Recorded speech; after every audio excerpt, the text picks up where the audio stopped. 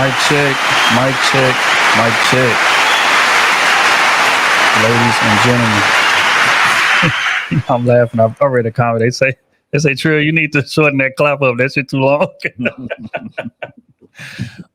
Welcome to Crew Season, man. First and foremost, before we get started, salute to Crusader Nation in the building, man. See the chat going crazy. The likes is almost to 100, so y'all doing y'all thing. You know what I'm saying? It's gonna be a hell of a show.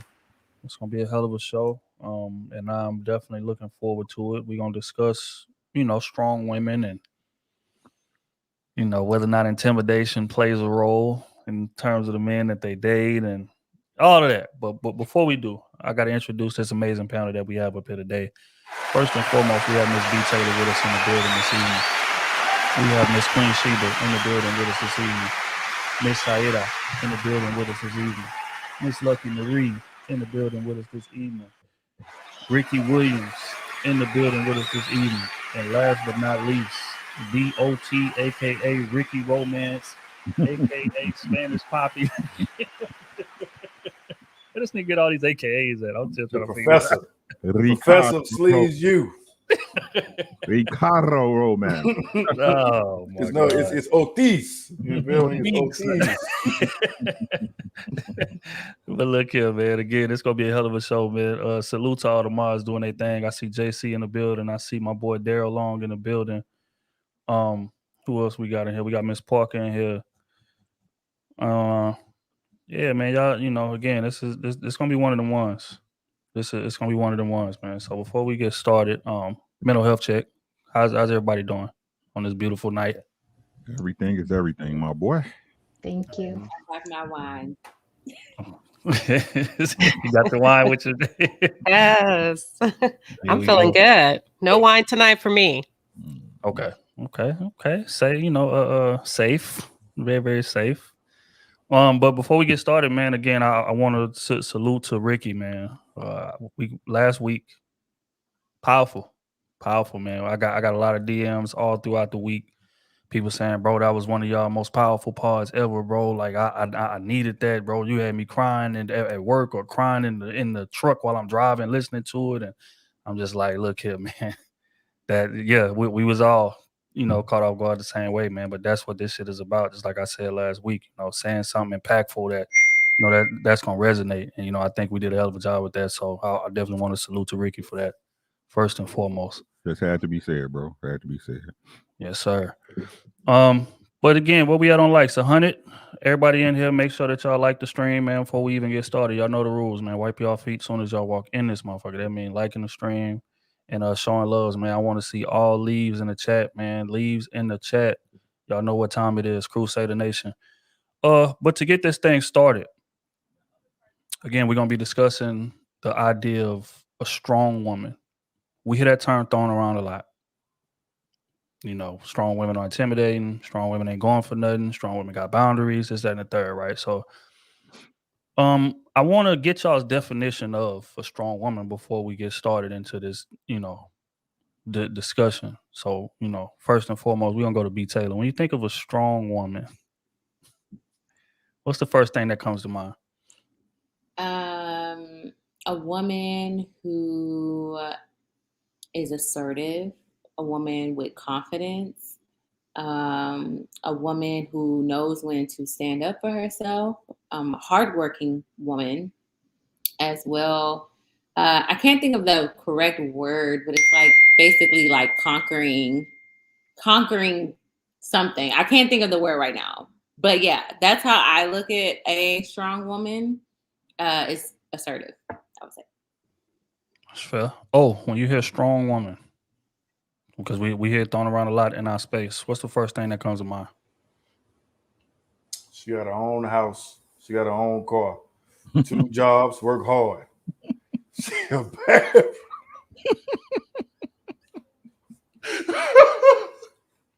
Done. I think of like resiliency, like being resilient. Prime example, I think about my mom. You know what I'm saying? Raising me and my brothers, 5 boys after my dad passed, you know what I'm saying? And just finding ways and making it work. You know what I'm saying? We cool. We still going to the mall, getting clothes, still living a pretty much normal life. Not knowing the things that she really was dealing with, but she was strong for us. You know what I'm saying? She make sure the lights was always on. Of course, she had her weak moments. Dealing with 5 kids. I mean, you would expect that, but regardless, she was always showing up to games, like making a way, going, still keeping us in church, keeping us, what I'm saying, from doing anything that we're not supposed to be doing. She was just making sure that she did the best that she could. So I would say like just resilient. Like that's a strong woman to me. Well said. Well said, Miss Queen. When you think of a strong woman, what's the first thing that comes to mind? The first thing that comes to mind for me is a smart woman, like a wise woman, um, a woman that's warm, and not to be confused like with femininity. But what I mean by warmth is like when I'm gonna go off of OTs when he's talking about his grandmother. When you think about when you enter her house, her environment, immediately you feel safe. It feels warm. There's this aroma of just this essence that a woman carries. So that's what comes to mind for me when I think about a strong woman. Well said, Miss Lucky. When you think of a strong woman, first thing that comes to mind when you think of strong women. I'm kind of jealous I didn't think of that. Because what I actually thought of was a strong woman that's so like secure in her doing everything she needs to do, is that she's not easily a person you could talk to. She's not easily a person that you could take criticism, because she's so used to carrying everything. You wouldn't dare tell her is something that she's not doing right. So that's what the really the first thing I think of when I think of a strong woman, because when I usually see or been around women that are so strong, they're tired. They so tired. They tired of carrying all these responsibilities to the point where even telling them anything that you can help or anything that makes it seem like they could be put in a position where somebody may not need them, it's like they don't want to do it, but they also want to feel needed. You know what I'm saying? Because it gives them a sense of purpose. So when I think of a strong woman, I think of a woman that's carrying too much that she can't handle, but she's also a woman that's not easily to talk to because she's carrying so much that she can't handle, if that makes sense. I like it. I like it. Ricky, you think of strong women, a strong woman. What does that look like? My wife, off bat, right? Strong woman. I mean, a good woman. Somebody who don't give up on her family. Somebody that's not afraid to be a woman, right? Understanding the power that she brings as a fem. Y'all. I don't know. I can only speak from my experience, right? Y'all ever seen a family break apart and then, like, when you go to the house first, right? And they together, right? And the woman, you see how she handled the house, she handled the kids, the stuff the roles that exist, right? It's love in the house, right? She move out, she go. You walk in that house like, God damn, what happened? Love don't live here no more. Right? The strength of a woman is her ability to be just that. Nothing more, nothing that like, again, the examples the ladies use, I understand the way strength, it's not necessary. It's strength in being just that, a woman. That's what I think a strong woman is. Powerful, powerful. Miss Aida, strong woman. It's the first thing that comes to mind.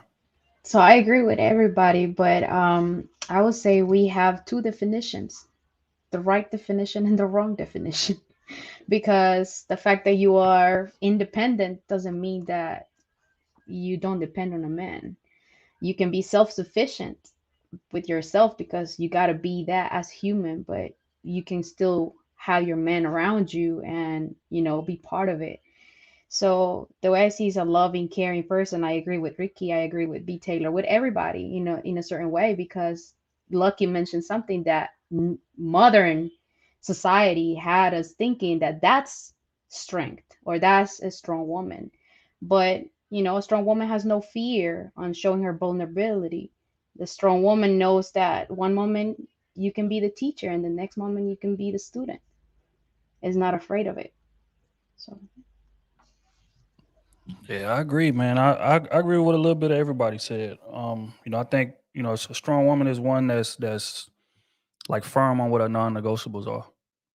She's not swayed by outside opinion. She's not swayed by them, trash ass two homegirls that she got that's always trying to get her to leave you. She's not strayed by going on social media and seeing that this man just bought his wife a Birkin bag and now she coming to you, questioning why you ain't bought her one yet. She's not swayed by just common perception in general. She's moved by what's going to be the best situation for her family. What's going to be the best move that's going to put my family in the best situation. And again, I think just one of y'all spoke on in terms of like making the house feel like home. And when I mean the house, I mean wherever she at. Whether y'all out of town, whether y'all on the road, whether y'all whatever, she's that calm and influence. Because as men, we get on women a lot for being emotional and all those things. But man, we get caught up in our testosterone a lot. You know what I'm saying? There's certain situations that are triggered and we'll fly off the handle. You know what I'm saying? Just on some, machismo, testosterone shit. Like a strong woman is gonna reel you in from that, right? That's not like these women we see on social media that's, gassing they men up to go out there and do stupid shit, go out there and fight, or you putting your man in a position to risk the family's livelihood, risk his livelihood because he gonna be seen that's what a real man is. I hear just defending me for no reason, me putting him in position to look crazy. I feel like a woman is always cognizant of like what's best for the family, and she's kind of like water in a sense that she can adapt to what's gonna work in terms of getting us to the destination that we're trying to get to. So I think it's a lot of strength in just being again, just kind of just chill and just being perceptive. We especially in this era, we tie strength to just a woman's ability to be masculine or to be dominant. Or oh, I ain't going for shit. I ain't doing this. Ain't a man gonna talk to me like this, and they ain't gonna talk to me like nothing. A woman that's trying to argue at the top of her lungs with a man. A woman that's all in the man face, mushing them and all type of shit. You know what I'm saying? As far as strangers and all type of stuff. Like that's what a lot of people try. Oh, she a strong black woman. That's a strong woman right there. She ain't going for nothing. But I think it's more strength in your ability to be reasonable and your ability to see down the line and see, okay, me reacting in an irrational, emotional manner is gonna put us in a terrible position. So I'm gonna gather myself and I'm gonna lean on my man. I'm gonna lean on my decision making. I say it all the time. You chose said man. So trust in your decision making. And I feel like a strong woman is capable of doing that, right? But again, the type of strong woman that we praise in this era, like I always say, sits in that passenger seat and constantly tries to grab the steering wheel if the situation gets to a place to where, she's unsure because she's not sure of her decision making. She's not sure of the man that she chose to lead her. So, again, I think that it's that's what I would define as a strong woman. And I also feel like it's not a lot of that these days. But we're gonna get to that in just a second. Um, I also want to ask y'all, what is the difference between a strong woman and a woman that's just difficult? Because just like I said, we oftentimes tie masculine traits to a woman being strong, right? But I feel like it's a difference. There's a strong woman and then there's a woman that's just difficult. So if y'all had to give some type of distinction, what would it be? B. Taylor, we're gonna come right back to you. So I think that society has it confused. A lot of women call themselves strong when they're really just combative. They think speaking loud, speaking up for themselves is combative, and it's supposed to look like you yelling and mushing him in the face and I don't need a man. That is a misconception. That's not a strong woman. That's a combative woman. That's a woman that is just, I would say, is not strong because she's not able. I feel like a woman, right? We look at men, strong is physical, right? But I think strong for women can be physical, but mostly it's a mental thing because we go through a lot of things mentally. We have to be mentally strong. And a woman who's combative and not in touch with her own emotions is a woman who is, I don't feel like that's strong. I feel like she doesn't have a good grasp of herself. So that's not strong. I think, like OT said, a resilient woman, but she's strong on what she says. She has boundaries for herself. She stands up for herself, but she know how to communicate that. And so I think with society, when we look at strong, we picture the woman that got the muscle, what they used to advertise back in the day with the muscle, like, I can work, I'm just like a man. And they had the bandana. What's her name? She had the bandana across her head, and she's like, I can do what a man can do. And we all suddenly like, that's what strong is fierce, independent, don't need a man. And it's like, that's a misconception. That's not what that is. Well said. Oh, what's the difference, bro, between the woman that's strong and a woman that's, just like B Taylor just said, combative, difficult? Combative and difficult, you cannot correct them at all. They feel that they kind of knows what's best. They've been doing it for so long, operating just for themselves. And, to a point, for some of them, they have a track record to where it's like, well, I'm successful. So you coming in here trying to tell me what to do, trying to change my mind or change my ideas, like, that's not going to cut it. It's situations where even at being difficult, you can just tell a woman simply like, you don't appreciate her tone or something like that. And now she's upset. But it's like, if I call you difficult, now you're mad at that too. But it's like, I'm trying to have a conversation with you, or I'm trying to just correct you just a little bit. We can continue the conversation, but how you talking or what you're saying could be a little too much. But then, they may get offended by it, compared to a strong woman who I feel a strong woman, more so like similar to what B. Ted was saying, I feel like it's a more mental game. Like, they see a long game. When I think of a mental, a strong woman, I'm thinking like a woman that goes to church, that has faith. You know what I'm saying? Her faith is super strong. So she knows that, yeah, we may be going through a difficult time, but we're going to get through this. It's just a little, it's a test that we have. Well, just a couple of days or a week. We just going through something, but we will get through it. So I think those two are the differences. One is coachable and one isn't. I think that's big, man, because I think that's probably men's number one complaint in terms of, women. Again, how coachable is she? How above reproach is she? Because that's what's going to decide the longevity of the relationship. So that's 1,000% true. Miss Queen, what is the difference between the woman that's Dang, strong and the woman that's OT stole all my notes, all my mental notes. So I'll start with difficult. A difficult woman for me is a woman that's unyielding. Like, she's gonna plow through every stop sign, every boundary that you set. She really has no respect for others. A woman that's like, she's gonna go against the grain just because she can. Don't even have to, but because I can talk loud, because I can get in your face, because I can be a bitch. That's what I'm gonna do. I'm gonna be real difficult because I can. When I think about strong, I don't think strong is problematic. It's not a bad thing. And I really hope that we rethink that, because when I think about strong, I think about steadfast. You got to be strong if you're diagnosed with cancer. You got to be strong when you lose a loved one. You got to be strong if your husband loses his job and you got to go out to work.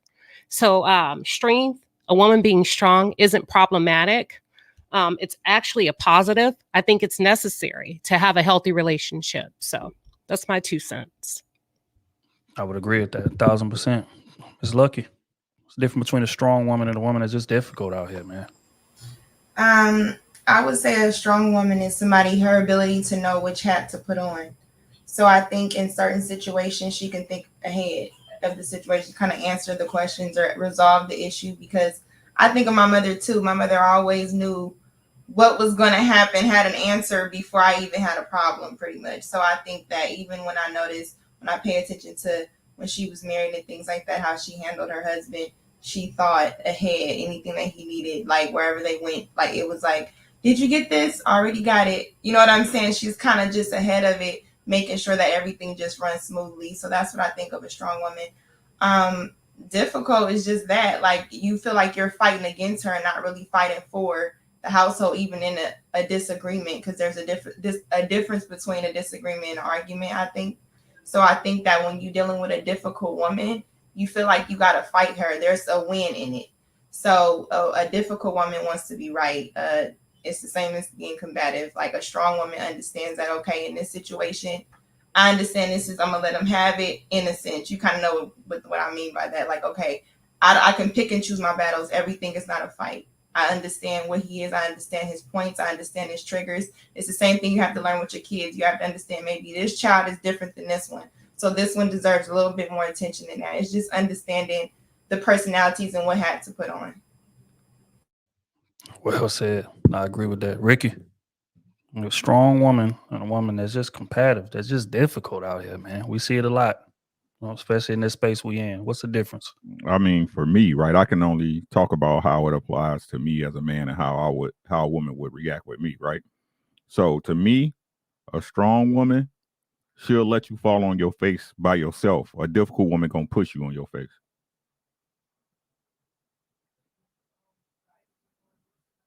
That's all I got to say on it. Damn. I agree. when you put it like that, I don't know if I've heard it like that, but I agree with that. Saida, what's the difference? Ricky always has something very strong to say. But what you guys are discussing, I was thinking like, what the difference is, and what comes to my head is like, usually we think a strong woman is someone that we have to handle. And immediately, people that needs to be handled are not strong in my definition. Being strong means being uncomplicated, trying to be your best to get along with everybody. And just strong women don't need no one to recognize or validate her strength. Because it's more like a mental, like OT said. Yeah, I would agree. And this ain't even on the docket, but this is something that I was thinking about as I was talking. And this is going to be a free flow question. I like to go around the room and get everybody's definition to set a foundation before we get into the discussion. So now, once I ask this, everybody's open to answer it. Where did this misconception come from? Because again, I feel like we are in a era to where there's a big misconception between what a strong Feminism. woman is compared to what it actually is, and a lot of definitions that y'all gave. But I want to ask y'all, where did this misconception come from in 2022? I'm gonna say media. Feminism. I'm gonna say we also. I feel like when I think of the media, I think of like, of course, Diary of a Mad Black Woman, right? Something where it's showing she's angry or a woman scorned, so she has to be justified in something. So I always think of media and how, because I never really heard of the negative side unless I turn on my phone or TV. Without that, I don't even have these same type of visuals of a strong woman like we can just talk up here.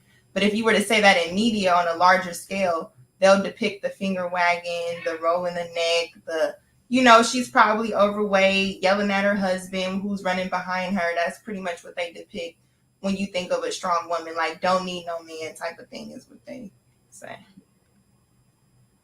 It's like I said before, man, like especially in our communities, bro. This was the game from day one. Right. That's why y'all know how I state, like, it's called the projects because that's exactly what it was. It was a project. You know what I mean? In these last couple of years, I don't see why people don't get how easily people are manipulated and how easy it is for mainstream media and the people y'all call the 1% to socially engineer everything. Right. The problem is that we understand it, we know it, but we acknowledge it, but we don't act on it. That's why I keep saying we all know the game, right? And the way we win this game is to not play it. The way we win this game is to not play it. Everything we was taught about the way our families, the black communities, the men, the women, right? You come out of grammar school not trusting boys. Right? Y'all I'm telling you, these schools right now, bro, like once you teach the kids the belief system, you don't have to teach them nothing else. It's what they believe. It's what their mental status and how they think, how they form their thoughts is based off of. At that point, you don't need no change. People change themselves.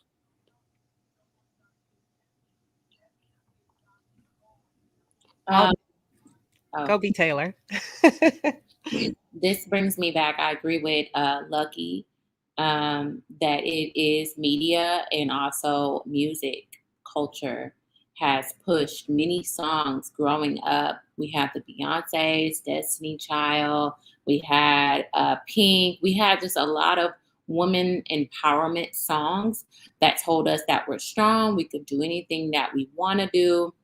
And then when we go into media, specifically our culture, Black culture, I can think of like Friday, Baby Boy, where it was always the women that were combative, angry, single mothers. And those were strong women because they can do it on their own and they don't need no man or no help. So all these stereotypes were pushed to us as this is what strong looks like. Don't be no weak woman. Don't be no woman that's crying over a man. Stand up, be strong. Like, we were taught to not be in touch with our feminine energy anymore as Black women. And it reminds me of a book I read, The New Jim Crow, where media was pushing the stereotypes of the Black man and the Black women. Like, Black men are criminals. So the media was pushed to write stories about Black men committing crimes, smoking weed, they're lazy, they don't work. Black women, they're angry, they're single mothers, they're strong and independent. Like, all of that was pushed over like decades and years and years and years of programming, which is why society looks at us the way they look at us. Yeah, that's a classic book. Go ahead, Queen. I know you was about to jump in before she started. I think mine is a little bit different because when I think about it, like, I didn't know about all these conversations about women until like 3 months ago when I got on YouTube, and I was like, what the, like, when did we start bashing women like this? Like, whoa, what's this battle of the sexes? Like the Black men versus the Black women. I was kind of shocked, right? Just because I'm not exposed to those type of conversations. The people that I'm around, we cut for each other. We love each other. We're edifying each other. We're building each other up. So for me, I would probably say the misconception comes from the thief of comparison. We're so busy comparing ourselves to what other folks got going on. You know, the passport bros comparing Black women with women who have a completely different culture. Like, there is no comparison. That's an orange, that's an apple. And a thief of comparison will have you looking at what you have and you deem it unacceptable. And to me, that's a level of ignorance because you lack understanding. Not even, you just lack understanding. You're comparing things that you shouldn't compare. So that's my thoughts. And the thief of comparison. I don't think I ever heard it put that way. But I agree 1,000%. I think, even with media and social media, I feel like as well, like we constantly comparing ourselves. Like me and the boys was talking the other day, and Kenny said something that stood out at me. Now, mind you, Kenny's a very, very successful guy, makes a lot of money. You know what I'm saying? But he said just by being on social media, sometimes you got to catch yourself like, damn, I'm not doing enough. Because such and such just bought a Rolls Royce, or such and such just bought $100,000 chain. Even though I'm doing amazing, you know what I'm saying, it still makes me kind of question myself. So in terms of what you're saying, I agree, especially in terms of a relationship. People constantly comparing like what gifts are being bought, like what trips are being taken. Like, oh, he brought roses to the job and recorded it. Damn, well, my man ain't brought me no roses. Like, damn, like it's things like that. You know what I'm saying? Like, you don't understand the situation. That man might have just cheated on that girl, and now he trying to get back. Again, context be missing a lot of times. So yeah, the thief of the thief of comparison, I feel like is very, very, very, very prevalent. Miss Sider, you got to speak on the chat, pardon me. Uh, well, I'm just thinking that, like your country has like a different variety of people that it's easy like to start comparing cultures and all that as well. Because I agree with Queen to the point that I didn't know this conversation existed, like at least not in my country. And when I was, I thought it was just like a United States problem, and then I realized and started noticing things like modern society in my own country and the problems, and I started noticing that we also have those type of situations where like women are standing up for themselves, calling themselves strong, and like we have the same problems, but we have a lot more traditional people because it's still the same culture. So I think that also plays a role in it, like having variety and different cultures and all that. It makes it a lot easier to compare with others. So I do want to step in and say, when you say like America culture, like, I feel like when we talk, we're talking about our community, not Americans, because white Americans have different set of problems than the problems that we have. So when we have these discussions, we're not generalizing and saying, oh, the Hispanic people, the white people, they're all having these same issues. This is like, literally, we're talking about the Black community. So I just want to note that, because I've heard you say that before when you say, oh, American, it's like, we're talking about, like, specifically, like, you see the panel, we're all African American people. So we're talking about our issues that we're having in our community. Thank you for addressing that, but I have also got in trouble when I say Black people. Yeah. And I rather generalize than getting in trouble for that, because when you say it, whatever I say, I'm gonna get in trouble. Yeah, but when you say it, you're still saying it. Because I've seen you say it before, and other people like, what? Like, it's kind of like a you people, because you're from a different culture. So it's good that we can get a good perspective of how it is in like your country. So it is a little like, you got to be careful with that wording, because you're a different race and because you're from a different culture.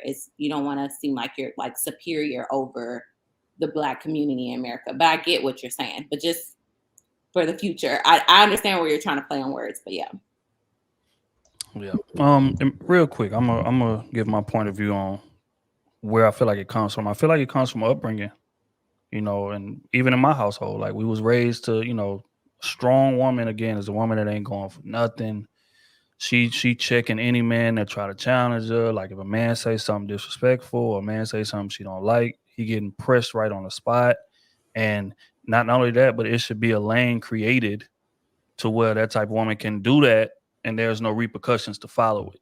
You know what I'm saying? So this is the type of behavior that, I've seen from my mom, from my aunties, and even, grandmothers, if I'm gonna be honest. You know what I'm saying? So it's like I feel like it starts with upbringing. Like rarely ever is it taught, hey, there's strength in feminism. You know what I'm saying? There's strength in staying in a woman's place. Like Ricky said all the time, play your part. Is strength in staying in a woman's place. Like just me saying that is a trigger word to a lot of women. What you mean staying in my place? What do you mean? You know what I'm saying? But just that notion alone speaks to the point. Like, because men, we have a place too. You stay in a man's place. You don't be, going back and forth, raising your voice, arguing with women and getting super emotional, and you all in, just like that airport video that we seen, where that male employee swung on a woman. Again, if you're a real man, that conversation don't even get escalated that far. If I'm be honest. You know what I'm saying? You getting super emotional, and as a man, you got to understand, okay, she's a woman. She getting a little emotional. I'm a man. I'm not about to climb up that ladder and get emotional with her. That's just not what men do. Stay in a man's place. A man's place is to be logical. A man's place is, all right, you know what? You got it. Security. Take care of that. But not to get emotional and just dive in there. So again, staying in your place is not such a negative connotation. But again, in the society we come from, that's spoken up. When you say that, you're gonna see eyebrows raised typically, especially in regards to women. You know what I'm saying? So I think it all starts from the home. It starts from upbringing, and a lot of times men are not in the household, so a lot of women are getting this tutelage from their mom, or they seeing their mom have to deal with a lot of bullshit, just a lot of bullshit. So and her defense mechanism a lot of times is toxic. If we're gonna be honest, her checking that man, her, prayer, oh, you don't need a man for nothing, man don't man can't do nothing but pay my bills and this, that, and the third. Like a lot of this tutelage is coming from the women in the household. So when she gets out into the real world, what you think she gonna do?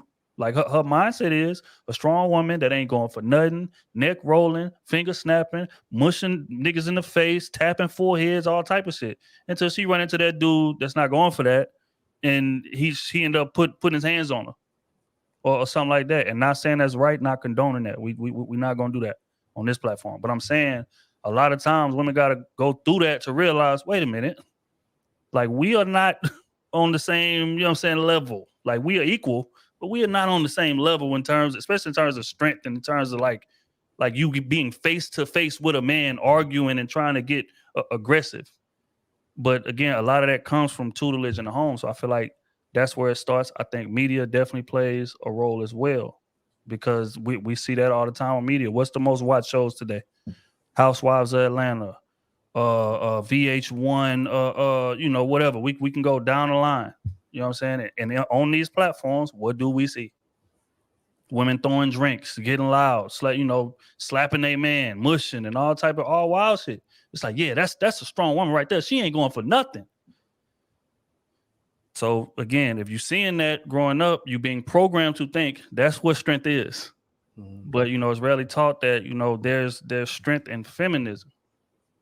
So that's my take on that. And real quick, I'm about to go around and I kind of want to get y'all's take on that phrase, like there's strength in feminism.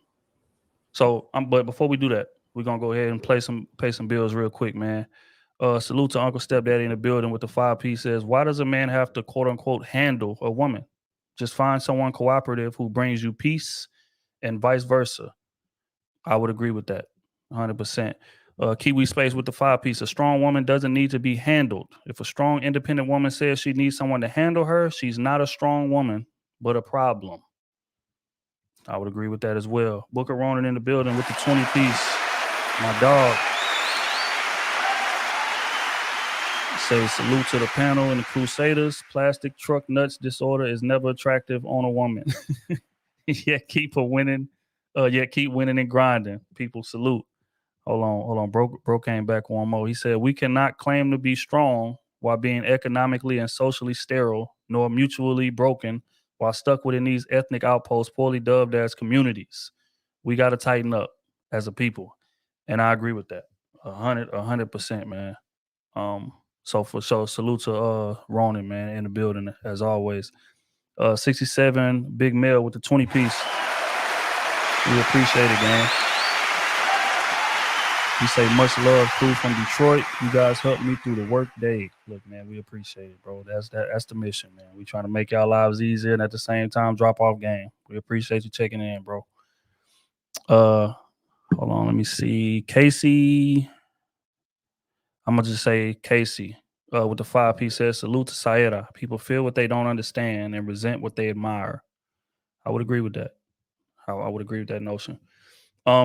Again, shout out to Crusader Nation in the building, man. If y'all have not liked the stream, make sure that y'all like the stream. This has been a hell of a conversation, and it's about to get a little bit better, man. But before we do, make sure y'all stop what y'all doing, like the stream if y'all haven't already. We appreciate everybody for tapping in, man, and showing us love, you know, as always. So we're gonna keep this thing moving forward. I said something in regards to their strength in feminism. When y'all hear that there's strength in a woman being feminine, what's the first thought that comes to mind? Hold on. You muted, B. Taylor. Answer either. Oh, I was asking, are we talking about feminism or are we talking about feminine? Yeah. Just being feminine. Pardon me. I don't want to go into the whole, you know, backdrop of feminism, but just like there's strength in a woman being feminine. Oh, like what's the first thought comes to mind when y'all hear that?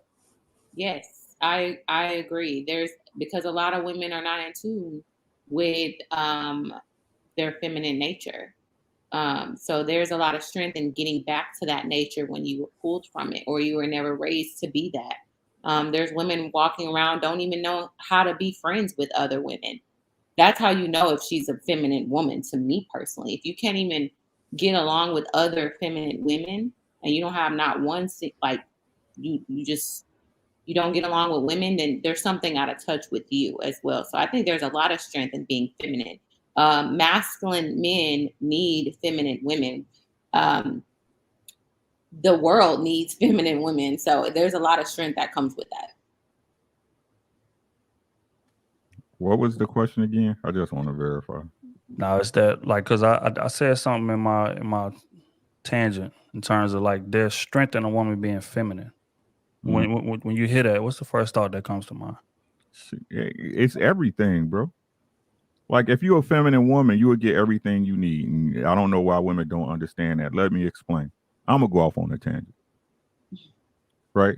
A feminine woman, if you in your femininity, right? And you with a dude and he take advantage of it, guess what? You got your answer. You got your answer. If you with a dude and you in your feminine energy and he reacts and moves as a man, guess what? You got your answer. right? But again, it's not the issue. The issue with a lot of people when they're in these things is not, it's simple, but what's difficult is you making the decision,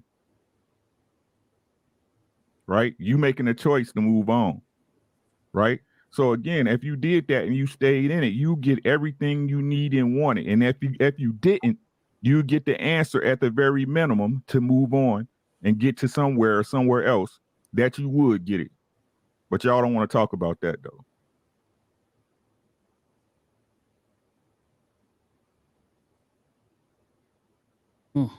Oh, the strength in a woman being feminine. Like when you hear that, what's the first thing that come to mind? I agree 1000%. And I've been saying this for a while, but they don't want to listen to me because, Rick, like you just said, they'll say they were, using that feminine energy, but it got taken advantage of. So like you said, well, that's your answer.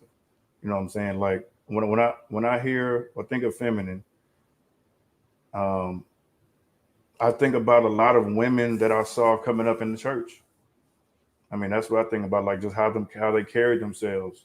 Like you knew just the energy, the aura, like the moment you seen her, like you give her a hug or something, you feel it. It's just that love. It's just that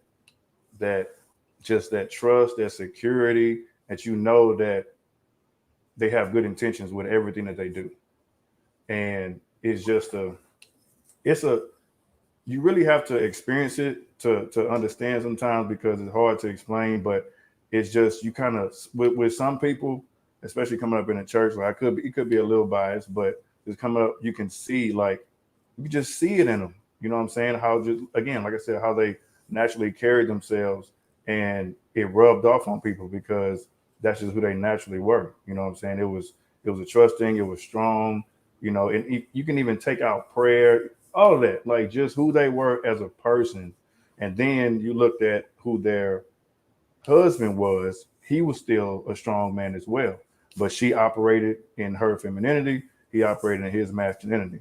And like they say all the time in the church, that a woman but a woman should submit to her husband, but the husband also submits to a higher authority. So whoever he's submitting to, obviously she should trust that, and that's how they operate together. So that's how I've always operated. But you also see, for the most part, like if you in church a lot, it's like they try to keep you there for a reason because of what goes on outside. And when you outside, you see it's like two completely polar opposites. But when you live life, you can understand and kind of find your gray area. But coming up, it's like it's either this or either that. You know what I'm saying? Like it's either super good or it's terrible. You know what I'm saying? So, yeah. And can I say something for the next person? I just had a thought, right? Y'all, did y'all read comic books when y'all was little? Right? Superman never came and saved Wonder Woman. He saved Lois Lane, though. Just a thought. You're always on point. That's a fact, man. Miss Lucky, Herself. do you feel like there's strength in a woman being feminine? I think that is her strength. I'm gonna add to what everyone else is saying and just say what I thought. In addition, is her ability to be seductive, her ability to just make a man melt. I feel like it might sound crazy, but I think that's power in that, because she could get him to just do anything without asking. If she's just understand how to be subtle, she can calm him down when he feels enraged. So I think that's what I want to add to the whole thing. It's everything they said, but her ability to just, I think that's the main part when women, we talk about relationships, they don't understand, even in a dating sense, just letting him, just stroking his ego in a sense with how calm you are around him and how feminine you are. So I think that is the strength. Ain't that what we hear? Ain't that what y'all saying? That was a good one. I've been talking, y'all. I've been on mute the whole time, but that was a good one. Lucky. I agree with everybody. I know we're using the word femininity, but in the Bible, I think it labels it as being gentle, a woman, and how she can win a man over with no words. It's actually 1 Peter 3:1, and I'm not going deep into the Bible or anything, but that's one of the verses that I rely on. Even when I'm talking to younger women sometimes, and I give advice, I said, don't say shit. He'll figure it out. Don't say one word. I guarantee you, he will figure it out. Oftentimes, we become impatient with silence because a lot of people aren't okay being quiet. They're not okay with their thoughts. So we become combative verbally. But I do believe that a woman has more essence when she's gentle, but we're also called to be sharp. I think it says as sharp as a serpent, but as gentle as a dove. Because you can still be sharp and quiet. So that's my 2 cents. And this actually works because I'm just gonna say it works. It works. Y'all see, y'all be tag teaming, trying to finesse us, trying to manipulate us. But that's another conversation for another day. Thing is this, I look, man. I say it all the time, man. Just men are problem solvers. Give us a problem to solve. That's gonna solve 95% of the issues that y'all have, right? But just like Ricky said, like Superman is gonna save Lois Lane before he saved Wonder Woman. Why? Because Wonder Woman comes off. Perception is that she can handle whatever. She don't need a man for nothing. She can fight. She can do everything, whatever the case may be. So there's no problem for us to solve there. So when that's the case, it's going to be either one or two things. One, we're going to just ignore that type of woman completely, or we're going to get with her and we're going to lean on her to pick up some of the slack or pick up some of the roles that are originally designed for us. So now the relationship is thrown out of balance. So, again, feminine, like you can literally puppet string a man without having to ever raise your voice. Like salute to April Mason. She speaks on this all the time in terms of like, again, if there's a man in my vicinity, my wrists are broke. I'm not lifting anything. If I'm walking up steps and there's a man right there, I'm going to wait at the bottom of the steps until he comes to give me a hand to walk up these steps. Right. But what that does is that allows men to be able to stick their chest out and, oh, yeah, you know what I'm saying? Come in and save the day, which is what we want to do anyway, especially for the woman that we like or the woman that we love. But if you're not giving us a space or giving us a lane to do that, now we questioning shit. It's like, okay, well, where do I fit in this thing? Like, where do I belong? In the Superwoman, in the Wonder Woman example, where do I belong as Superman? Yeah, I'm known for fighting crime. I'm here to save the day. But if you can do it on your own, what am I here for? So that's what a lot of men begin to, question when we run into these quote unquote strong women. And, those women are, perceived that as, oh, he's intimidated. No, he's not intimidated. He's just confused as to where I fit in here. And I feel like those are two different things. But we're going to get into that distinction in just a second. Sayeda, go ahead. You want to chime in? Yeah, I just wanted to add that I agree with everybody, but balance is also important. I think it has a lot to do with, bless you, Ricky. It has a lot to do with, the femininity that we show. Because one thing is showing our emotions, but nowadays, like if you cry, is seen wrong, like just for men. But it's because of the way that you're showing your emotions. There has to be a balance. Because I saw a video today of this girl like literally stumping her foot and kicking the car, like saying, "I need you," the man telling her and screaming, and I'm like, that's so childish. I was like, wow, not even my 9-year-old acts like that. Come on. And it's okay being vulnerable, but that's not the right way. It like there has to be a balance. You can apply pressure but not push or be too intense. Like there is a balance for everything. I just wanted to add that plays a role when it comes to being feminine. I want to share one small story. Maybe a year ago, my husband came home. I was having like a really tough time at work, but I never said anything. Like it had been going on for like months. I never said a word. And then I don't even know why I did. That's crazy, right? When you think about your spouse, right? That's your person that you confide in. But I guess I was trying to be Wonder Woman, Superwoman. And one day he came in and I must have had this weird look on my face. I was trying not to cry, actually. So imagine that ugly cry where you're not crying, but you're about to cry. And I remember he said, "Are you okay?" And I just hit the floor and I said, "No, I'm not okay." And I just started crying. My husband didn't say one word. He came and held me. He didn't ask me what's wrong. He didn't ask me to give him the story. And that's when I learned how men and women communicate. He didn't care. All that mattered was I needed him, and he had me in that moment. So, yeah. And that's the thing. I don't think women understand how much fulfillment that a man gets from a situation just like that. My wife coming in against showing a need, because when he seen you crying, first thing go to his head, which is why he didn't say nothing. How can I fix this? How can I solve this? What's going on? Okay, she, damn, when she left for work, or yesterday we talked about work, said she got into an argument with such and such. Could that be it? Or, damn, she said she's getting tired of this job, looking for something else. Could that be it? Or she was on my ass yesterday about something. Damn, is she mad at me about that? Like, that's how our mind works. And it's all happening at 1,000,000 miles an hour, right? But now we have a problem to solve. And we can come in and save the day. That's going to make us feel more like a man than anything else that you can do for us. So I tell women all the time, man, simplify it. You be wondering, like, how can I get through to him? How can I give him a problem solved?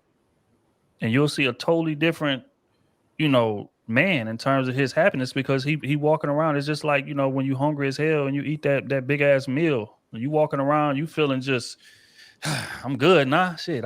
Whatever. I just solved the problem for my wife or solved the problem for my girl. I'm good. That's the type of fulfillment that a man gets from that. You know what I'm saying? So don't, again, men, and this is another thing.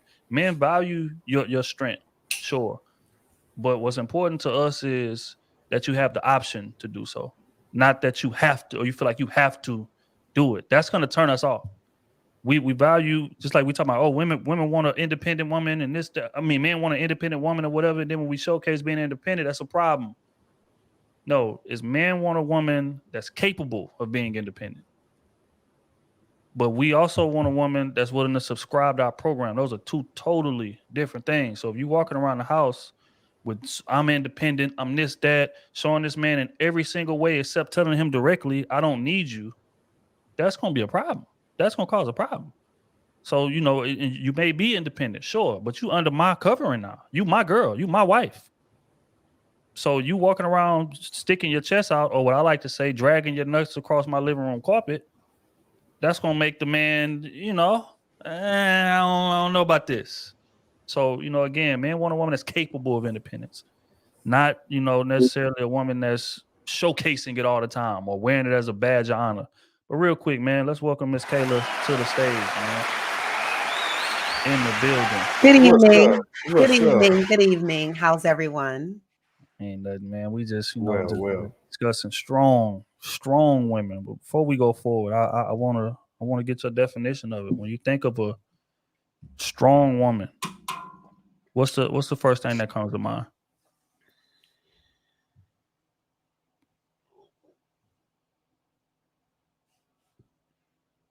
Self-sufficient.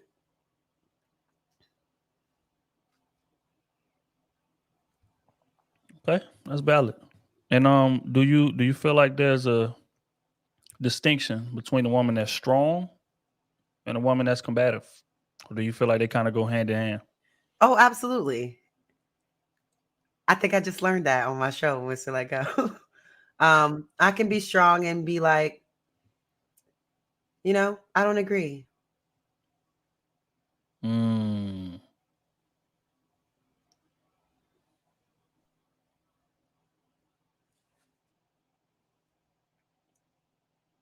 You on mute, B. Oh no, I say I'm sure the chat jaw on the ground. And that's it.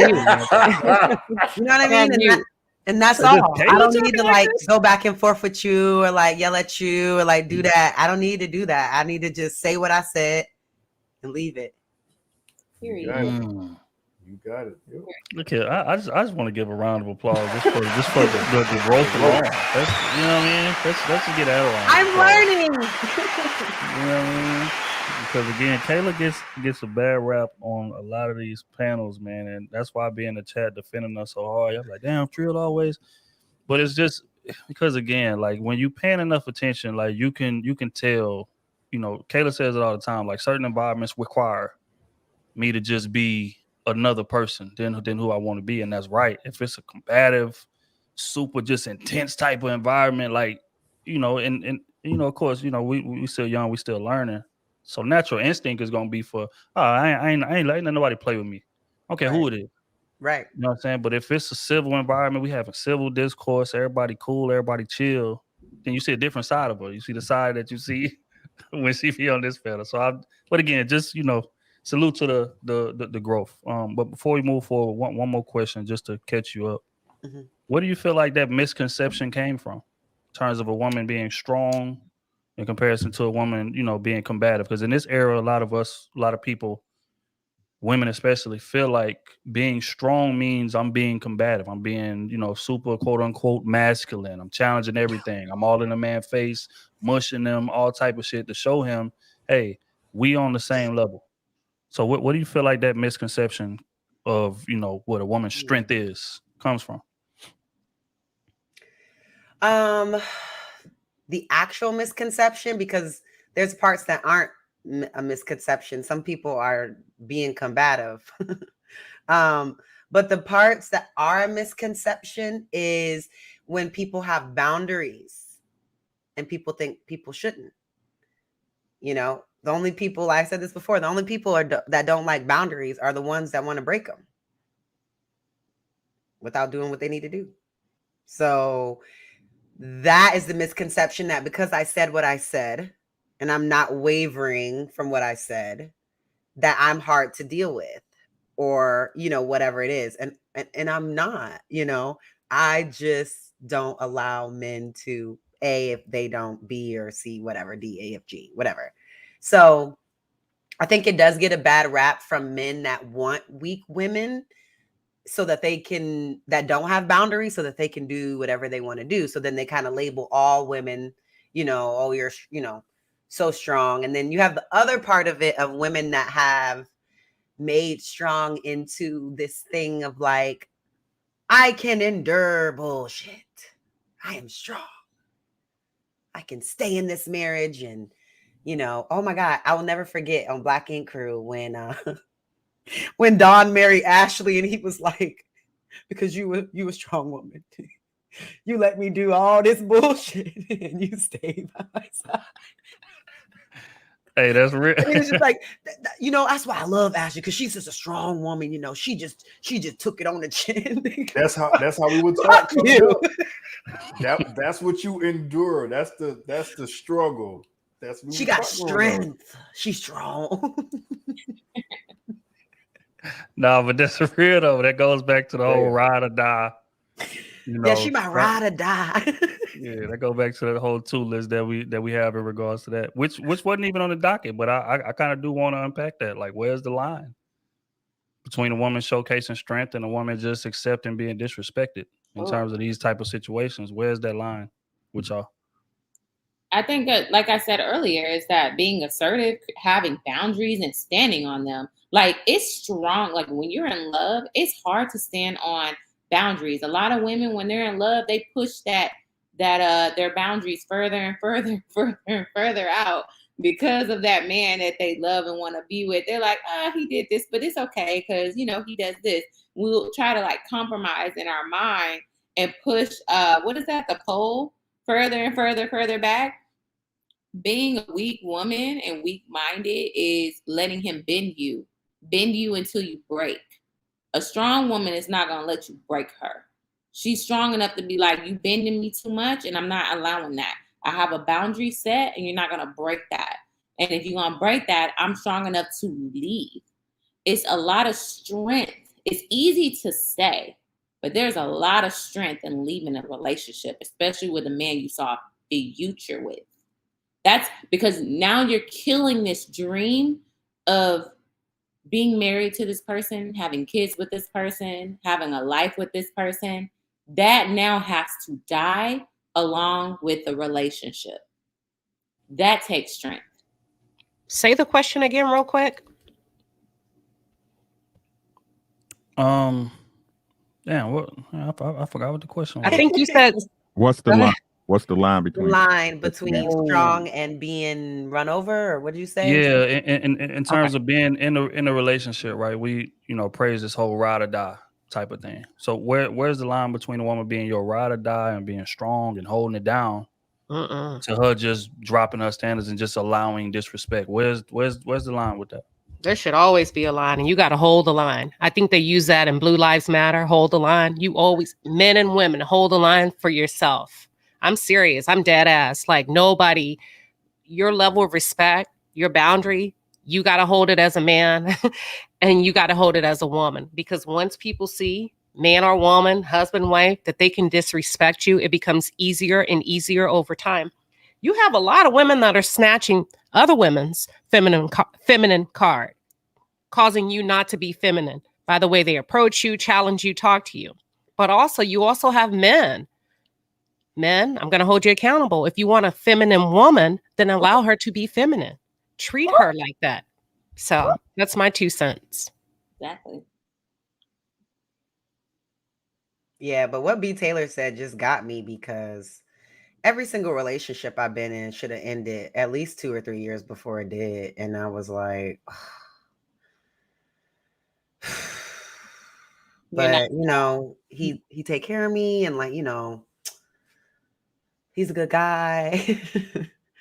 Start making all these excuses about the good stuff that he does have. Because even relationships that don't work, those people still got good qualities about them. They still got some stuff about them that's good, you know? So, you know, it takes that strength of being like, oh, now I gotta be alone. And now I gotta this routine. I like this routine. It's tough. It's tough to walk away when you're in a comfortable place. Yeah. Like I said, to me, it's simple. It's what you willing to tolerate. That's it. I was just about to say that. What you willing to tolerate. Yeah, right? but it's simple. Hold on, sis. Hold on. Right. It like what I hate is what I ain't gonna even say hate because that's a strong word. What I dislike is people act like relationships not 2 ways. You know what I mean? Like, and that's why I tell y'all, look, man, this dating without like, man, bro, like y'all wasting a lot of time doing nothing, bro. Y'all wasting a lot of time doing. I keep trying to tell y'all, time ain't no bitch, boy. Before y'all look up, 50 I'll be 50 next year. 50 gonna be slapping y'all in the goddamn face. I'm telling y'all, right? And again, what I look at it like this, and I learned this a while back. You can't be mad at people for being them. The only person you're responsible for is you. Right about that one. What's so strong and tough about being you? Right about that one. Right? So again, the reason why that person was able to get with it because something was wrong with you. You wasn't strong enough to leave. Right? Guess not. Right? So that's what I'm saying, right? Again, as a woman, if you got certain Kayla say boundary, I'll call them non-negotiables. Mm-hmm. Mm-hmm. You know what I mean? It's some shit you're not gonna put up with. You know what I'm saying? And with that being said, it shouldn't change for nobody. Again, action speaks louder than words. Right? But if you're willing to put like, and I ask all the questions all the time when I'm talking to people, like, is it worth it to you? Right? What y'all tell me? I say it's about love. Y'all say, no, it's a lot of stuff that go into it, Rick. It's financial stuff. We got to live out here. Okay, then, right? So it's something else you still gaining from that relationship that you're not willing to let go. You got to admit that to yourself. Until then, it's all a lie. That's all I got on it. Okay. Yeah. You about to say something, B-Tay? Yeah, B-Tay, you about to jump in now? Look at my memory like this right now with this wine. So what you drinking over there? She about to be like, bitch. No, no, that's all. Hold on, let's compare. What are you drinking?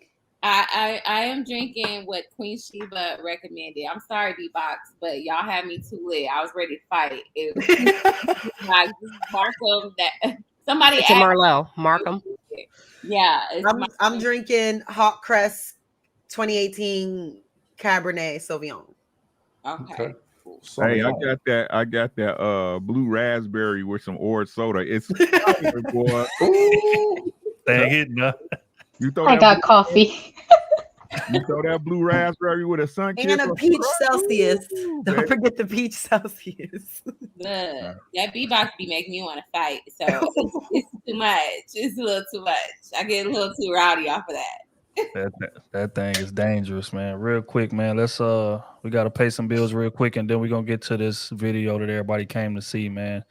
First and foremost, Uncle Stepdaddy with the 10-piece. Saida is right. I've never seen Hispanic women, men and women, disrespecting each other as openly as we do. I would disagree. What? I would disagree. Y'all need to move to Miami then.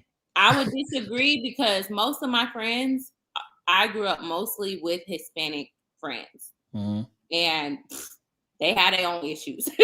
Can I say something? Just as you corrected me, Hispanic born in the U.S. is an American. It's not Hispanic. It's not Latino. Sorry. What? It's not the same. It's not the same. Hold up. Hey, my grandfather's from Honduras, so. But they and my husband's changed. Puerto They Rican, and he changed. wasn't born here. They changed their mentality. They changed their mentality, like their way of. There's a lot of things that I have friends that literally grew up in Mexico, grew up in different countries in Latin America, and they came over here. So you don't know my friend group. No.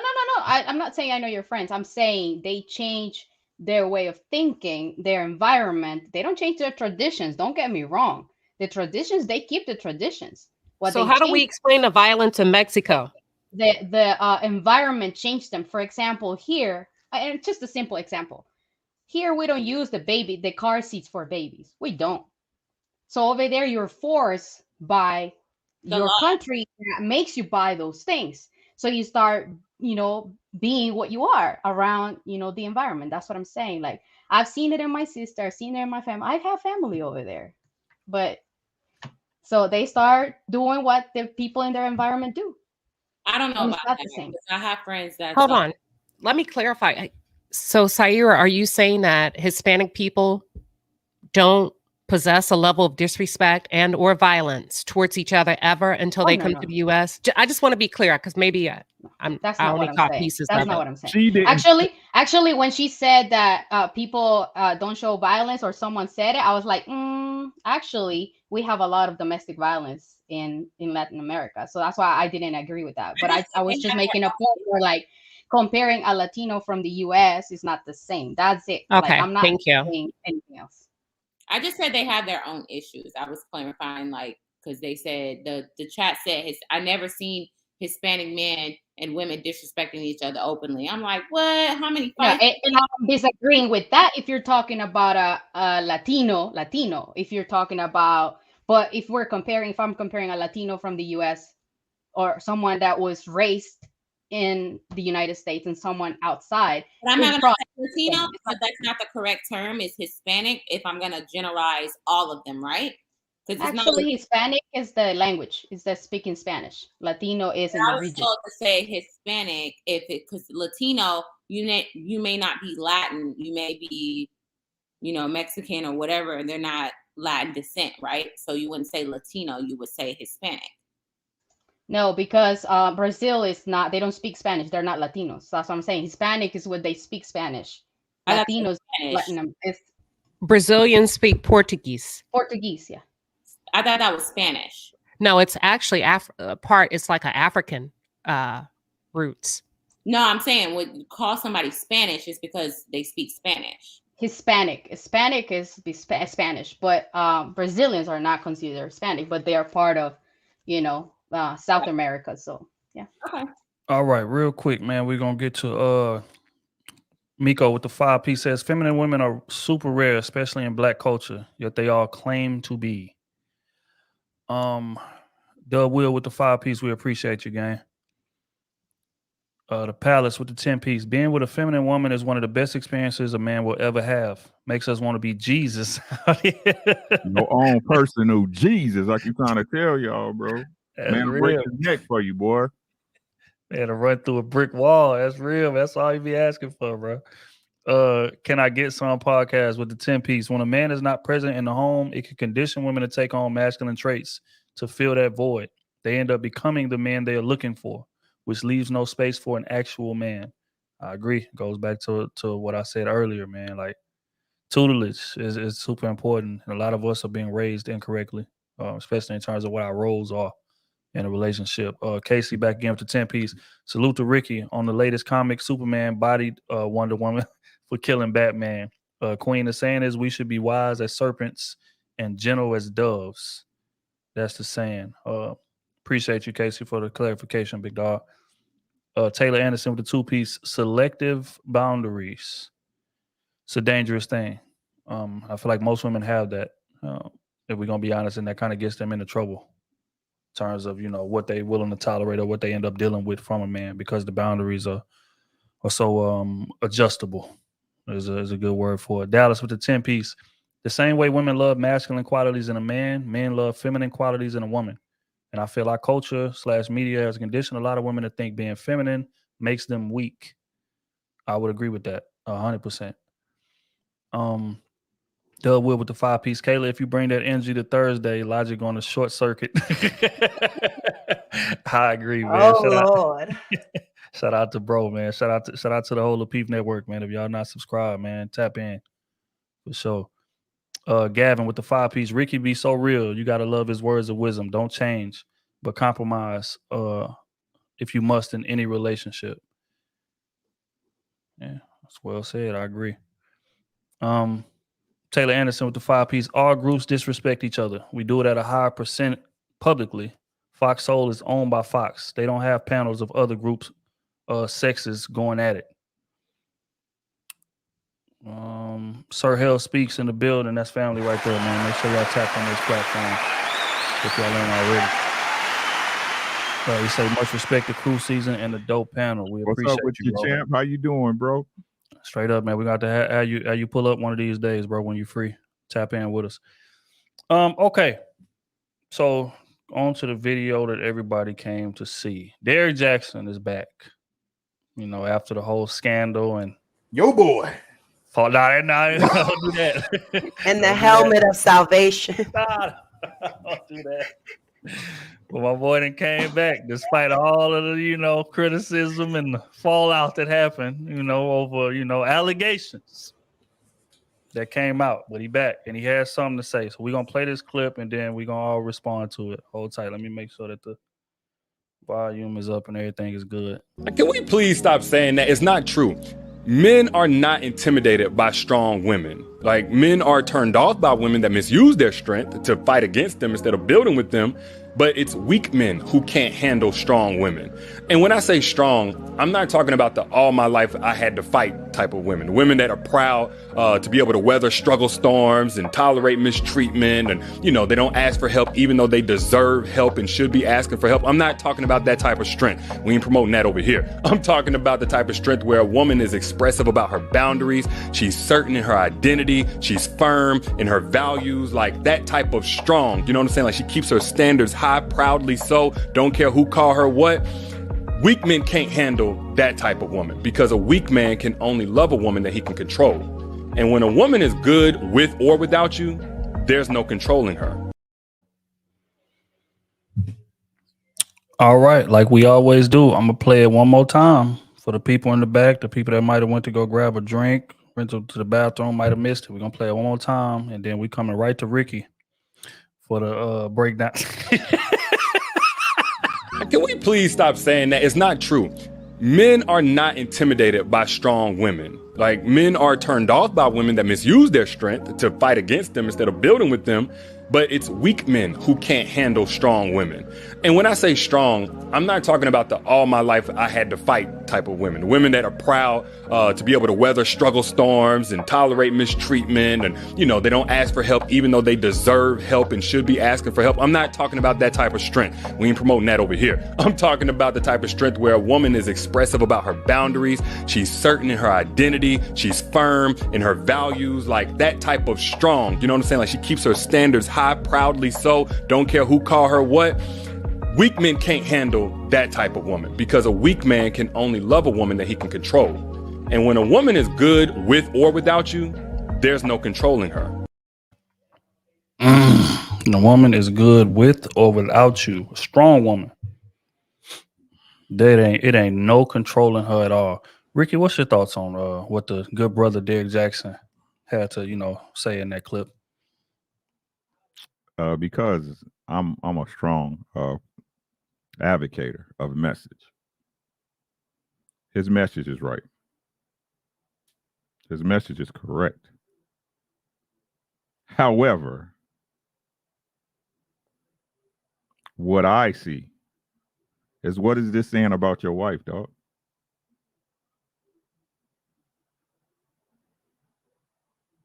Did you hear what I said? Where's it? I gotta call it. I gotta call it. Maybe he's still searching. His message is right, but he wrong for saying it, and he wrong for that sweater.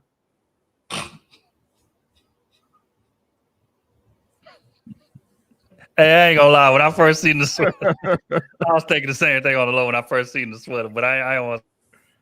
That clip was from His December. wife gave him that sweater, y'all chill. So, I'm just saying, bro. Like, when was it published? The hypocrisy got to stop. That's all I'm saying, God.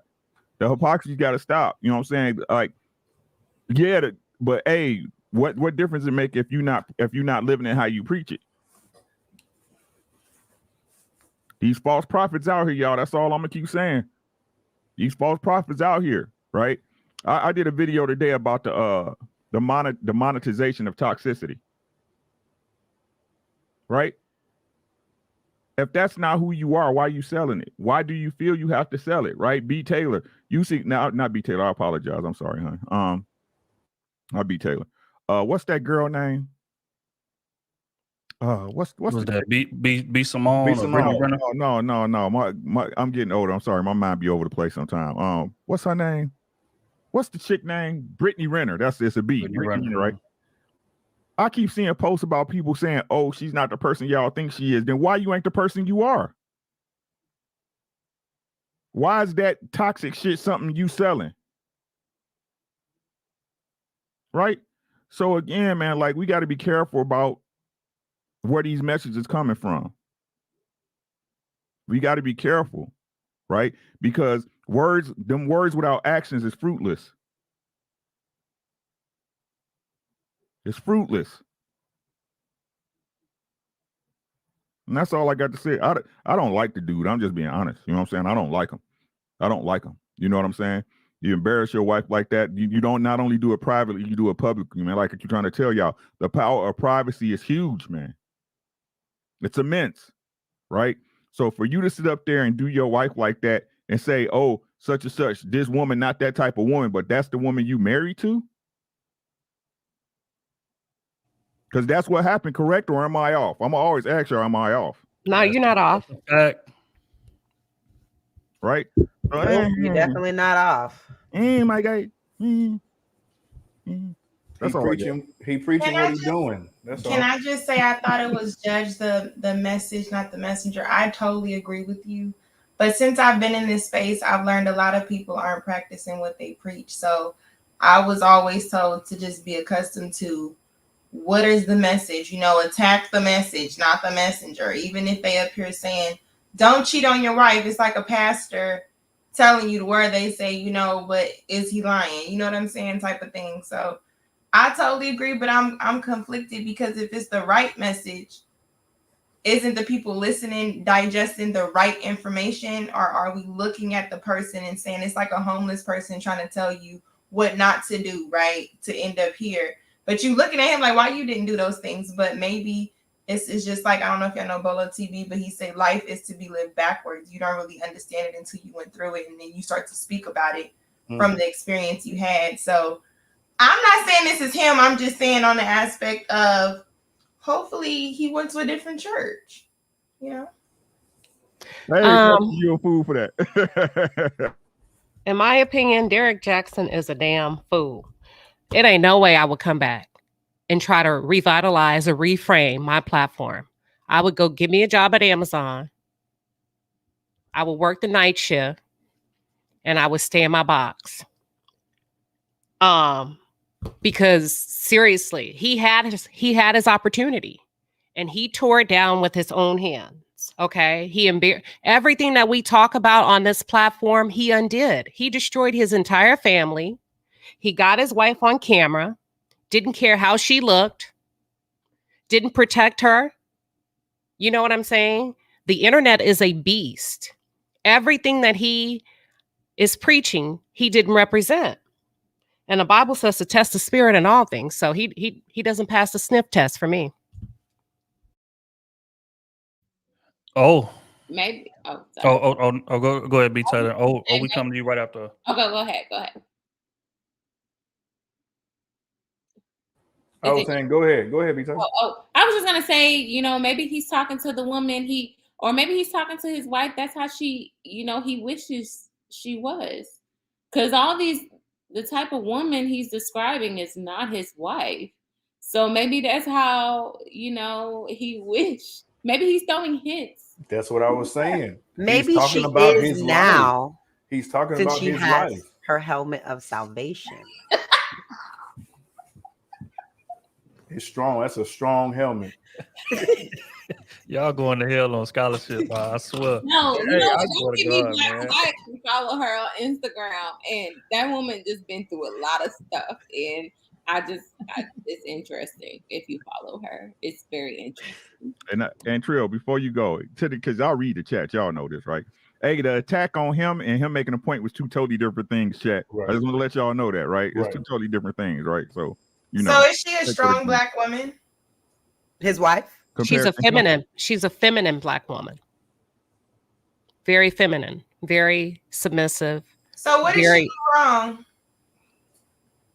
I'm not going to say she did anything wrong because that's her choice as a wife. Well, but what he's walking around like that. When you stay and you stick by your man, you get clowned. No, I'm not clowning her. I'm clowning him. I'm not saying. I'm just saying in general because I think she was clowned. She was. I'm just saying. She was. You get what I'm saying? Like, and then we saying now that's weak. I see women call that weak, but then when we hear in conversation, you should just stick by your man for better or worse, even if you look dumb. No, she was clowned. She was clowned. A lot of women saw themselves in her. That's why they hate her so much. Let's be honest. A lot of women are sticking by men who treat them exactly how they. I thought it was because they wish they had her man. No, this is what a misconception. Again, the point. Look, it's all what you can tolerate. Yeah. You see what I'm saying? Like, and this is the thing. This look, what they did and what they do is between them. You see what I'm saying? What they did and this is the problem with most relationships, bro. Wouldn't nobody know what happened unless you told them? Wouldn't nobody know what happened? This is why it looks so bad for him. Well, that's why it looks so bad, right? Did he tell or did he get caught? No, his side chick was talking too much. No, his side chick went on Tasha K's channel. And she outed him. His side chick fully. I thought there were a few of them. Right, hold up. But it's different between being outed and confirming. Mm-hmm. Y'all see what I'm saying? They did sit down together and confirm it. Right? It's a big difference. Hey, what you say, Trill? Plausible deniability. Right? You can expose me all you want. It's just like what's my boy Smooth say. Hey, I can Antonio Brown. I'd have been in court. I'd have beat 25 cases. It don't matter, bro. I beat the charge. Mm-hmm. You see what I'm saying? But when I get in there and I get up on a stand and I start telling on myself, that's different. Y'all don't understand the power of privacy. Y'all don't. It's a lot easier for you to work out something within your household, no matter what it is. You can't work out HIV. No, I'm serious. He was out here having unprotected sex. That's a fact right there. Yeah. Facts. The most extreme cases. He wasn't even respecting her enough to wrap it up. Like, come on. That did not happen. Let's not go to the far end of the football field. We're talking. No, this is what happened in that situation. Though he was having. Look, facts. Didn't he get her pregnant? Yeah, he did. Yeah. Even if he did, again, if it didn't get out of his house, y'all wouldn't know. Right, because she's a strong woman and she would have just dealt. Again, all that stuff, y'all still not gonna sit up there and disprove the point. If it never got out of his house, y'all wouldn't know. But is the issue us knowing, or the issue is the fuck shit he's doing? Us confirming that we know it because they confirmed it. I'm not. It's better to just not. Outside of that is just rumors. We're not gonna confirm nothing. I'm not gonna lie. Like we're not gonna confirm it. Look here, man. A wise man once told me, a very, very wise man. Salute to my uncle. I ain't gonna name him, but he said, "You gotta die with the lie." Die with the lie. At the end of the day, I don't care if she come out with text messages. I don't care if she come out with videos. That's not me. That is Photoshop. No, I don't know. no, that makes don't know who that is. Wouldn't you, huh? that makes it worse that you're lying. At least you can be a man and admit your wrongdoings. But if you playing me in my face like I'm stupid and I'm looking at you effing another girl in a video and I'm like, I know that's you, and you tell me what? See, you're naked. It's not you. I know that's everybody you. else. Now, Everybody else. which again, you're right. In terms of like keeping it G with my woman, sure. Exactly. But Okay. on a public platform, admitting to some Oh, bull- yeah, no. I don't know who that is. What is you talking about? They say everybody in the world got a twin. That's him. You know what I'm That's a saying? I don't know what y'all talking about. What they call a doppelganger or something like that. Yeah. That's my doppelganger. If he I ain't don't know got my, who it is, if gang. he ain't got a picture of my driver's license right next to it, all that, it ain't me. She can hold up My my outfit. social. She can hold up my jewelry. That is not me. Someone in the Like, I never comments played. said that was a hologram. You seen what they did with Tupac?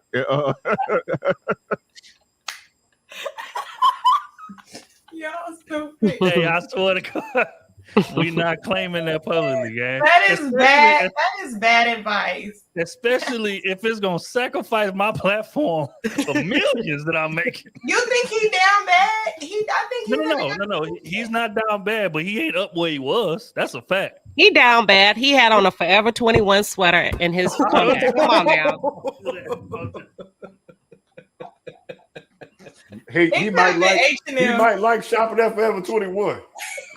That's what it looked like. It was made out of a quilt. And then it didn't help that his wife came on there looking. And again, right there. Let's stop right there. She came in her Right there. soldier gear. Baby, I'm gonna come on there looking good. You Ready cheating for on me, war. I look good. I gotta look better than all the This is not a bonnet. I gotta look better than all the side chicks. You got me messed up. My thing is this, right? If we talk about strong women, we talk about ride or die, right? He had that lady peeking through her glasses like Florida Evans on camera. I mean, come on. You better quit. You better stop. But that's my issue. Y'all That's know, my issue. man. It's supposed to be bogus for that. He bogus ride for or that. die, right? So it's not enough that you cheated, that you admitted to the cheating on a public platform. He ain't But protecting you the let white me woman, man. sit on this couch looking like a auntie coming outside to make sure her kid get on the bus. You had me looking on the couch like this at 6:30 in the morning. You already know how moms used to come out there to make sure that you caught that bus on time, holding that roll together like this here. You had me come on a national platform with thousands of people watching Hey, with Trill. a bonnet on. With Come no on. bra. Hey, what was that conversation like, though? Weird. I don't know. She was just staring in the camera, just staring. No, sis, this is what I'm Talking saying. about beforehand. Like, between them two, when he was like, "Hey, we're gonna have to go ahead and talk about this." Hey, what's that conversation like? I think she's not mentally all the way there, and he knows that. And I think he purposely put her on camera. He's a narcissist. He put her on camera to show the world this is why I cheated on her. Because she was very. That's what I was gonna say. So that people will sympathize with him and be like, "Well, she walking around looking like that. We understand." And then when she was talking, he was like, "Babe, calm down, babe, calm down." She was like, "No, because I'm just." And he's like, "Babe, calm down." And then she come on there. People gonna be like, "Well, I see why he probably stepped out. Like, look what he got to deal with." Like, Nigga sacrificed his life, sacrificed his wife for the image. For the internet, bro. For the Well, internet, bro. My book is out. Make sure y'all read my book. Y'all, it wasn't even the interview. What was bad was the solo interview she did after. When she was trying to explain the interview, it was. But got the nerve. and she hasn't stopped. She had his back. She said, "That's her man. She gonna stick beside him. Look at him. I'ma stick beside him." I pray that video that we did at that clip you played was before all this bull, man. I pray it was, because if it wasn't, He said it was recent. bruh, okay. The clip still came out 2 days ago, right? Maybe she was trying to protect the bag. I mean, Okay, let's talk about that then. she was trying to protect the bag. She said the church made her go back to him. The church. She insinuated. No, She don't move past insinuated it. that. No, let's not move past it. Let's not move past it. So your integrity worth the bag? Your womanhood worth the bag? A lot of women do it. A lot of women do it. That's why you see a lot of these rappers, baby mamas, getting into it on social media. With that being said, B. Taylor, with that being said, especially if they don't work. Game and you looking kind of unfamiliar right now. And I mean, some women feel like, well, at least I got a husband. Yes. Well, at least I got a husband that take care of me. Right. At least I got a husband that take care of me. And, listen, I'll deal with it at the spa. Okay, man. My whole thing is this, right? In terms of, like him, like separating the message from the person messaging. I agree with that wholeheartedly. But my issue with him was he presented himself like I'm the prototype of the type of man that you should be dating. That's my only thing. Because they got like certain, even pastors, if we're going to relate it to church, niggas say, look, yeah, you might see me out at the bar. You might see me out somewhere else. But that don't mean that, you know what I'm saying, the word that sacrifices the word that I'm preaching, right? So you admit to your shortcomings right from the gate. Or you say, look, man, look here. I ain't saying I'm perfect. I ain't saying that I'm the prototype. I'm saying that this is the shit that I done learned for me bumping my head 100 times.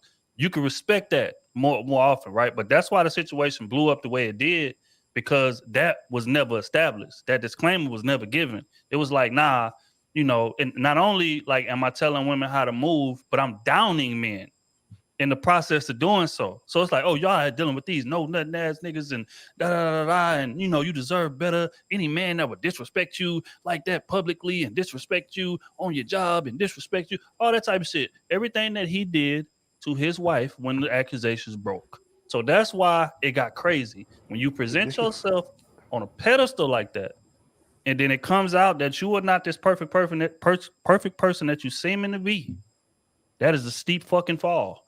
And he found out the hard way how steep it was. So that was my only issue with it. Do you think he was doing a recap after every time he cheated? Perfect? I'm sorry. No, go ahead. I was saying, do you think he said I'm the prototype, or did people start calling him that? Because I don't recall him saying, be like me, I'm that guy, I would never do this. He was just saying these lame dudes be doing this. He could have really been speaking from being a lame dude. Like the side chick, he was outside of her house. Like, what better person to learn it from than the sleaze person? It's just like you mentioned Love and Hip Hop. We know Sleaze Squad or Creep Squad. They be always talking about what creep niggas do. So I'm just saying, it's kind of like, who better to learn how to be a crackhead from than a crackhead? No, which I get. But the difference is the veracity in which he downed those type of men, right? So if I'm one of those men, I'm not gonna say, hey, look out for these type of lame ass niggas, or these niggas is doing this, and you deserve better than this type of man. This type of man is beneath you, blah blah blah blah, and not include myself in it if I feel like I'm guilty of it, right? There's a difference between just saying, hey, watch out for this kind of man, and then the vitriol that he was using to talk about him. When you use that type of vitriol, what you're saying is we are different. We are separate. And when you do that, like I said, you are inherently putting yourself on a pedestal by doing so. You don't have to come out and say it directly, but because I'm being so, again, like Smooth say, ferocious in my criticism of these type of men, and then I turn out to be the same way, now niggas looking like, well, hold on, folks, you ain't never included yourself in that group that you was down in, folks. So you separated yourself, and then you did the same thing. Speaking in third person, he was speaking, Look here, man. We can tie it how we want to tie it, gang. But what I'm saying is, I'm not a safe. Okay, I'll just. We all make mistakes, man. You know what I'm saying? And the thing is that you learn from. You know what I'm saying? That's why I keep telling y'all, ain't nobody above nobody. We all in this. You know what I'm saying? We just go about it different ways. That's all. We all in it. Look here, man. That's why I tell people all the time. Before I tell people, I don't give advice. I don't. I give lived experience. This is what I went through. I'm not perfect. Do not emulate my situation. I say it. If you listen to the part, you know how much I say that. Me and my old lady been together for all that. And right after I say that, I say, do not emulate my situation. Don't use my situation as the blueprint. Y'all ain't go through what we went through. Y'all circumstances are different. And I'm not putting myself above nobody ever. I'm imperfect as they come. The You hear me? work. But when I'm speaking on these things, I'm speaking from first person experience. I'm speaking from what I've been through. Now, once the information is out there, I give you the information. You do with it as you will.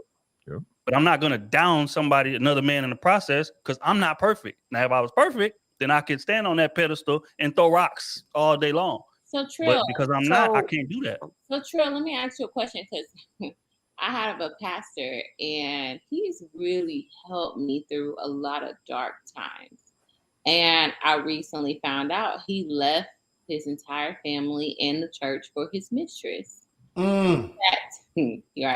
Does that take away from the lessons that he's taught? I would say that it definitely puts a dent in it. But again, you can take some of the information, but even the information that you take, you gotta like think of, okay, like how much of this shit is like authentic. But then again, it also depends on how he presents himself. Like, did he present himself as holier than thou before he did that, or did he present himself as, hey, I'm human, I fuck up too? Like, I looked up to them. His name was Pastor Jeremy Foster, by the way. You guys can look Damn, him you gonna throw the man under the bus? Got That's his crazy. whole government out there. Right. Okay. He's all over the internet. I'm just saying. Okay. He was a mega church pastor. Oh. Yes, mega church. He left the bag for the mistress?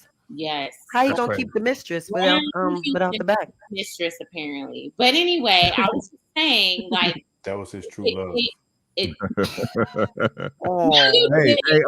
God told him to do it. Hey, God told him. Hey, what Ghost said? What Ghost told he said, "Damn, Tasha has some compassion." He said, "The love of my life, God, the love of my life."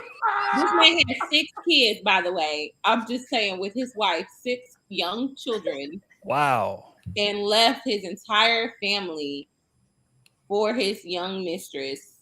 So I'm just saying, no. It's horrible. And this man had given me a lot of hope in relationships.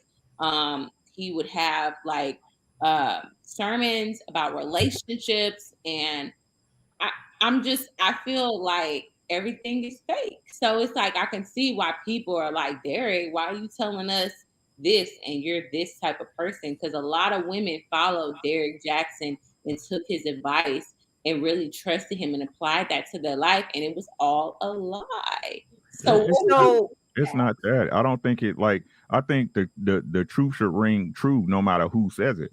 You know what I'm saying? That's why I acknowledge what he said as the truth. Yeah, it's facts, right? But like I said, it doesn't. The thing is that you have to have the discernment to know if it's the truth, right? You have to have the discernment, right? You know if you're doing wrong, and you know if you're doing right. You know when you hear something if it's wrong. I live by this mantra: if it doesn't make sense, it's not true. Right? If it doesn't make sense, it's not true. So again, it could. Like I said, the worst person can give you some of the best life advice, just like Lucky said. You know what I'm saying? It's all how you use it. Again, the problem with like you said with your Pastor B. Taylor, it's all depending how he presented it. What position and context did he give it to you? You know what I'm saying? Oh, you know what I'm saying? This is how I live my life. This is what I do. That's different. You know what I'm saying? Now, if he presented to you, like when I'm talking to y'all, I present myself as just the man I am. I've made mistakes. I did some of the right things. It's simply what it is. Just like Trill say, I tell y'all what I went through. I don't tell y'all what I believe can happen. I tell y'all what happened because I did it. I put in the work. I made the mistakes. You know what I'm saying? But the truth should ring true in your ears no matter who said it. That's all I'm saying. It's nice. It's like I love to hear from people who conquered their past and conquered, but it's like if you're doing it after you told me, it kind of taints your message. Like if you were a person who was a habitual cheater and then say like Tony Gaskins for the like mention him, like he had a very bad past and he's overcame a lot of those things. That's inspirational that man has changed and now he can put other people on game and can give us insight on his mentality. But when you still have that mentality and you're still living that life, or you go and have that life, it taints the message because it's like, well, why would I want to listen to you when you went and did this? You went against everything that you said. This is not something that you overcame. This is something that you're currently doing. But I just think that overall, like, I agree more with Ricky, like or at least on that part, that sometimes the message is more important. Sometimes God can send you a message from the most random people, even like kids. That's why I can't stand adults that think that they can't listen to children. Like, kids will say some profound things if you just let them talk to you. So I think that we shouldn't look at the messenger so much unless we're taking like direct advice, like this is the decision that you should make. Like, but in terms of just general advice, I think that you can learn from anybody. And I even think about myself. I give advice that I can't take all the time. I know what's right. I don't know why I can't do it.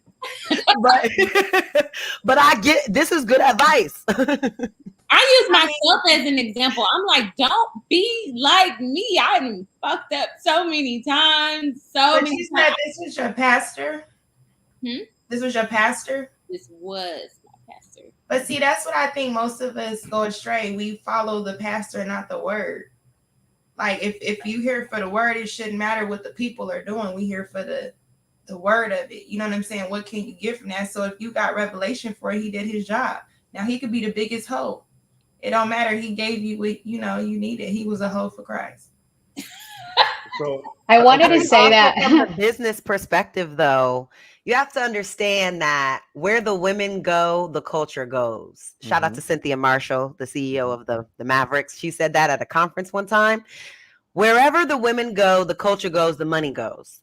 So if I target things that pull at the heartstring of women, and I know there's a lot of ain't shit niggas out here, all the women are dealing with them. So if I target that heartstring and I feed that can make me money. Because women, same thing Kevin Samuels did. Because when he was talking to men, no money was coming. Like they say, when you start talking to women, you talk to women. Look at this money coming in. With women will spend money on you.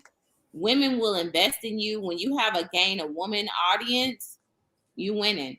Like women are the biggest consumers. Women are the biggest consumers on earth. That's simple. I wanted to add, like, wow, hearing you is like, it's so hard to be humans. It's so hard. Like, whatever you do is going to be judged, and all we have to think is that I stick what Ricky said it earlier. You know, what you can tolerate, because those are the consequences of your actions, is what you're gonna have to deal with. Like, you know, if you are a wife that everybody think it's right, then some people is gonna think that you're doing wrong because you're handling too much, and some people is gonna think, oh, you're weak. But then you have the other side. So regardless, you're gonna be judged. So I was going to say that whatever happens in your life, just keep it private, keep it to yourself. And if you cannot tolerate, then get out. You know, nobody needs to know. Like, don't expose it. And the worst thing that we're doing is just comparing ourselves. Oh, you know, like they have this, I want that, or I have this, but I want that, and I want more. It is very tiring. Like, the man, it was a pastor and he was telling you the right words. What if he was a psychologist, a therapist? You know, they do the same thing pretty much. They're not perfect. They're just humans, but they don't tell you what to do. They just help you to find a way to get yourself out of the situation that you're possible in. If the person that's telling you the message is not even living it, it's kind of a contradiction, right? No, it's the same thing that Kayla said, because sometimes it's like, we as human, we do that. We give an advice because it's easier for us to see it from the outside. But when we are in, it's our emotions are in it. So he probably was telling you, and the way I see it, the pastor probably said it because that's what his wife was not, and he was telling you to be what the wife wasn't at that moment. I don't know, that's what I thought. And maybe he was going through that process, you know, like, I'm speculating at this point because we don't know how that man was talking, or from what point he was giving the advice from. I just want to say this, Trill, ladies, did y'all say the women control the culture? I did not say the women control it. I said women are the biggest consumers, and if you have a woman audience, you are winning because we invest and we like to. That's a fact. They do influence. That's Go ahead, true. Lucky. That's very true. Biggest consumer and biggest entertainers too. Right. Queen Sheba, what was you about to say, sis? They do influence the market. Okay. Yeah. Would you say dictate? Would you go as far as to say dictate the market? Yes. Yes. Based on what I do. I'm a product developer. We're always looking at data, gender, race, Women who's spend money. buying, what areas, zip code. I mean, we got it down to a science, but absolutely, they will dictate. How many men do you see in the store shopping? But isn't it the women that go to the store that do the shopping? Hold on. Let's talk. They buy what they want to buy for the most part. If we gonna pod, let's pod. If we gonna pod, let's pod. Right? Who money they spending? Right. Hold on. Money. Right. So women dictate the culture. Y'all say it all the time. Fashion, TV, media. Correct. Mm-hmm. I'll go out. They do most times. Yeah. I'll stand on it. Okay. So if y'all control the culture, why don't y'all change it? That's a great question. What in particular? Because it's our fault. I think the manosphere is growing because women are interested now in hearing what the men are saying about them, because what we are doing is not working. Also, because they don't talk to us and they don't tell us, but they'll go on a pod and tell the world. But I asked you to open up about your feelings. Tell me what's going on. Okay. But I mean, at the same time, though, in terms of what Ricky's saying, and again, I'm on record as saying that if women didn't care about men having money, most men will walk around this earth happily broke. That's just what it is. Like most of a man's aspirations are tied to a woman. In terms of most men, that's just a fact. Men go out there. Go out there. We want to drive that Rolls Royce. Why? Because it's gonna get us the hoes. We want to go out there and get that jewelry, that grill, that new bust down rollie. Why? Because it's gonna get us the hoes. But at the end of the day, you know what I'm saying? We'll turn around and make it like that we just controlling things. Fact is, most men. Now, don't get me wrong. Like I said, there's no such thing as all or every. There are some men who out there that just want to aspire for nice things just because I like nice things. That's just how I want to live. That's just what I want to do, right? But most men are like literally following women's lead in terms of the moves that they make, in terms of what they aspire to do, what they acquire. All these things, they are tied to a woman. So I'm on point and agreeing with that. But going back to what Ricky's saying, if I acknowledge that, y'all acknowledge that, and y'all are unhappy with the state of affairs and the way this shit is moving and the way men are moving and, in terms of how they treating us and how they value us and all of these things, then y'all dictate the market. Right. Quote unquote. Mm-hmm. I agree. Why won't y'all change the situation? Because we're not a monolith, and it's hard to reach certain women because there's a group of women. Like I got towed up on TikTok because a woman was arguing with her baby daddy and they was going back and forth, and his messages was like, "Oh, you're not gonna let me have sex with you for $40." And I was like, "Girl, you really slept with this man, like, and had a kid by him?" And she was going back and forth trying to shame him for his reaction. But I'm like, this is the man you chose to have a kid with. I said, girl, like, I commented, I did. And I said, well, why did you have a kid with him? And then, like, why are you not in control of your triggers? And I got attacked so bad by so many women. They talk about wigs. They talking about, that's why your wig look like, that's why you hate it. I'm like, girl. Y'all, black women, when they mad at you, they will come for your wig. And I'm like, baby, I have come for your edges, your makeup, your lashes. That's why women try to look the part, because that's the first thing they're gonna come after. I'm like, baby, I have a lot of hair under here. I don't care. That's probably why I look like that, because I'm trying to stuff all this hair under that wig. But they came for me so hard, and I realized that there is a different type of group of women who are not ready for the truth. I want to talk about the money part. What you said. So money is very important. And I think as women, we have to quit saying that. Money is extremely important, because if you go way before modern days and selective marriages, we call them arranged marriage, you were selected as a man based on your affordability, your sustainability, and your reliability. So even the man that had the least money, right, in a tribe could still afford some level of a woman. So based on what you had, your possessions, which is now your money, would grant you access to a certain level of woman. That's your affordability. Okay. Your reliability was when the father needed to rely on you to make sure that everything that he and his wife instilled in their daughter, you were gonna allow her to upkeep that. The principles, the morals, right? The sustainability is what you're able to afford, right? Your money, your possessions, the woman, the best woman, right, from the tribes, she's going to sustain your legacy by birthing your children. She's going to educate them so that your legacy is sustainable. So whatever you're doing in the workforce, she's going to teach the kids, feed them, make sure they're healthy, provide them with wisdom and knowledge. So that's the part I want to cover. You're supposed to have money because money gives you access to a certain level of woman. Go ahead, Ricky. Facts, right? And you should also, as females, right? You was also supposed to have those skills that Queen Sheba speaks about. And the best women in the tribe have those skills, because if the say you are the daughter of the head of the tribe versus the daughter of like the guy that has the pig farm. The daughter of the guy that has the pig farm is working on the farm.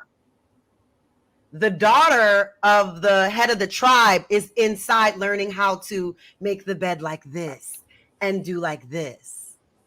So there's that, you know what I'm saying? So that also like goes into her skills and like different things that men look for in women. So would you say where a lot of men are like, we don't care about a woman getting her education? I think it is important for a woman to get her education, because guess who's going to be at home teaching those kids? The teacher cannot do it all. It starts at home. My kid is smart as fuck because we focus on his education at home before he even started school. He knows sign language. He's learning different languages, smart in math, like super smart. But that starts at home. You know, if you have and you're telling women we don't care about your education, you want to be with a woman who knows how to teach your children and educate them at home. You don't want a woman just like, I don't know what I'm doing. I don't know anything. I just depend all on you. That's what are y'all talking about? That's not. So it's not about. So from my experience, I know when a lot of men say they don't care about your education, they're saying it when you're trying to bring it up in a relationship where it's like, oh, I got my master's. Okay, well, you got your master's, but you're only making $45,000. So what point are you proving? You know what I'm saying? If you got your master's, if you have your master's, you can demand at least 85. But I'm saying diploma. I know somebody that got 2 masters and they only making about 50. I'm just saying. But yeah, that is true. And this economy. Yes. What they get a master's in? I forgot. But it's like one was like business, African American studies, but still, and, the point is like when you just throwing around education, like that's cool, but how does that benefit the relationship? How does that benefit our kids? Children. That would benefit children, though. If you have a woman that's highly intelligent, first of all, you can take her in a room full of people, and she knows how to have a conversation for one. Sometimes. But just real quick, B. Taylor, and not to even cut you off, but that's not the premise that they use that to brag under. Right. That's not what they use that to brag under. They use that to brag under the fact that I can bring finances to this motherfucker. I don't need you for finances. It's not that, hey, I'm educated, so I can make sure that our kids is way more intellectually advanced. And I feel like that's what the problem is. Men don't necessarily have an issue with you being educated. Me personally, my woman would have to be educated. If I'm single tomorrow and I'm dating and you are college educated, we not gonna be. That's just what it is. But that's my standard, right? But again, we have no problem with that. We have a problem with you using it against us. Same way with the finances. You and your career, huh? How does a woman use that against y'all? Okay. Here's a situation, right?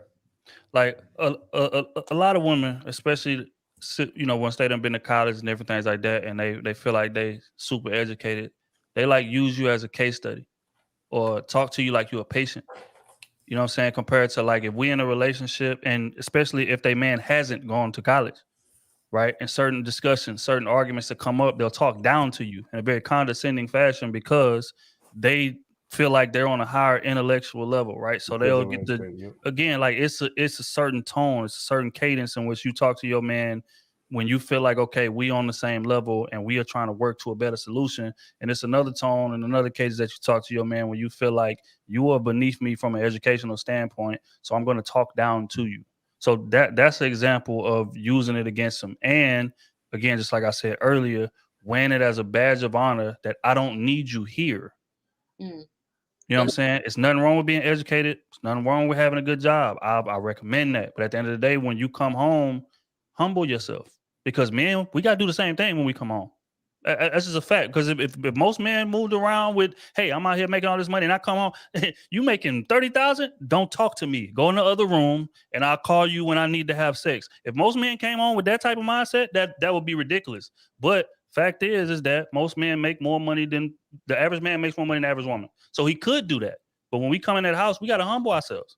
Why? Because my money doesn't necessarily matter here. Like once the finances and shit is taken advantage of, taken care of, it's all about our compatibility level. I have to relate to you on an emotional standpoint. I have to make sure that we're on the same page. I have to make sure that you know what this GPS say. Not saying, again, you still riding passenger, but I want you in on where we going, the route we taking, different things like that. But I have to humble myself to do that. But the issue is that a lot of women who are educated and a lot of women who are making a lot of money don't feel like they have to humble themselves. They wear it as a badge of honor and give off the notion that I don't need you here. And that's more the problem than you being educated or making a lot of money. Okay, so I've been guilty of this. There's two things. And is it when women are saying, and I've seen a lot of memes where they're like, oh my gosh, if a man doesn't properly send me a correct sentence, I'm gonna cut him off. Is that an example? No. Yes, because it's just like, it's like, why? Like, why you like you know what I'm trying to say? What why you mean correct sentence? No, like Trill. the grammar? Like you mean the grammar or grammar? Real, no, because I remember texting a guy, he wrote witch like on the broom when he bit the other witch. It's just no. I'm sorry. Okay, hold on. You just shouldn't do that. That's like deeper issues that I don't even have. Yeah, actually, you know what? You're right. I at first I was like, B-Terra doesn't make sense, but like if you texted me in the way that like and you spelling stuff the way that people say it versus how it's spelled, I cannot text you. I mean, are you trying to say like, well, I guess I'll go to bed, but you spell well like WHALE? Okay. but this the thing, right? And this listen. I need y'all to listen to this real quick. Hear what I said. I need y'all to listen to this real quick, right? This is no different than when y'all say period at the end of a sentence. Did we spell it right?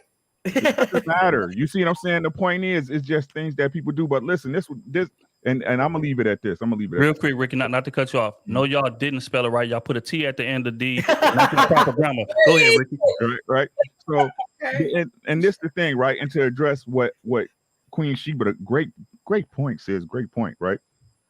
And what Kayla said about the pig farmer, right? Even a pig farmer's daughter knew how to raise kids and take care of her man. You see what I'm saying? That was a skill she had. Now, the thing is, right now, a lot of pig farmers' daughters feel they don't need that skill, right? The same with the pig farmer's son think, okay, I don't have to bring in X amount of dollars, right? Because I'm long D Johnny, right? But this is what I'm saying about relationships, especially for us to get right. Then y'all can pick this up. You might not. I don't care. I'm just gonna say it, right? The difference between us and animals is that we have the ability to fight our nature, right? We're able to condition ourselves, right? So the same way a man has to condition himself to fit into to supply a plan for two people, you and him, right? Stop messing with other women, satisfy you emotionally, be emotionally intelligent, as y'all say, right? Raise his children, keep a house. It's the same way y'all need to be able to fight y'all nature to not make money such a big issue. Right? If you getting paid, look, if y'all love each other, if y'all really into each other, right? If y'all love each other and y'all really into each other, and if you make $100K and he makes 60, y'all got $160,000. Why is that? Why is that? Because you make so much, because you make more than him, you're above him. That's not cool. right? So that's what I'm saying. So if we at the point where y'all can't fight y'all nature, then at that point, things have to be adjusted, right? You can't expect us to sit up there and fight and fight and fight and do things against the stuff we feel that's natural. So for you to be happy when you won't do the same for us, it's all about reciprocity. But can I interject in that, Ricky? Because I know women who make like well over 500,000 a year, and they don't mind dating a man that don't make as much as them. But I have a friend. She was taking a phone call and she got offered like maybe like $50,000 for just one project. He was in the car. His whole mood changed because she denied the offer. She was like, "No, I'm a pass on it." And he was like, what the? Like, he was like, "Oh, that's how much money she making." His whole entire mood changed. So it's not the problem of dating men who make less. It's the problem that men have a problem with their women making more than them, and they whole mood change. They don't like that. And I hear you, B. Taylor, but again, this is where it comes to you making the decisions that's appropriate for you. Right? We can keep using these worst case scenarios, and they are. I don't care what nobody say, right? Yes, somebody else is going through them, but in most people cases, they're worst case scenarios. Again, it's not difficult. It's the decision you have to make. A lot of men who's intimidated. I understand. Then why are you dealing with them? I'm not talking about so them. many. It's so you could be a great man, and all suddenly he finds out you're making more money than him, or you get a pay raise, and all of a sudden you're making more money than him, and now he's feeling some type of way because now he's not feeling like the man. Didn't y'all tell men y'all are providers? Y'all are the providers. Y'all are providers, right? Now he feels like the only thing that he knows is being taken away from him. I'm gonna jump in. I know y'all kind of threw me a little shade about my story when I met my husband and all that, but that's all right, Kayla. No shade, babe. No shade. I'm learning. When I met him, he made less money than me, right? So my husband is a heavy equipment mechanic. So when you see construction and them using those big old machines, he works alone for a company. He goes out and he repairs it. Because when those machines break, those are multi-million-dollar projects, but it's a very dangerous job. But when I met him, he wasn't making that much. He was probably between that 45 to 50 that we talk about, right? If we're going to keep it real. So that was kind of questionable to me in my head because I wasn't sure how we were going to pull that off, because you have things that you like as a woman. Today, not only does he work on his job, but he has his own business. He and a guy that he worked with, what they do is they go around and they purchase those machines that have broken down for cash. So they'll go and say, "How long has this been sitting here? We'll buy it from you for $6,000. They can fix it in 2 to 3 hours, go back and sell it for $20,000. So sometimes it is worth the wait, but I think it goes back to what Ricky says, as women, with us picking what we're comfortable with. Some guys don't have a work hard mentality. Mm-hmm. Some niggas will take advantage of you and let you pay the bills and hope you wait while he is lazy. So it just depends. Right. And if you're resting in your femininity, Queen Sheba, like I said earlier, if he took advantage of that, you have all the answers you needed. Right. If not, or he will have option number 2, door number 2, he's going to step up and do what he needs to do. And guess what? You got you a winner. It's not difficult. It's the decisions you have to make that's hard for you. Also, I want to answer what Trill was saying earlier, is that when he said, when women say, "I don't need you," I've been guilty of saying that. Oh my God. I said, when my man tell me, like, "I don't know why you trying to act so hard, like you don't need me." I don't need you. I could do it by myself. No, and I really don't. But I felt like, and I know I'm not alone. I know I'm going to get a lot of flack for it, but I know I'm not alone. A lot of women, when you tell a woman "I need you," that makes us feel like I can run over you. I could do I could treat you however I want to treat you because you need me. Because when we look at the woman who need a man, that man usually mistreats her or he feels comfortable to do things to her because he knows whatever he does, she's not going to leave because she needs him. And That's the thing. We look at it from that standpoint, and that's scary to us because even if we do need you, it's scary to be like, I need you. Because once a man knows that, he can do whatever. He'd be like, gotcha. All right. She needs me. She's not going to go anywhere. I can do this and she can catch me. She's not going to go nowhere because she needs me. You mean like need financially? Need. Yeah. Mainly, yeah. Yeah. I think we take like I think once, we take like, the word once you, need. like you don't work. Like you don't work. Financially, physically helping out with the kids, like you need that man. And we're like, no, I could do it all by myself because if you know that I will leave you when you fuck up, you're not gonna fuck up. That's what our leverage is with men. And that's why a lot of women, even if we do need you, will pretend like we don't need you so you won't fuck up.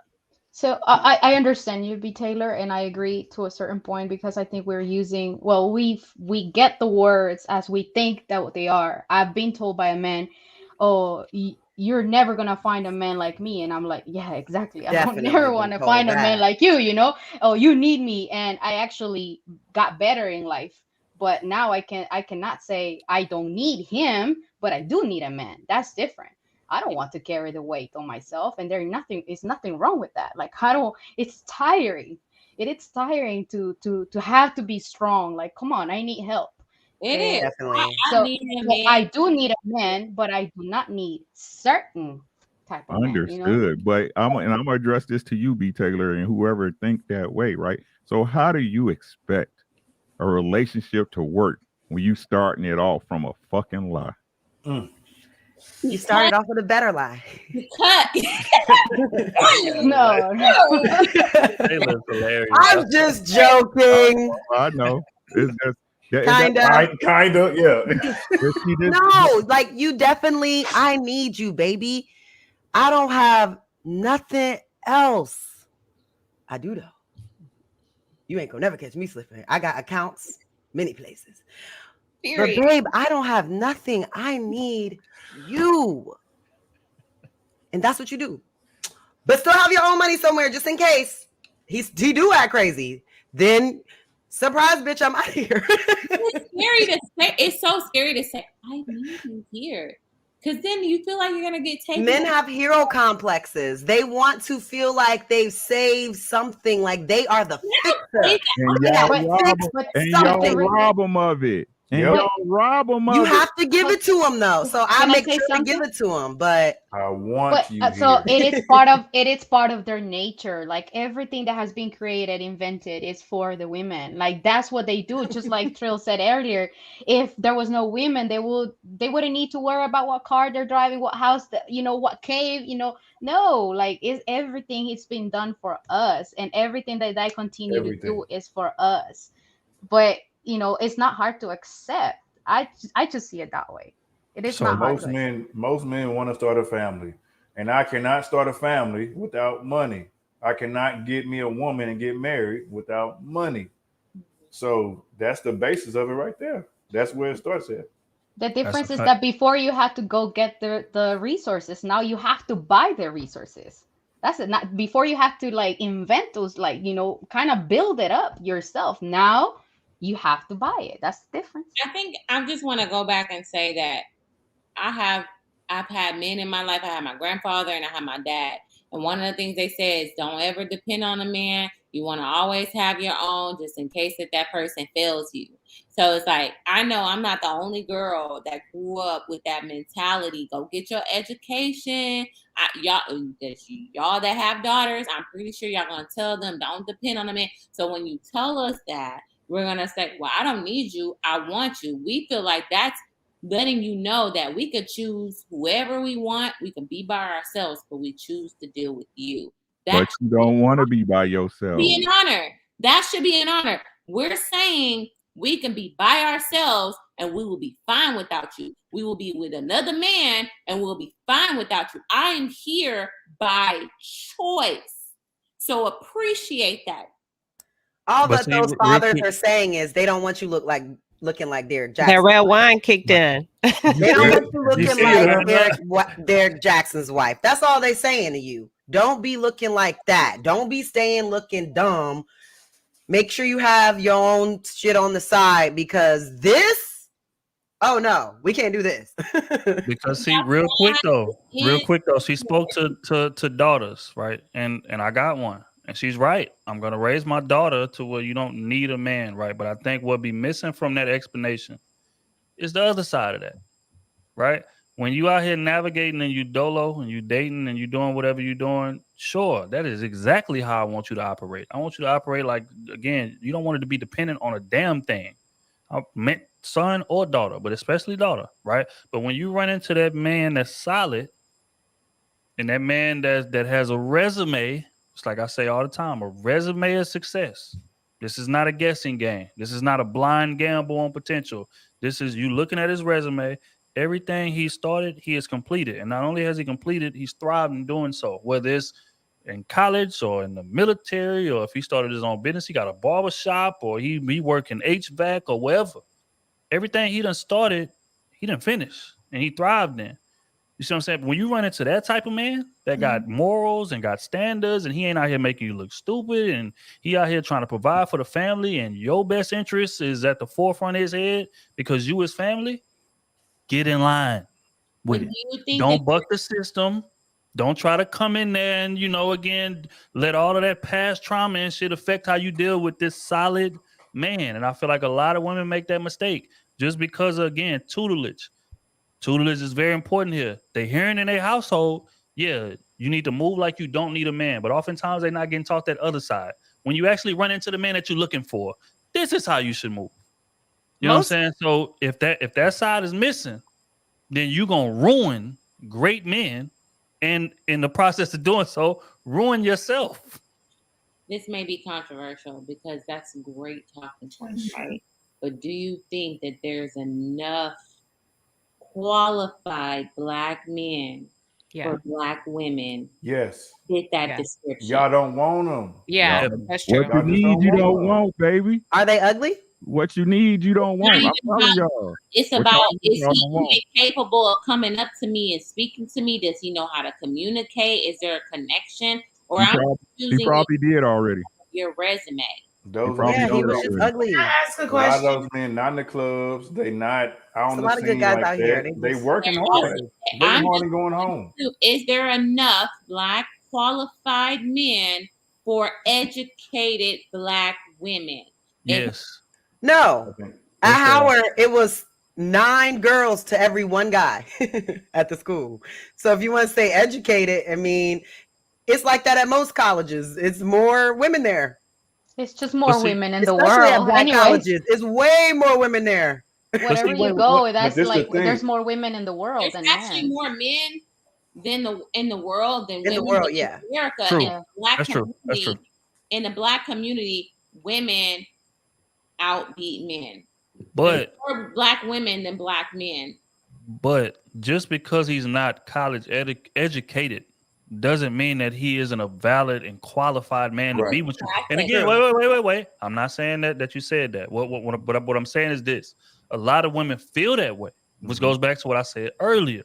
Just because I have a college education, I feel like I can talk condescending to a man. Sure, the man might not have went to college, but he might have opened his own business and he making more money than you making, and you college educated at your job. So that doesn't necessarily mean that I'm not qualified to be with you. And a nigga might just have street smarts. A nigga might just have common sense. So it's a lot of people that go to college and get college educated with zero common sense. Yeah. And you making us look foolish out here because you don't know how to move. So at the end of the day, just because a man is not college educated doesn't mean that he disqualifies himself. But to answer your question directly, yes, there are plenty of Black men out here who are family oriented, who value a good woman, who's looking to start his legacy.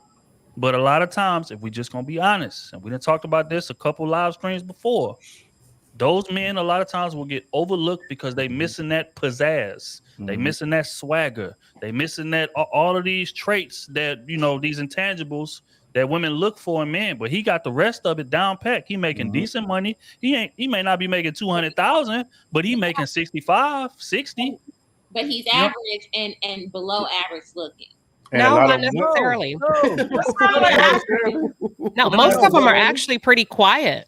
Yeah, like Right. you got to think of too. Exactly. They have no personality because that's not a priority with men. With men, it's a priority to learn to be a provider and stuff like that. Men that have big personalities were always like that.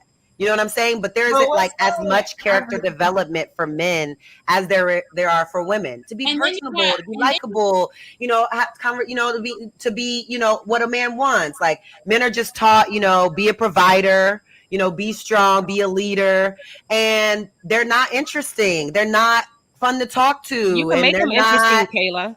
You can make them. You can work with them. You can work with them if they're willing to work. But if they're just like, "How was your day?"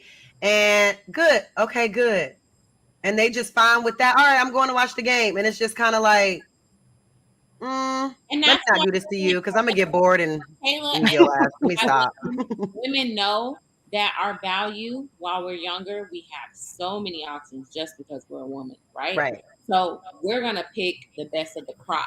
And then they say, well, when y'all hit the wall, that's when y'all want to settle for us. Yeah, because we realize that we have hit the wall, and that is what type of woman you're gonna get because you don't have a personality, because you're below average, because you're below average looking. What makes him below average because you're making a certain amount of money, that does not mean that you're better than a man making 60,000. That don't give you a personality. And just because she got an education does not mean that translate in her household to be a respectable. The money has nothing to do with him having personality. What if she got an education but she's ugly as hell? Like, how do you qualify for an educated woman? Which it should be. How should women qualify for an average man? Because it don't seem like top women. I'm talking about the top-notch women. What makes her top? Are we saying because she got an education? I think she's talking about physical. When you're talking about a wall, most women lead with the physicality. Mm-hmm. And I think, correct me if I'm wrong, I think what she's saying is they feel like they have a better pick based on their body. And then they hit that wall and the body declines while the man income increases. So he's been working behind the scenes on his income. So now he feels like you have hit a wall and now he can pick what he really wants. Yeah, because those were the guys. Right? Say it again, Lucky. I'm trying to follow everything because it seemed like when we saying a woman, we saying educated and we automatically assuming she's up here. We don't know nothing else. But when we hear, I'm talking about physical. Okay, so like she's just the most beautiful. Be real tonight or not? Let's be real. Yes, we gonna be real. Lay it out.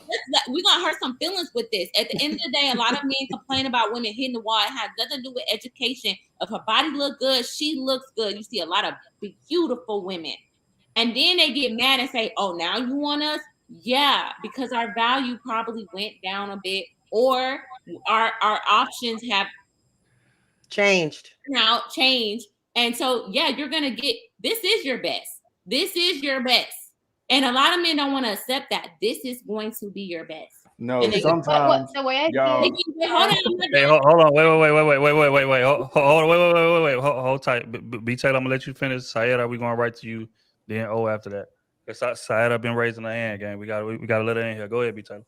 I'm just saying this is your best because you think you can get a woman who's 18, a 10 that looks good because you make good money. But if you don't have a personality, you're below average. And even some men who don't even make good money, you're going to get a woman who probably hit the wall. That is going to be your best, just like you are going to be her best. Y'all both settled, period. Let me say this real quick before you go to Saira. When you think about Rick Ross, before he came up, he was a parole officer. Do you see his baby mama Tia compared to the ladies that he has access to now? Those women that he messed with now would have never chosen him if they looked like they look today, and he was a parole officer. Facts. Sayada, go ahead. The way I see it is like women ask for men to have money and then personality. So they have the right and they are entitled to say, I want you to have the body and also have a personality, because beauty doesn't make you interesting either. I cannot say that you're interesting just because I'm looking at a fine picture on Instagram. Facts. But do all men care? I feel like some men don't even care if you're interesting. Do you cook, clean, have good sex, and be quiet? That's enough for me. Yes, we do Yeah, care. we gonna And smash for sure. They again, don't care if you have personality. nope. We gonna Stop. smash. Stop. If we just stop. smashing, I don't care Stop. what your personality like. Stop. So since if we're going to drop into the microcosms of things, right? A lot of y'all ain't beautiful. A lot of y'all not worth the shit. A lot of y'all ain't worth the shit that y'all wife. My soul is beautiful. No. Right? So again, so if that's the case, B. Taylor, we need to start speaking from your standpoint of how you move. But again, this is like I just said earlier. Y'all want to keep talking this generality like all these women are top-notch hotcotch. God damn it, they not. They not. Like I just said, the pig farmer's daughter don't know how to treat a man. Right? And again, since you can talk, B. Taylor, since y'all can talk at the extreme fashion of the top-notch women, I'm talking about the men who responsible, take care of their family, don't allow their wife to pay no bills. So what make you think you earn that? Pig farmer's daughter. Who a pig farmer's daughter? Not I. She's about to lean into it. Look, she's about to turn up. Hey, real quick though, because B. Taylor said something earlier that kind of rubbed me the wrong way, right? And I'm going to elaborate as to how. She said that, again, when we young and we fine as hell and that ass sitting and the curves is there, we picking the cream of the crop. We picking the top man. Problem is, y'all not picking the top man, clearly, right? Because again, those type of men may seem like the top man, may seem like the cream of the crop, right? But let 5 years pass, typically in those situations, and those type of men that y'all chose, that y'all felt like was cream of the crop, where are these niggas now? So again, evaluate that, and then evaluate the niggas that you was curving. Evaluate the niggas that you wouldn't get a time of day. Evaluate the niggas that you felt like wasn't handsome. Because you know what else is critical here, and I feel like we're not touching on it. Most of those men who got swag, where did they get it from? A woman that they was dating, right? Most niggas don't come out the womb just knowing how to dress, knowing how to be fly. No, what happens is you run into a dope ass woman and she say, look here, them Levi 501s, get that shit the fuck out of here. I don't want a man wearing that shit. I need you wearing this, right? So he'll leave that relationship and now he has the swagger that y'all say y'all want, right? So again, if a man has all of these qualities, again, the non-negotiable shit that we talk about, why can't you be patient with that man? Teach him how to dress, teach him how you want his haircut, and then once he learned these things, he gonna have a swagger, the type of niggas that you felt like was cream of the crop back in the day, who is bums now. But most women don't want to do that, right? They want to go for what seems like the cream of the crop and waste their youth, waste their goddamn emotional stability, waste their body, all of that on this type of nigga, and then expect the nigga that you was curving to come in and save the day on the back end. That's not fair to those type of men. So I just wanted to push back on that. Those niggas that y'all think be cream of the crop early, clearly don't. Where are they now? And they'll be cream of the crop. But cream of the crop when you're 18 is different than cream of the crop when you're 28. When you're 18, cream of the crop is, let's just be very honest, on a college campus, cream of the crop is who's the most good looking, who's the most popular, because none of us have no money. Okay, so who is the most good looking, who's the most popular, who's the most popping? That's who's cream of the crop when you're 18. When you're 28 is who's the most stable, who's the most, has the most resources, who treats you the best, and in terms of how they treat women out in the streets. So mentally, and I say this all the time, that and y'all see it when y'all see the talking about, oh, these young girls ain't ready to get married. They're not, because the guys that are marriage material at 18 are usually a little older, a little less attractive, less swag, but they have that stability, all those things. But you're not seeing that as popping at 18. You're not. You're seeing who's the finest, who's the most popular, because now I'm out the house and I'm coming into me, and you're not thinking about that kind of stuff unless you have somebody in your ear that's telling you, something like my mom was saying that I wasn't listening in terms of like, go for the scientists and the people in technology. You know what I'm saying? Like, not listening, but that's what you should be listening to. Right. Who Exactly. is in the school of, who is in chemistry major, biology major? Them is the men. They're going to get fine eventually. They may not be cute right now, but they're going to get there once they get their doctor bag. Okay. My whole thing is this though. Let's take out just not to even cut you out, Ricky, but let's take all of that off the table, right? Just in terms of what men value early. I feel like that's the issue. Because again, it's nothing wrong with wanting a nigga that's handsome. It's nothing wrong with wanting a nigga that got swagger, that's popular, whatever the case may be. But oftentimes y'all be dating these niggas and he be disrespecting y'all blatantly. And y'all still stay. Especially in college, right? You dating a nigga that's a frat dude, whatever the case may be. Yeah, that's my man. And then he all at the frat parties, fucking on other hoes, dancing with other hoes, all in his lap, all type of shit. And what do? You stay there right with him. So again, when I say cream of the crop, like this whole pendulum has to be shifted. Standard, foundation, whatever, has to be shifted. Cream of the crop is how that man treats you. And more times than not, those niggas that y'all consider cream of the crop don't treat y'all well. So even if we not talking about money, because Kayla is 1,000% right. I was dead broke in college. I ain't had no fucking money. But I had transferable traits, right? And what I mean by transferable traits, meaning that I'm intelligent, meaning that I can speak well, means that I'm not nervous given a situation. I can finesse my way out of anything, right? So again, those are transferable traits that's going to translate. So when I leave school, I'm going to be doing decent. And God, aided me in the fact that I am. A little bit. Yeah, I mean, just a little bit. But what I'm saying is this, though. A lot of women don't value what should be considered cream of the crop. And I want to get to like, where does that stem from? Like, where does that tutelage come from? Because you're right. Those women at that age, looks, how tough is he? How many holes that is he on the basketball team? Is he on the football team?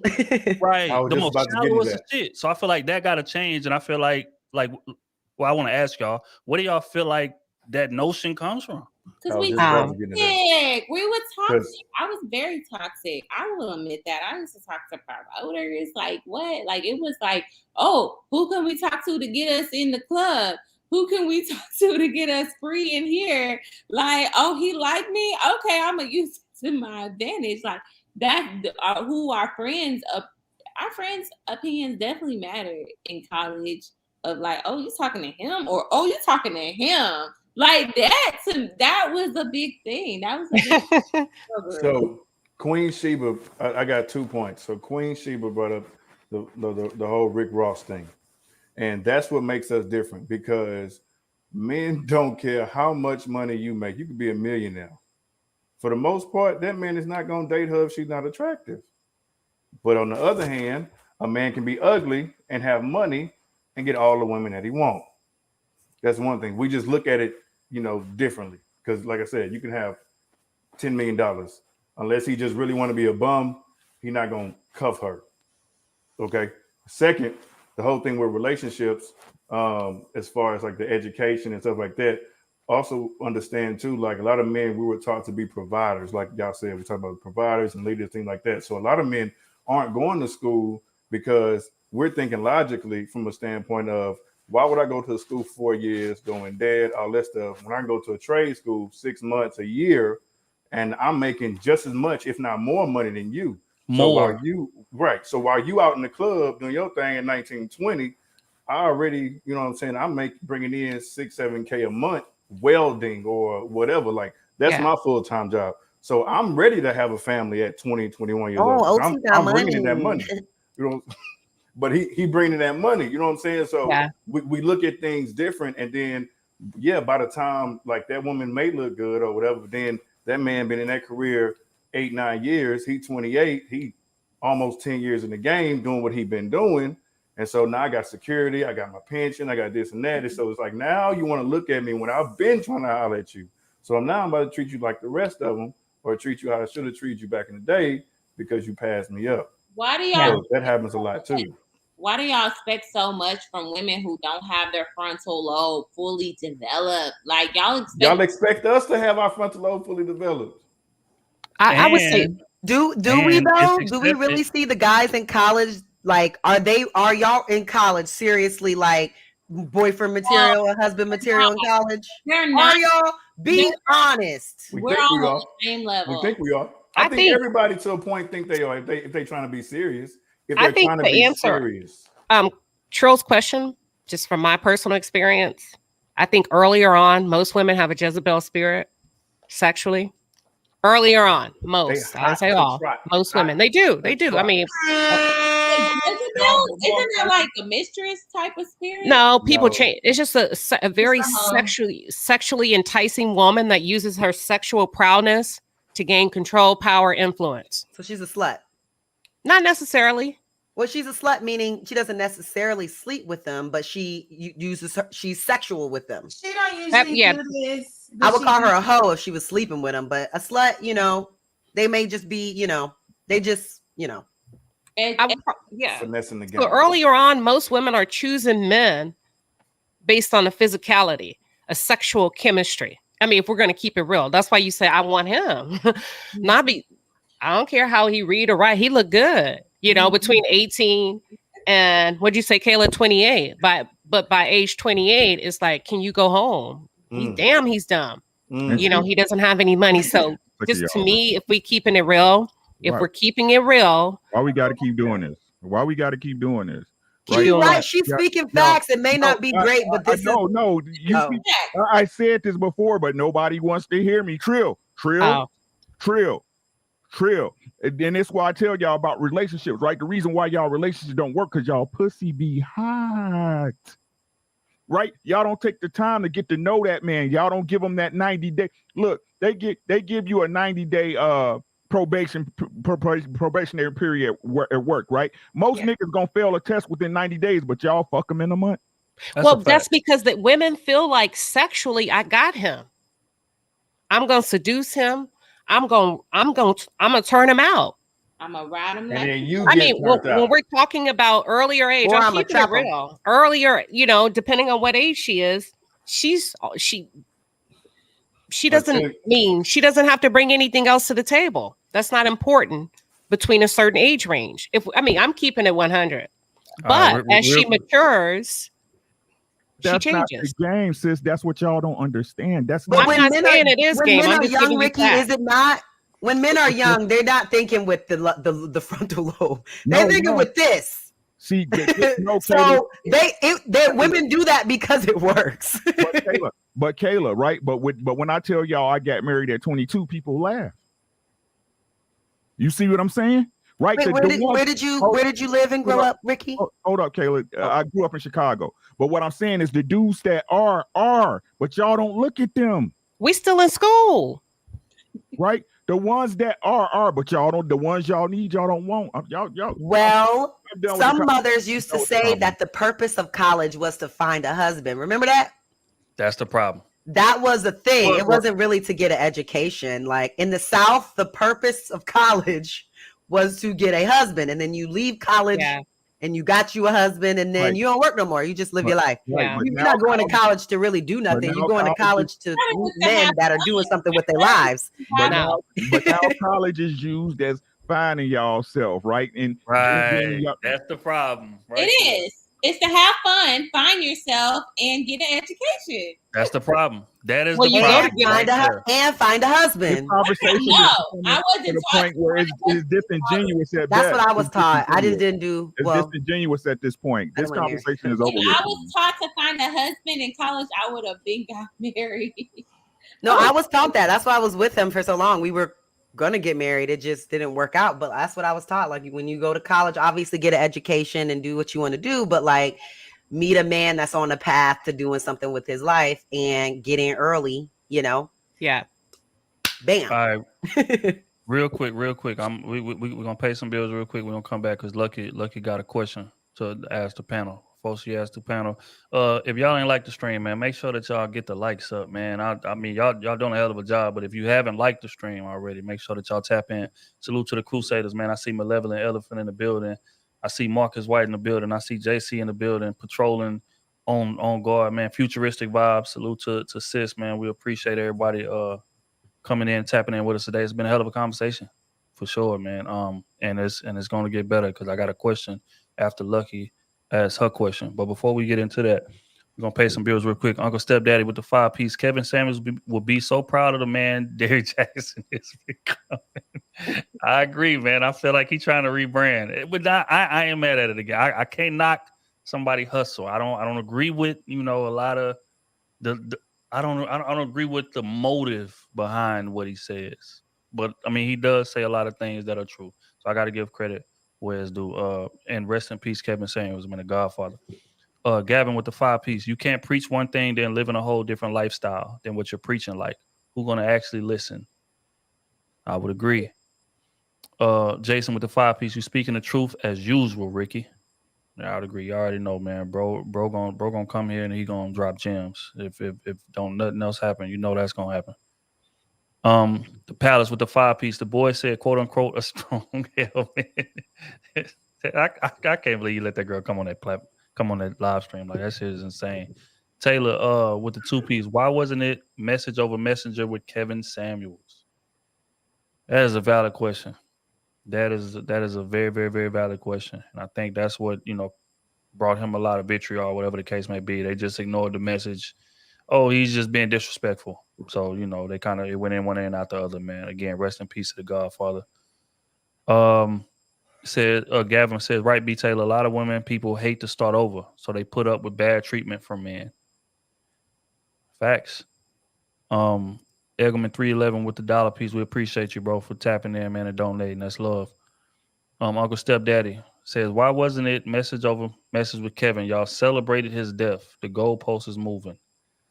Yeah, but I mean, again, I don't think many women on this panel was moving in that type of fashion. But again, I understand what y'all saying in general. Like, that was some of the most disgusting shit that I ever seen in terms of after he passed, some of the things that was being said. Gavin with the 2-piece. What's y'all thoughts on being a gay pastor? Quick answers, 2 of them. If y'all got them, quick. It's not real. God love everybody. That Love boy is media love. train. That Love boy is media love. train, man. Watch. Jonathan Marshall with the 5-piece. It's ironic how he speaks on weak men when specifically does weak men things. Oh, you talking about Derrick Jackson? I told you, he's speaking from his own perspective. I'm telling you. Damn. The Palace with the 2-piece. I need my sleeves you merch. Look, man, it's coming, man. We working on the game. Hey, it's smooth fault. Facts. Hey, jumping smooth DM. It's definitely his fault. That's for sure. But it is coming. I'm under the bus. It is coming. Dallas with the 5-piece. Now attack the messenger too. Some people ain't credible to be saying some of the things that they be saying. I would agree with that. Jason with the 5-piece. Was the pastor tired of?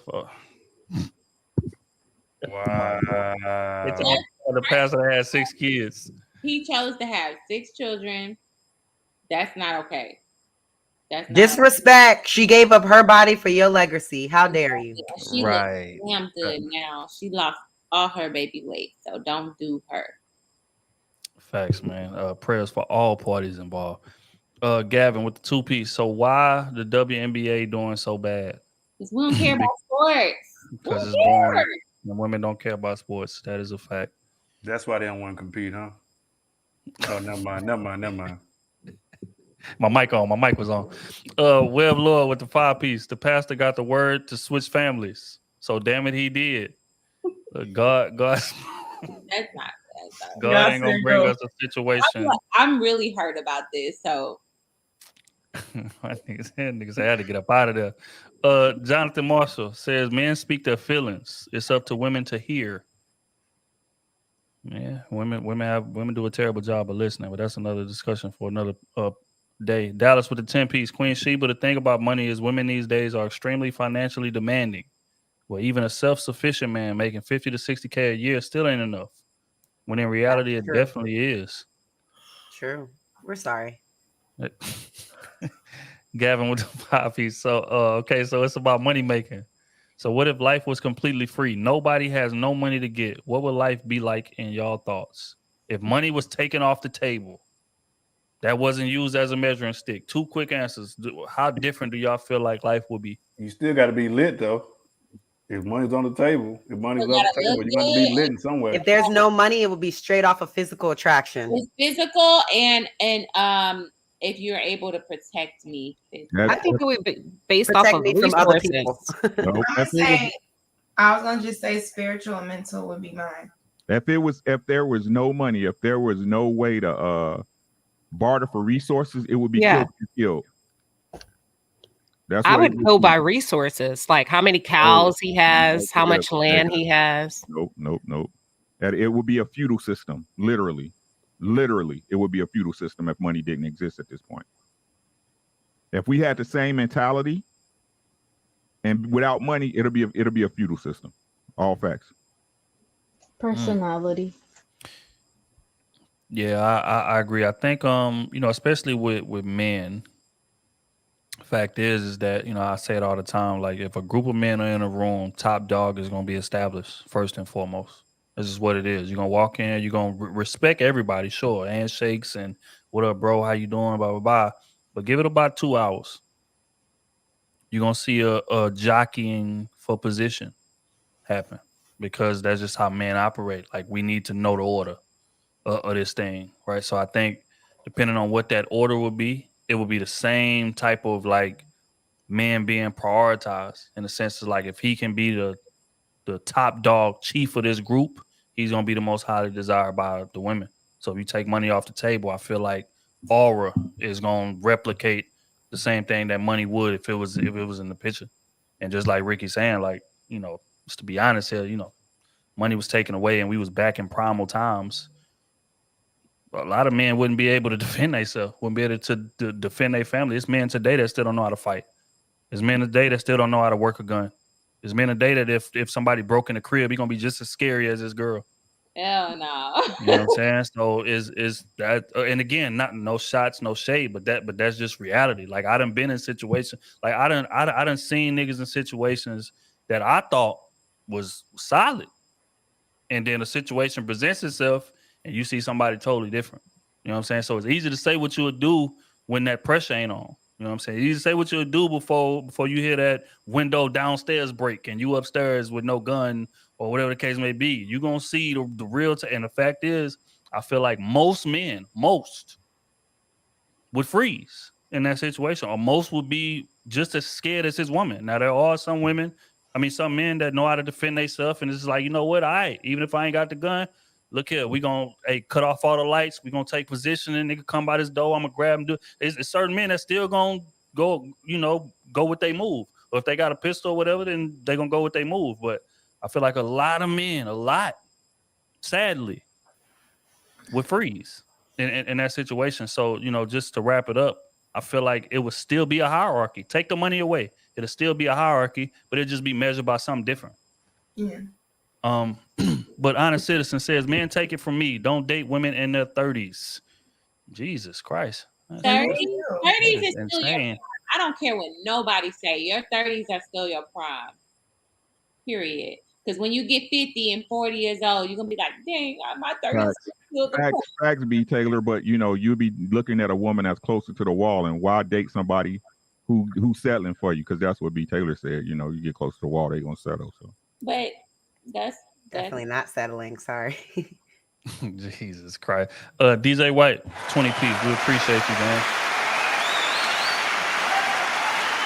Bro say, stop going by what women say and go by what they do.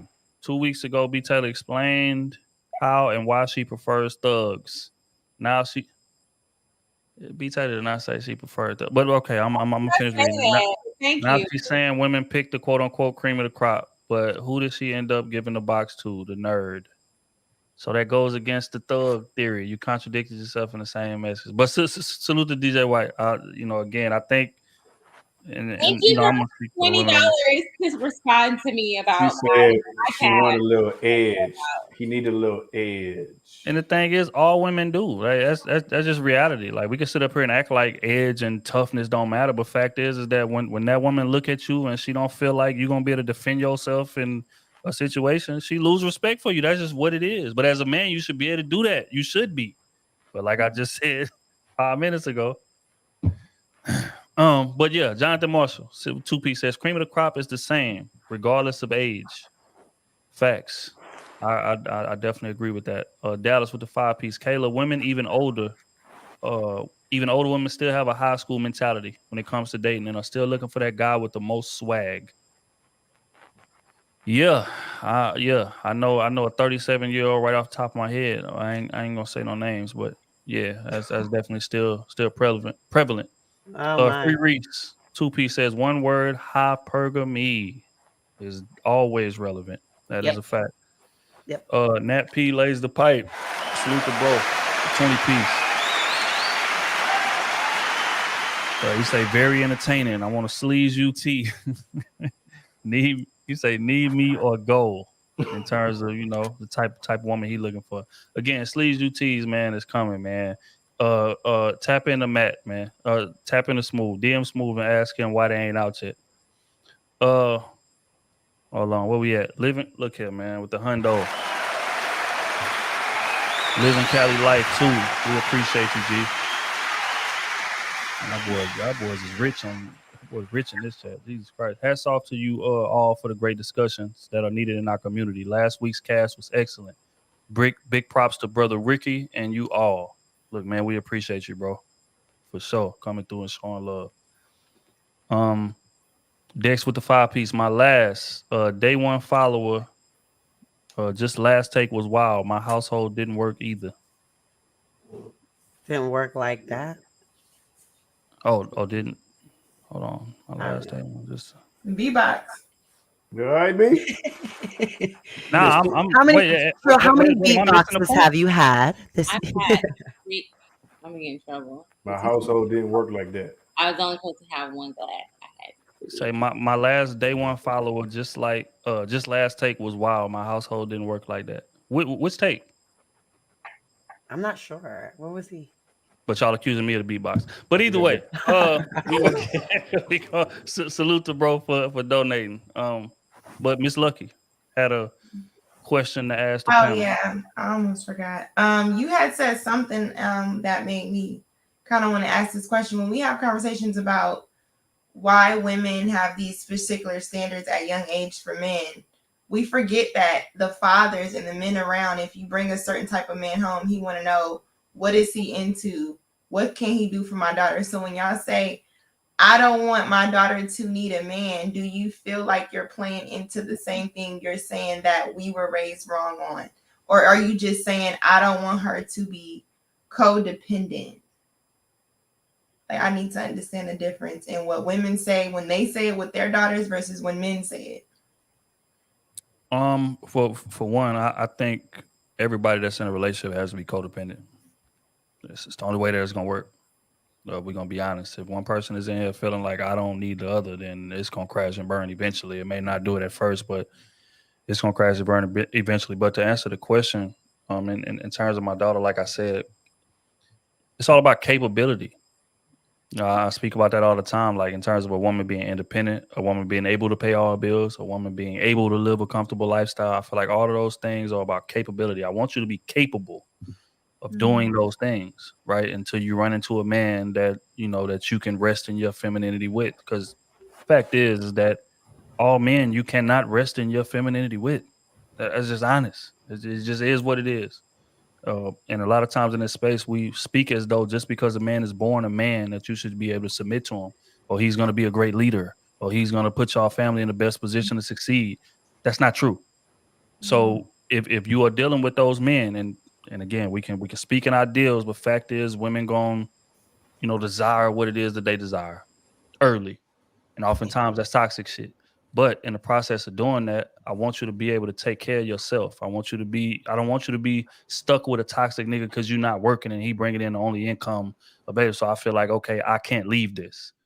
I want you to be educated. I want you to make your own money so you have the ability to take care of yourself. But when you run into a valid partner, a grown ass man, I'm going to teach you that other side. Hey, this is how you move with a grown ass man. So it's not necessarily that I don't want her to be codependent, because I feel like that's necessary, right? But I don't want her livelihood to be dictated, especially early, by the man that you are with. and that's the values that I'm gonna raise her with. Do you mean codependent? Because you should, like, I want to know, do you mean codependent or do you mean interdependent? Because codependent is actually means there's an imbalance. Like, it means that you enable bad behavior and you rely on this other person.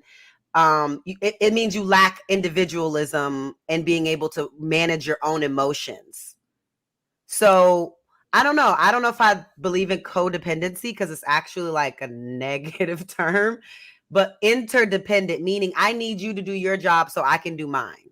We need each other for this to work. I need you to pull so I can push versus like I'm dependent on you to be emotionally stable.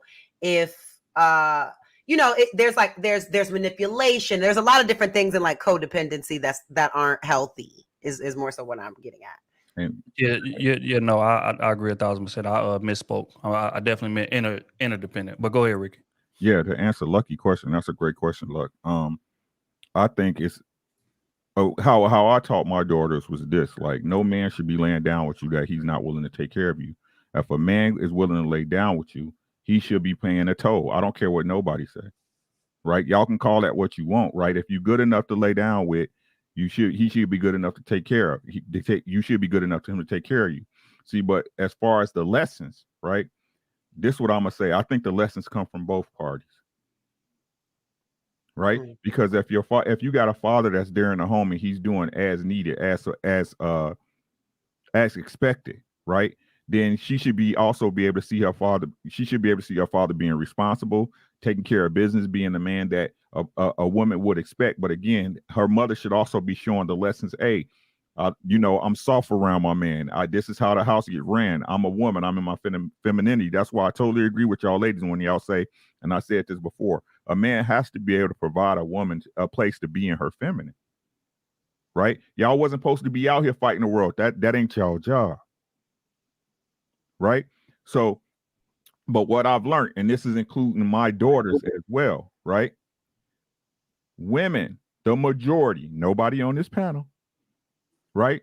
But the majority, when things become so steady, right? When things become so normal, it becomes boring. And it seems that some women fight against that, right? So then, even though they seen it all their life, even though you seen it all your life, even though you had the lessons, right? When you get out in the world on your own, you're going to want what you want. That's a good point, Ricky. I agree. But I think as Black people, we need a certain level of education about relationships because I felt bored at one point. And my therapist told me that's called stability. Right. And see, the thing is, and I made this point before too, right? Look, men, when we're stable, we love that. You see, it's like I used the Trilatory, I used the old car analogy. You had that old car from college and you loved it, even though you knew, hey, it was time to get a new whip, right? I love that car because that car, as raggedy as it was, it took me everywhere I needed to go. It started up every winter, no matter how cold it was, right? Right. But that same car that do the same for a man, and our love grows. But because it's boring, right? Because it does its job, a woman's like, I need a new car. I got to get a new car. It's raggedy. I don't like it. Just don't look right. Right? Right? When y'all supposed to grow in that stability, not fight it. Right? That's your stability equals security. And it's boring, guys. But it took another woman. That's why mentoring and talking, men talking to men and women talking to women, it took another woman to explain to me to look at it from a different perspective. And when she said that, I understood. Right. So what are y'all telling the young ladies? What lessons are you passing on to the ladies then? If it took a woman for you to realize that stability is a great thing, let's talk about it again. If y'all control the culture. I don't offer advice unless somebody comes to me and asks. I was just going to say, as long as the men are receptive to it, I don't know. I'm a Gemini, so I do things all the time to like, we'll never be bored around here. But if you are boring, then we could be boring. You know what I'm saying? Like that's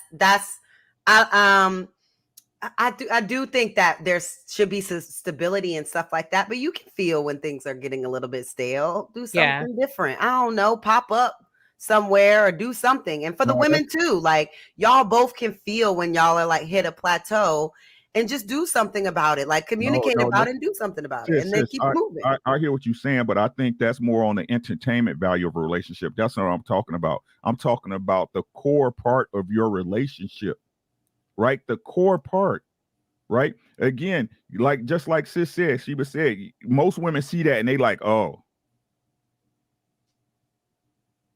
When that's really what your relationship is supposed to be about, a man that you can count on a day-to-day basis, down the line, down the years. But like y'all said, that what B Taylor said, I'm not going to really want that until I can't get the exciting guy, and I was speaking from a marriage perspective. Dating is different. I think there should be some wow moments. I think a woman should be courted, but also I have a 3-to-1 ratio rule. If he takes me out on 3 days, if he takes me out on 3 dates, I'm taking him out on 1. So a 3-to-1. Just to be fair, that's just my rule as a woman. I'm also a giver. I'm going to let him wine and dine me, but I'm also going to treat him nice as well. I love that. That right there is what I feel like is missing from today. Welcome Ronan to the stage, man. That's her family. So let me get the round of applause, man. Ronan, that's family. And Miss Joy Villa. If y'all are not tapped into our platform, man, make sure that y'all subscribe. I was checking it out the other day. Super talented woman for sure, man. Welcome to Crew Season. And I want to get y'all take on, we done been discussing things in terms of, especially the title of this live stream, Weak Men Can't Handle Strong Women. What's y'all take on that? Whoever wants to jump in first. Lady first. Hold on, Joy, you're muted. You're muted. Sorry. Hey guys, unmuted. Thank you so much for inviting me to the show. I love this conversation. I was watching last week. You guys are amazing. Everyone's got their viewpoints. Ricky is the GOAT. Love Ricky, love Trill. Appreciate you. Welcome, man. I would say, and thank you for the love. I would say, women who are successful think that men don't want to be with us. Successful women, right? Because of our success, but it's because of the masculinity, the masculine energy. It takes masculine energy to go after things, to be the boss, to be a top surgeon, to be a top lawyer. Anything that's going to take success in a career is masculine energy. But that doesn't mean you can't do that, have success, and then have femininity at home. The problem is a lot of boss bitches, boss babes bring that home. And a man doesn't want to deal with that. A man doesn't want to deal with stress at home when he deals with masculine stress at work. So a lot of women think, oh, well, he just can't handle me. No, he just doesn't want to handle you. He wants to handle a woman. So when a woman knows she can be the boss at work and be subservient to her husband at home, she can have both worlds. I think she can have her cake and eat it too. That's my viewpoint. I think women just get mixed up because society says, oh, you don't have to cook, you don't have to clean, but you can still get that ring. And that's simply not true. You have to add value to a man's life in order to be the wife. Here's a question real quick. What does that tutelage come from? Because it typically comes from experience, but just how did you come to that realization? Because what you're saying is 1,000% right. Oh, thank you. Thank you, Trill. For me, I was raised in a traditional family. So I'm the daughter of a pastor. My dad's a pastor. Both my parents passed away. My mom was traditional stay-at-home mom, Black mom, Italian, Argentinian dad. And I saw my dad go out and work. And, he was not home all day. He was working, but my mom was cooking and cleaning and taking care of me and my sister and my brother. And it was traditional and it was perfect because growing up, I got to see the masculine role and the feminine role. Now, my dad was what you would call a feminist, even though I was not raised feminist. He said, you don't have to get married. You don't have to have children. But he taught me how to follow in the footsteps as a woman to a man who leads the family. He taught me by example. So I would say having a strong father taught me to respect men. It was never intimidating to me to follow a strong man. I'm like, yeah, that's what I want. But I don't have to be a man to have a man in my life. That doesn't make sense. You know, it's competitive. Men don't want to compete with a competitive woman. But I think also, Trill, to answer your question, for women that don't have that, the best person to learn from are other women who are doing it. I had a clubhouse room and Judge Lynn Toller came into my room and was speaking on that. So speaking with a woman like her, taking advice from her, a woman that is a boss, but has always submitted to her husband and been with him over 20 years and been, you know, and always figure, she talks about it when she does her divorce court, you know what I mean? And how to be a woman that has values and do all these things, and understanding how to respect your man, how to submit your man, how to walk away from situations that aren't healthy. So I think if you don't have that man in your life, you know, look for people like that are able to, you know, that are doing it successfully, and that can help too. Totally, Kayla. Shout out to Judge Lynn Toller. She's dope. Yeah, she's setting an example. We need women to teach other women. It's true. Like strong women teaching other women to be strong women, but strong feminine women. And, you know, again, I think it boils down to women being open to listen. You know, we just going to be I honest. see you, Ricky. Yeah, yeah, I was like wondering, am I seeing some faces, or like, are we, what's happening? You're gonna always see me. I keep trying to tell y'all, it gotta be said, man. It's all out of love, man. We gotta get back to loving each other for real. And it's about no matter how y'all say it, yeah, we all gotta eat. That's all I'm saying. We all gotta eat. But money should have nothing to do with in your relationship except getting by. That's it. That's all, man. Like, man, come on, y'all. Come on now. Come on now. Like, we gotta forgive the sins of our fathers and mothers, man. We got to. If we don't, we stuck. We the same. It's just different vices and different prices. That's it. We got to figure this out, man. It's true. If we don't teach the younger generation, they're lost. Modern women have no accountability. Modern men are done with modern women. It's a pandemic of men who say they don't want to get married anymore. And women are getting pushed further and further into this boss babe. I don't need no man, strong, independent woman. There's no good men out there mentality. Meanwhile, they're pushing the good men away. The good men said hi to you and you passed them by because you were doing a hot girl summer, you know, and now you want them. It's too late. You've aged out of that category. I think women should tell other women that. It's a harsh reality. I don't think all men are good men. I don't think all men are marriage material. Exactly. I think some men. They're not, Queen Sheba. Yeah. All women not good women. You have. I agree. I agree on both sides of the coin. I'm not refuting one side or the other, but I think both men and women should exercise their choices. I think some people you should push away. That's why it's a courting phase, right? I'll leave it there for a second. I want to answer the question that Trill put up there. I put it with an adage like there's a great deal of power behind the spotlight than underneath it. And when it comes to femininity, it's about grace. It's about manipulating the room. When she brings a soft aura into it, softens guys up, opens many doors that aren't welded shut. And that's why I said today's women, they suffer from plastic truck nuts disorder. These are the ones that get out here and listen to Derek Jackson, who has that banana relay sweater dress on, and just take all kind of misinformation. And she's leading with her ego. And when it comes to men, we deal with that on the outside. We gotta be problem solvers. We gotta learn how to be protectors. And we talked about fucking provision and procreation. But too many settle for half-ass dudes or 2% guys. So when it comes to femininity, she needs to learn how to move the crowd in the right way. That's why when guys open up to her, she's not a pick me. She's the one that's being picked. Ooh, facts on facts. She's being picked because there's so many single pick me's. So, well, there are frauds out there. There's way more single, independent women out there. That's not getting picked. Well, when it comes to it, femininity is not forced. Actually, it's just like water. It actually flows with everything. Everybody lightens up.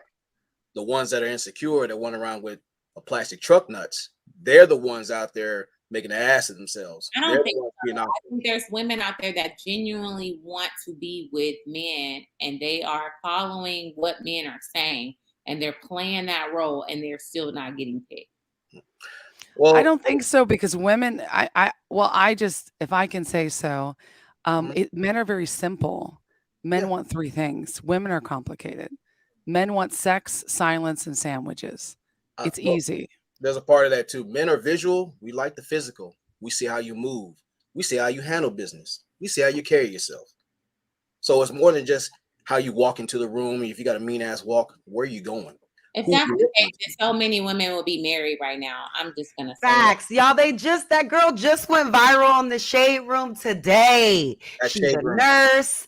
They live together. She had his kids. She's a great woman. She cooks these elaborate meals every night, and she's like, you know what? I'm gonna just start doing this every night until I get a ring. She started it 5 years ago. They've been together for 9. That's mistakes on her point. No, you never live with a man and do all that for a man. And they have a son. She gave him a son. Goes back to what Ricky was saying earlier. Not just a kid, a son. What you were saying. That's on her. She shouldn't have chose a Pookie or Ray Ray. Exactly. I didn't say he was a Pookie or Ray Ray. I don't think he's a Pookie or Ray Ray. Based on their house, they don't look like. I mean, it don't look like they like low. Yeah, he's probably not a Pookie or Ray Ray. He's not a Pookie Ray Ray. He just stereotype the men that don't do that, fit into that. You know, like, oh, he has a good woman, he doesn't marry her, so he must be a Pookie or Ray Ray. That's not the case. Well, here's the problem. Whether he's a Pookie, Ray Ray or not, I always say same rats, different habitats. Far too many feel it's better or it's more controllable to have a puppet rather than a pillar. And that is a problem. If a dude is on his point, he can hold the situation up. Well, when are we going to start holding men accountable? Because we hold men accountable every day. When are we going to say, are women, are you guys telling women that men are going to be the worst of the worst? So it's up to you to pick the best of the best. Is that what you're telling us? Who's saying that, though? Who's saying that? No, I'm asking men on this panel, because whenever we hear about, well, that's what you chose, that's what that type of man you chose. So are we saying that it's up to women, because men are going to be the worst of the worst, and we see other men looking at men and say, that man is not going to change. No. But what you did, I think men, he has to look the part, but you didn't talk about his financial portfolio being in order. I'm just talking about, I'm saying women who end up with men, it's always blamed on the women for picking. It's both, though. It's both. I mean, women choose the men. You don't have to stay. Like Sheba said, there's not all bad men. There's not all bad women. It's both. I mean, accountability is on both ends. Men have to be responsible. Yeah. Women have to be responsible. I don't think it's all women's fault. That'd be ridiculous. Not all men's fault. But the men are starting to teach the men. There's a manosphere growing where the men are holding men accountable, but I don't see a women's sphere. I see be a bad bitch, get out there, have hot girl summer, get your body count, who cares, get you a rich man, live it, get the bag, sweetheart. I see way more of that, telling women don't be accountable. I personally have never seen someone tell me be accountable except for my mom and my dad. Those were the only people who taught me this. And like Kayla said, there's like one judge out there. But the thing is, I think women that are trying to hold other women accountable are not married. So a lot of women are like, why would we listen to you? You won't even have the ring. Who's that? What'd you say? Who's not married? A lot of women are looking at women who are trying to hold them accountable and say, well, who are you? You don't even have a ring. You're a picky. I mean, I don't think so. I think that I don't know, because that's kind of general. There could be some, but I do think that there are women out there who are married who probably just don't stand up because they're like, why? I've tried to tell my girlfriends, they say, feminism. There's so much more push for women to be strong, independent, bad bitches. There's just culturally, it's so inundated for us. In the last 25 years, we've been sold, I think, down the river as women. We've been told it's okay. And now as millennials, I'm 36. Like, I was married. I'm divorced. I mean, I was married for 7 years and I loved being married. I want to be married again. I want to be a wife again. But a lot of women are like, no, be single, play the field. You're right. I don't see a lot of women out there going, hey, I was married or I am married and this is how you do it. But society doesn't lift that up. Society lifts up singleness as some holy grail. Don't have kids, don't get married, don't submit to a man. Can I say something? Yeah, go ahead. I agree with Joy. Like, lately I've been feeling in a way that society judged me for because in reality we make mistakes in a way. I don't like to call it mistakes. It's just lessons. But I want to be a wife. I want to stay in the house. I want to take care of my kid. And like I'm tired of just like working. And like, and if I say it aloud, I'm gonna be judged. And if I work and I do all this, I'm still going to be judged for another group. So that's why I've been saying, like, it's the consequences of your own actions. That's what you want. And it's a matter of perspective, like that. Look for what you want, fight for what you want, what is a priority to you. Because at the end of the day, you're the one that's going to be married or not. That's right. Saira, I think it's knowing when to say it and when to share and when to not, and when to like use discernment. You can't tell everybody everything. Mm-hmm. So just knowing to read the room and not really share what's important to you to just anybody, right? You can't. No, Ricky, you're shaking your head, but you don't want to just be like, it wasn't for you. In a way, because if I may, I'm sorry. My best friend, she got married when she was like 38, I believe. And we were thinking that she was not going to get married. And when she did, I was really happy for her. And this last time she visited, and she was sharing the location with her man and vice versa. So she looked at me like, oh, don't judge me. And I'm like, oh, no, I'm not. Like, that's your marriage. And you guys have agreed on that. I am not even going to, because it would be bad on my side if I start judging her relationship when they have agreed on that. But that's the thing, you see her reactions like, don't judge me, and I'm like, oh yeah, not even. It's because why? Because you're thinking that that's toxic or whatever. But if that's the agreement that they have, we have to respect that. And that's why you don't put all that out there like so publicly. It's so true. And women judge other women. It's not men. I've never been judged by a man, right? Traditional rules. Men don't remark on these things. It's women judging. Why would you want to have kids? Why would you want to be subservient to a man? Well, why would you want to be subservient to your boss who doesn't even marry you?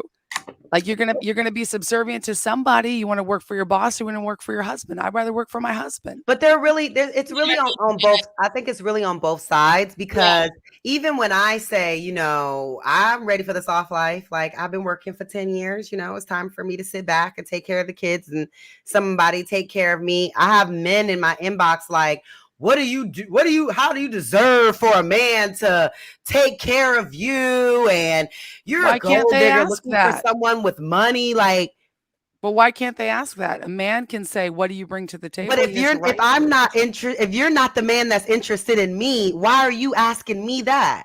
But why are you offended? Be the goal for all. That should be the norm for all men, that you have no reason to DM me asking me that at all, because that's normal for men. I'm a man. I take care of my woman. So we don't have any type of interest. How dare you question me on why I deserve for a man to you know what I'm saying? So I'm saying the moment that women say stuff like that, like, I want to be traditional, there's both men and women that are attacking that. You know what I'm saying? That I'm only going 50-50 with the woman. There's still some those guys, out there. but those aren't the guys who can even afford but I'm just saying they're still out there, and there's still negative things when people say stuff like that. When people want to do the traditional thing, they're still negative, not just from women, but from men. And then also to what B. Taylor is saying in terms of like what accountability, I really think accountability doesn't fully work unless it's someone that's close to you that you respect. Like someone on the internet saying women, I don't give a fuck what she's talking about. You're talking about when it's someone close to you that you respect, they can actually truly hold you accountable because they see your behavior. They know what you're doing. You know what I'm saying? And so when I think about it, there's some married women that feel like they don't even, once they get married, they're in the married women place and they don't even associate with women that are single. I don't hang out with single women. I don't bring single women around my man. So they're not even having those close relationships with single women anymore to be able to be like, sis, this is what you need to do. I do, Kayla, but most of them don't listen. But you know why? You know why? Because they want to. But are they coming to their friend authentically? Or are they coming from it like, as a married woman, let me tell you, single women, what y'all need to do to get like me. You know what I'm saying? Like, are you authentically coming to sis and saying, hey, women are not listening to married women. They don't listen to them.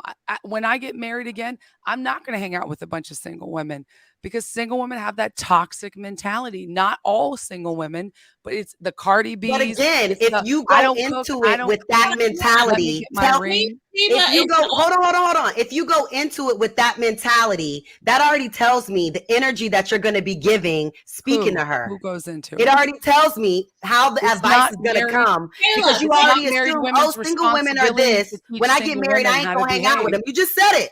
So you already, the energy that you coming with already has a thing about it. Is why it already has a thing about it. And then you say, why doesn't she listen to me? Kayla, what? Sheila is married. She's the only married woman on this panel. Can we I know her on this on do you, because she gives me advice. I'm not married yet, but she gives me advice and I listen to her. But she doesn't have that energy though. She seems very genuine to me. Yeah. But I don't give advice without somebody asking me, because I feel like that's a bit intrusive to start telling a woman what to do. But if they come and they start to talk, you get maybe 2 times to complain with me before I say something, right? And then I may say, okay, so have you thought about this?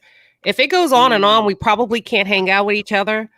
Like, take the marriage stuff away. You just kind of like creating your own crazy. Right. But and a lot of women do that. But if a single woman came to me and be like, girl, I'm trying to get married, I need you to school me. I'm going to be like A, B, C, D. Do they come to you, Sheba? Yes, I'm one of them. And it has definitely improved my relationship. That's awesome. But what I'm saying is that I don't see enough Queen Shebas. That's what I'm saying. Yeah, but it's not her responsibility to show up for you. It's your responsibility to show up for her. I'm not saying that it is. All I'm saying is, we heard you talk a lot. Just listen. As single women, if we want to be married, it's not like all women have to be married. I don't believe that that's the ideal scene for every woman. But the women who do want to be married, it's our responsibility to go to women, to go to men and say, I want to be a married woman. How did you get there? Because it is a totally different energy. There was a time I didn't hang out with my single friends when I was married because they had a different energy. They're like, come have a vacation in Florida. Come go to Miami. Let's go to Vegas. Let's do hot girl summer. I'm like, I'm married. So what? No, I'm married. I have a respect. I have a respect to my husband. I have a married girlfriend. She's in her 50s. She's married to a young, hot guy. She's Black. He's Italian. He's in his 30s. She won't do anything without asking him. Other people judge her, but she knows she's got a good man at home. And she says, I have to subserve. I have to be, asking my husband, is it okay? I'm not going to go on hot girl summer trips, because she knows it's disrespectful to the marriage. A lot of young girls these days, or a lot of single women, they think, well, I can do what I want. That's ego. You can't get married with that kind of ego. Well, I agree with Joy, because sometimes when I'm with my friends, I'll say, oh, I'll ask like my man, and they'll be like, why, girl, you don't have to ask him. And I'm like, I know I'm not married yet, but I still want to have that sense of respect, So I don't have these friends. I have a simple request. You need new friends, Kayla. You can be friends with us. No, I'm saying my friends don't do stuff like that. I don't see that. All my friends got men or married. Well, I have a request. Like, can we stop playing this game of extremes every time we have a conversation? Because for some reason, it's always an extreme case or situation that governs our fear or our addiction to fear porn. We have to cut this out. Is it extreme or is it reality? Is it? It is always extreme. Because this is what I'm saying. Extremes. My thing is, if we have a solid vetting process, as we say we do, we know what we will and will not tolerate. Now, if you allow that goofiness to be on your watch, that is your stage. You let that monkey perform on your show. But when it comes down to it, you give people enough rope to redeem themselves or hang themselves. We thought love was a business, right? So you have to have progress supports. And if it's not going the way it's supposed to, there's no need for the extremes. You know how to fire people. Not by time of service, but infractions. Certain things you will and will not tolerate. So we should stop this whole game of extremes. I'm just asking. I fully agree. Everyone goes to the most extreme situation. Or, well, my aunt got married. She was a slut for 50 years and she still got married to a good high value man. It's like, okay, can you just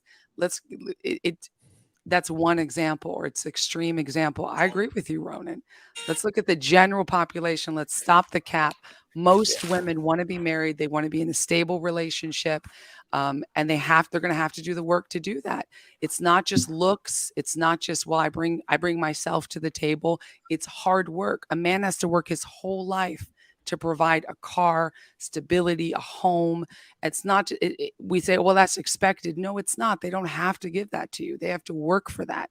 So what are you bringing to the table? Can you cook? Can you clean? Can you have babies? Can you support him in other ways? Massages, support his business, do his accounting. These are wifely duties that a girlfriend doesn't even think of, because it's not a girlfriend duty. That's wife duty. But you have to show a man you are a wife before you are a wife. But what the problem is, and what I see is like people nowadays, and women, I'm gonna say in general, are thinking like hey, I'm not thinking that he's working for it. I'm thinking what type of car he's gonna provide, what type of lifestyle, how many vacations are we gonna have, where my kids are going to study. And I get it, because you're competing. It's not even about quality lifestyle. It's about the lifestyle that you want. I agree with that in a sense, but in many cases, why are we allowing ourselves to be victims of our vanity to get the approval of people who do not matter in our relationship? That's what I'm not understanding. Ooh, keeping up with the Joneses. Keeping up with Jones is going to get you blown hamstrings and put you back in the poorhouse faster than anything.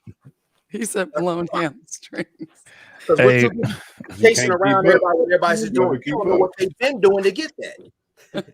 True. Hey, blowing hamstrings is great. Real quick, man. I never heard that. I ain't never heard that one. Salute to Crusader Nation, man, in the building, man. I need to see leaves all through the chat, man. Salute to all the mods. Hey, and everybody that's hey, stop deleting Sean Gates messages, man. That's family, man. Let bro rock. But question I got for the panel is this. Do y'all feel like just the pure notion of a woman being independent makes her intimidating to most men, and why?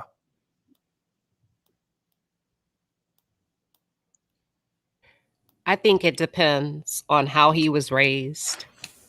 When we think about Black men, probably about 85% of Black men are raised by single mothers that have a tendency to overprotect their boys. They don't require a lot of input from the little boy in the household. She does a lot for him. She makes his bed. She cooks his food. She protects him. She speaks for him. No, most they do. They coddle them. And I think sometimes men confuse a wife role with the mother role. Your wife is not your mother. And that's very important to understand that. Your mom did that because you were a child. That's her responsibility. And I think if a man doesn't know the difference between a wife and a mother, he can become intimidated by an independent woman. That's a great point. That is a great point. You know, I don't know. My mom didn't raise us that way. So my mom definitely raised me and my brother to do things. We both was cooking at the age of 12. We both was doing laundry, so I guess if they're being coddled and stuff like that, they feel like femininity is someone always doing and taking care of, and that's what they identify when they think of a woman, so I guess I can see that, Queen Sheba. The problem is that what they identify themselves at is based in femininity. You see what I'm saying? And that's why I tell y'all, everybody want the easy route. Life's not meant to be easy. You build yourself and your character through your adversities. That's including your relationships.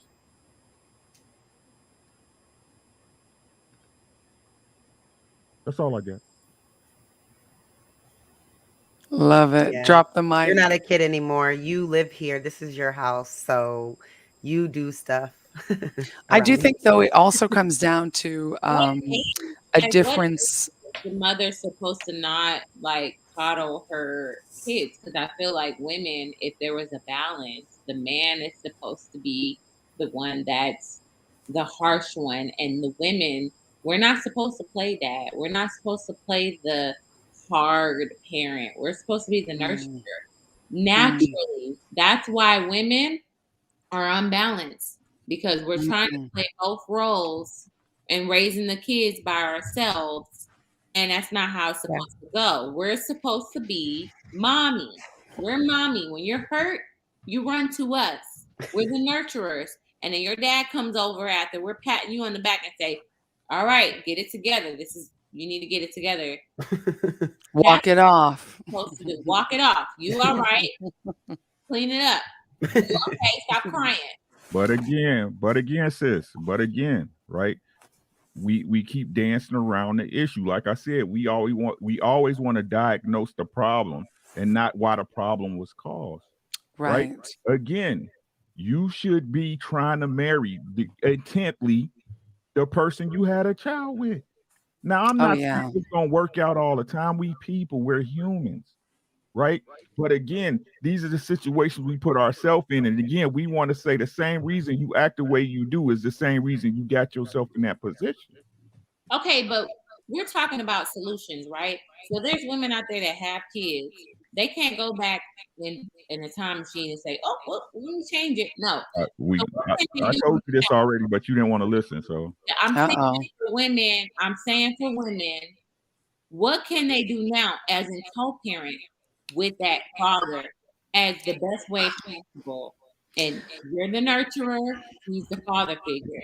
It's not. If you're not gonna get back with the dad, sis, that is what it is. The past is. Oh, yeah. What I'm saying is this. Like I told you specifically over on Friday, right? This what y'all problem is, ladies. Hey, hold on, right quick, Ricky. I'm hearing echo. So anybody that got YouTube playing in the background, mute it or turn it all the way down. I'm getting echo from somebody. Mic. Go ahead, Ricky. Ladies, this is what I tell y'all, right? If you got a man that's willing to step in and be a stepfather, you should worship him.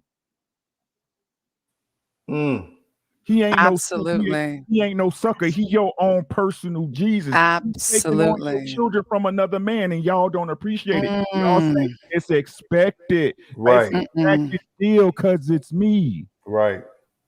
And teach your kids to also appreciate and respect that, because some kids will grow and say, you know what, he's not my father, he's whatever. And stepmoms, because I'm a stepmom. That shit is hard. That shit hard. Right? Yeah. I also say marry before you carry. We need to stop teaching Black women it's okay to have babies out of wedlock. I don't think we're teaching Black women that it's okay. I think that we understand the reality that it happens. And it's no, we're teaching women. We are absolutely showing women that it's okay. We're accepting it. We're lifting up single motherhood. This is what you can do to save the children, and we'll step in as a community. Can I finish my point, B. Taylor? Can I finish my point? That's the problem. I do see. I think we are absolutely teaching women that it's okay. We don't encourage marry before we carry. We absolutely say, hold on just a second, sis. Let me just finish. We're saying it's all right because no men are out there are good enough, and you got to do it. You know, when I said, hey, I want to have babies, there was women that said, why don't you just have one by yourself? Where are you kidding me? The statistics show that single mothers raising a child is more likely to go to jail. A child is more likely to get in trouble, to live in poverty. It's terrible. You might as well sign a death sentence for your child. If we told women it is much better to stay with the father as much as you can, so pick a good man. Don't be loose with who you have children with. Make sure you want to marry that man before you have a kid with him, and be smart. There are ways to prevent having babies. I don't know why in our culture we think it's okay to have a couple kids out of wedlock and then expect to find a stable dad to just take care of them and be like, well, you have to. These are my babies. But that's not his kids. Where are we praising them? I want to know where you're seeing that people in are society. We have celebrities who have children out of wedlock. Everywhere, B. Taylor. It's like you're praised. Like, it's okay. You don't need a man. If you get pregnant, you can raise them by yourself. You make your own money. You're making your own money. So why would you need a man? Exactly. This is culture. Pop culture praises it. Other women have told me it's in TVs, it's in music, it's in pop culture. Feminism has said, hold on a second. Feminism has taught us that it is 100% okay to just be a woman. That's all you need. You don't have to bring anything to the table. Men better represent. You've got the vagina. That's all you need. You're just, but don't you dare sexualize me. Don't you dare think I'm just a sex object. But yes, sex is worth paying for. Where's the bag? Where's this? Where's that? You have people having kids out of wedlock with ballers, with pop stars. That's Hold on, all hold on, bullshit hold on, factory. hold on, hold on, daddies. hold on, hold on. One mic, That's one mic, B. Taylor. No, I'm Oh. just saying, like we're spewing out bullshit. Like Nah. where am I seeing that at? Where people You're are not even letting me B. finish. Taylor. You asked a Nah, question. but I'm answering it. wait, That's not fair, B. Taylor. wait, Because wait you a talk minute. all that, you talk all the extreme stuff, and everybody was letting you Wait. talk, B. Taylor. But she's making a valid point, which goes on just Where like are you the talk sources? about. But you won't Hold let on. her finish talking. Where's the Wait. sources? Wait. Where's the sources? Don't be triggered, honey. Don't be triggered. This is the truth. Wait a second. Again, it's nothing wrong with, again, if you disagree with what they saying, perfectly okay. This is the platform for that. But let them finish talking, and then you dive in and you know, state your disagreement. That's all I'm saying. But when y'all talking over each other and y'all talking at the same time, listening experience is terrible. That's why I had to put on my headphones. They telling me, hey, bro, it's too much over talking. So again, there's nothing wrong with disagreeing, but just wait till they get done, and then B. Taylor, you right after that. Go ahead, Joy, finish. B. Taylor right after you. Rona, we coming to you right after B. Taylor. Go ahead. Thank you, Trill. So in society, we're teaching women it's okay to be a single mother. It's empowering. You don't need no man. We see Black power is represented as a single woman. It's in pop culture. We have pop stars. Get the bag, honey. Get your money. Get out there. And we're putting it up as this is something to be acknowledged as beautiful. Single motherhood is valuable and beautiful and wonderful. Now, single moms have it hard. I think if women saw the struggles of single moms and heard from these women who are over 35, who are suffering, who wish they would have stayed with the baby daddy, who wish they would have been married, it would be a different story. But we don't see those stories. So I'll I give think one it comes- example. I'm Wait, sorry. wait, go ahead, wait, Kayla. wait. Hold on. B. Taylor, go ahead. Like I said, I think that's bullshit. And I've talked to so many single mothers. I don't think they go into it saying, oh, I want to be a single mom. No, they go into it hoping to build a family with the person that they had a kid with. And I've never known any woman that's like, people encouraging, go be a single mother. Go be a single mother. They No, do. you know what they're doing? You know what they're doing? They're saying, you know what, your situation is pretty messed up and this man is not stepping up. So it seems like you're going to be doing this alone. So here's what encouragement I can give you, because I don't want you to jump off the bridge and kill yourself. So I'm going to give you some encouragement of how you can make it through life and be a mother with this child and do the best that you can do with The best that you could do would have been staying with the father. Wait a sec. Where's the? We're gonna let B. Taylor finish. Then if you disagree, you can chime in on the back end. But just cutting each other off, I gotta stop. But go ahead, B. Taylor. All I was trying to say is I have my own platform of mothers who are single mothers, and they're coming to me with their stories. And I've never had anybody sit here and say, oh, yeah, it's cool to be a single mother. That's not real. That's a stereotype. Like, mothers go into it thinking that they're going to build a family with this man. The only thing you can do is give that woman some type of courage and strength to move on from that situation instead of begging that man to be in your life and be in that child's life. Period. All right, hold on. We're gonna go to Ronan, and then Sayada, we come. Well, no, I lied. Queen, we coming to you, and then. Oh, you good? Okay. Yeah, then I'm after gonna Ronan, we stay going. out. All right, Okay, then. After well, Ronan, we going to Sayada after that. Well, to answer your point, B. Taylor, I found out on Christmas that the chick I was messing with aborted my twins. I thought that was cool because she wanted to get out there and be lit. So not every chick out there is thinking about family. All she wanted to do was turn up, piss between cars, and think that was just fun. So it's not bullshit. It's real things that happen out here. Were y'all together? Ronan, we were messing around. Okay, But so why would she keep your babies if you're not going to here's the thing. around with her and you're not going to marry her? Here's Why the would she thing, Taylor. like that? In that situation, when she told me she was pregnant, I was like, look, this is my responsibility. I don't run from this. I don't. Not here, no skeet and greet and all that mess. Again, if it's a responsibility I take on, that's what it is. I made the situation, that's what it was. But because she wanted to go out there and have fun and play around and thought it was cool, no one gave her a mumbling word about it. No word, no conversation about it. Hey, hey, I just want to go out here, do a girls trip, do whatever. So again, knowing that our reproductive rights are null and void once she's pregnant, regardless of the situation. Yeah. No one speaks on the fun So cloud. sorry. So hey. Oh wait, Sayeda was next. Sorry. I'm just saying, Do it. y'all telling women to be married before they have a baby, right? And you say you're just messing around with this woman, so We were talking. She's doing what she needs to do. If she don't see a future with you, then obviously she's doing what she needs to do to protect herself because she doesn't see a future with you. Here's the thing, though. Her mother linked us up together because I was going to school, and her mother, hey, this is my daughter. We sat there, talked, went out a couple times. And of course, we're gonna be out there messing around, stuff like that. But when it comes to situations like life like that, I addressed it for what it was. Ronan, could you have done anything differently as a man on this platform? Did I? When we talk accountability, because we said it works for both sides of the coin. Mm-hmm. Do you accept any accountability and or any responsibility for not protecting yourself as a man? All of it. I had protection, and she still got pregnant. So, okay.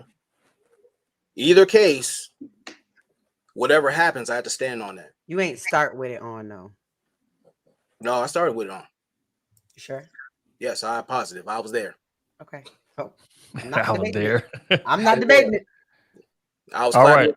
I was clapping cakes with a hoodie on. So yeah, I know. I'd say the facts still remain: marry before you carry. That's Yeah. going to protect everybody. Marry before you carry.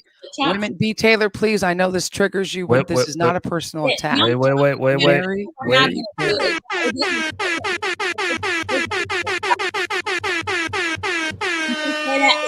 Wait a second. We got to go to Sayeda.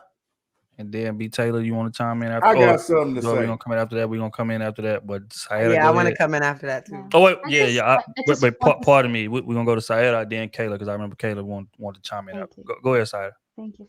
I just wanted to say that as a single mother, what do you do after becoming a single mother? Because you don't become a single mother of 3 or 4 simultaneously. Because I am a single mother, but what do you do after that? And I wanted to keep my family together. My daughter's almost 10 years old.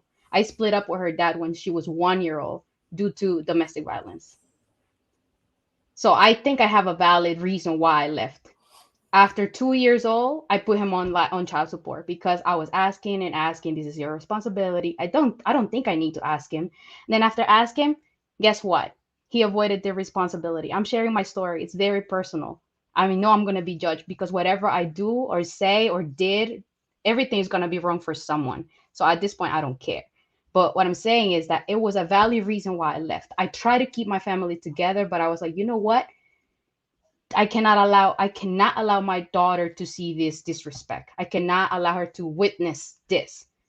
But what did I do after being a single mother? I came to my dad's house knowing that I needed a man in my life and I needed a role model for my daughter.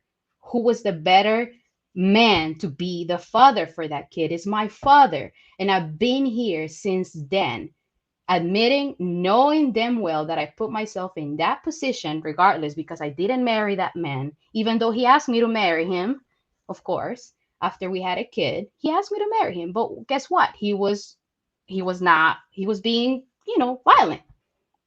So no. Now, I'm there, I'm a single mother, but I didn't go. I've been here 9 years. I didn't go again to be with a man, to have another kid and make another mistake and not learning my lesson. Oh, that's one thing. And then second of all, I cannot take everything so personal. There is single mothers out there that are not behaving that well. And we have to agree on that. When they say single mothers, they're not talking about you. They're not talking about me. I don't put myself in the equation. I don't put myself in that position because I know it's not me. So that's why I don't feel offended by it. I understand that there's most women out there that are single mothers didn't want to be in this position, but if they didn't want to be in that position, why did you continue to behaving in a way that is not what you want it to be? That's all I have. Nicely said. Nicely said. Go ahead, Kayla. So yeah, so all I was gonna say, childless, is that I think it's more foundationally. Like for me, it was reiterated and it was visible. So my mom had friends who were single moms. And then my mom became a single mom when my parents got divorced at 12. And that shit looked hard. I was like, oh no, I don't want this. I don't want no parts of this. So I was on it. And then, my parents both were in the church, and I have that strong foundation of that. And then seeing my parents were married, things don't work out, whatever. But I was always more so, I didn't want to be a statistic so bad. And I didn't want to disappoint my parents and the family the people we come from so much that I was crazy about it. Not saying I haven't made mistakes, but I was very I just was just determined. So sometimes it just depends on where you come from and the situation and things like that. When for some people, when they see stuff like that, it can be like alcoholism. When they see stuff like that, it makes them run in the opposite direction. The other people kind of fall into it well, I guess this is what everybody do. You know what I'm saying? So it just depends. You could take two kids and raise them in the same household and they choose different things. Raise them in the same household and one says, I am not going to be like my dad. I'm going to make sure I'm there for my family. And then the other one has kids all over the place because, hey, daddy did it. Right. So sometimes it's not as simplistic as people try to make it. They're macro. There are a lot of different things that come into play. The facts still remain that you put your child at a disadvantage, though, if you raise a child singly. 100%. This is undisputed. These are facts. The jail statistics, the late, great Kevin Samuels talked about this. Kids going to jail, kids getting in trouble. You are putting your child at a disadvantage. A lot of single women refuse to work it out with the baby's father. There's small indications of things like abuse or really tragic situations. I'm sorry, Sayara, that happened to you. That's tragic. But most women, they even keep the fathers from seeing their children. Not most women, but there's a huge portion of women who have ego and pride and attack the man. And I wish more women would take accountability for that, because I feel like as a woman, a lot of my girlfriends, we blame the man. He's a deadbeat dad. What's the name for a deadbeat mom? There isn't one. There are deadbeat dads, but there's deadbeat moms too. We all have to take accountability. The nuclear family has been destroyed, especially in the Black community. We have to build that up. Mom, dad, children. Marry before you carry. We start teaching the next generation to do that, we will begin to build up back to the quality that we used to have 50 years ago. What accountability have you taken in your divorce? What kind of what? Accountability have you taken in your divorce? See, that's the thing that a lot of people like to do. They like to do personal attacks when they don't see something that's eye to eye. You personally attacked me saying, you're so triggered. So I'm asking you. We're triggered. I didn't mean to personally attack you. I actually said I didn't mean to trigger you. At a wedlock, so we're not no better than. So tell me what. I didn't say I was better than you, but the statistics are not personal. The statistics are not personal. This is not a personal attack, B. Taylor. What accountability have you taken in your divorce? So we can learn. Can I answer what accountability have I taken on me being a single mother? Wait. We're gonna let them have this back and forth, because this is we're gonna have to get this out the way eventually. It seems like it's some tension, so nobody interject. Let them have this back and forth, and then we can chime in on the back end of it. But I got go ahead, B. Taylor, enjoy. Okay. And I got something to say after this. All right. Okay, then we come in right after. The one-on-one question, B. Taylor, and it's not a personal attack. I wasn't attacking you as a single mom. I actually didn't know you were a single mom. I don't know a lot about you. I'm in a relationship. But I can say that just the statistics are 100% the facts. And 80% of women actually initiate divorces. So I did initiate the divorce, and I have taken accountability for it. But that doesn't change the facts that single moms are at a disadvantage. I'm I not didn't say talking you're about at a that. disadvantage. It's not I a personal asked thing, you, but I we asked all you have to take. what Okay. accountability are So you taking in your divorce? She What answered that. accountability what are kind of you answer are you taking? looking for here, B. Taylor? Because What do you're you not want me to say that will make you happy?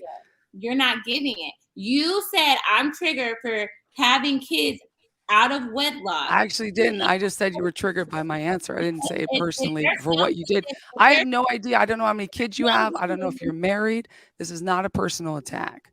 no, I no, never you personally made it attacked that you. way when you said, "Oh, you're triggered because da da da." No, I'm speaking for a lot of women that's on my platform. So I'm asking Great. you as a And woman that's on beautiful you your represent platform, them. can you be That's vulnerable? beautiful. Can you You be have personal vulnerable enough to open anecdotes. up what you have learned and what accountability can you take in your divorce so other women can look at you and say, "Oh, okay, are you going to Shame, be blame, and the need to be right.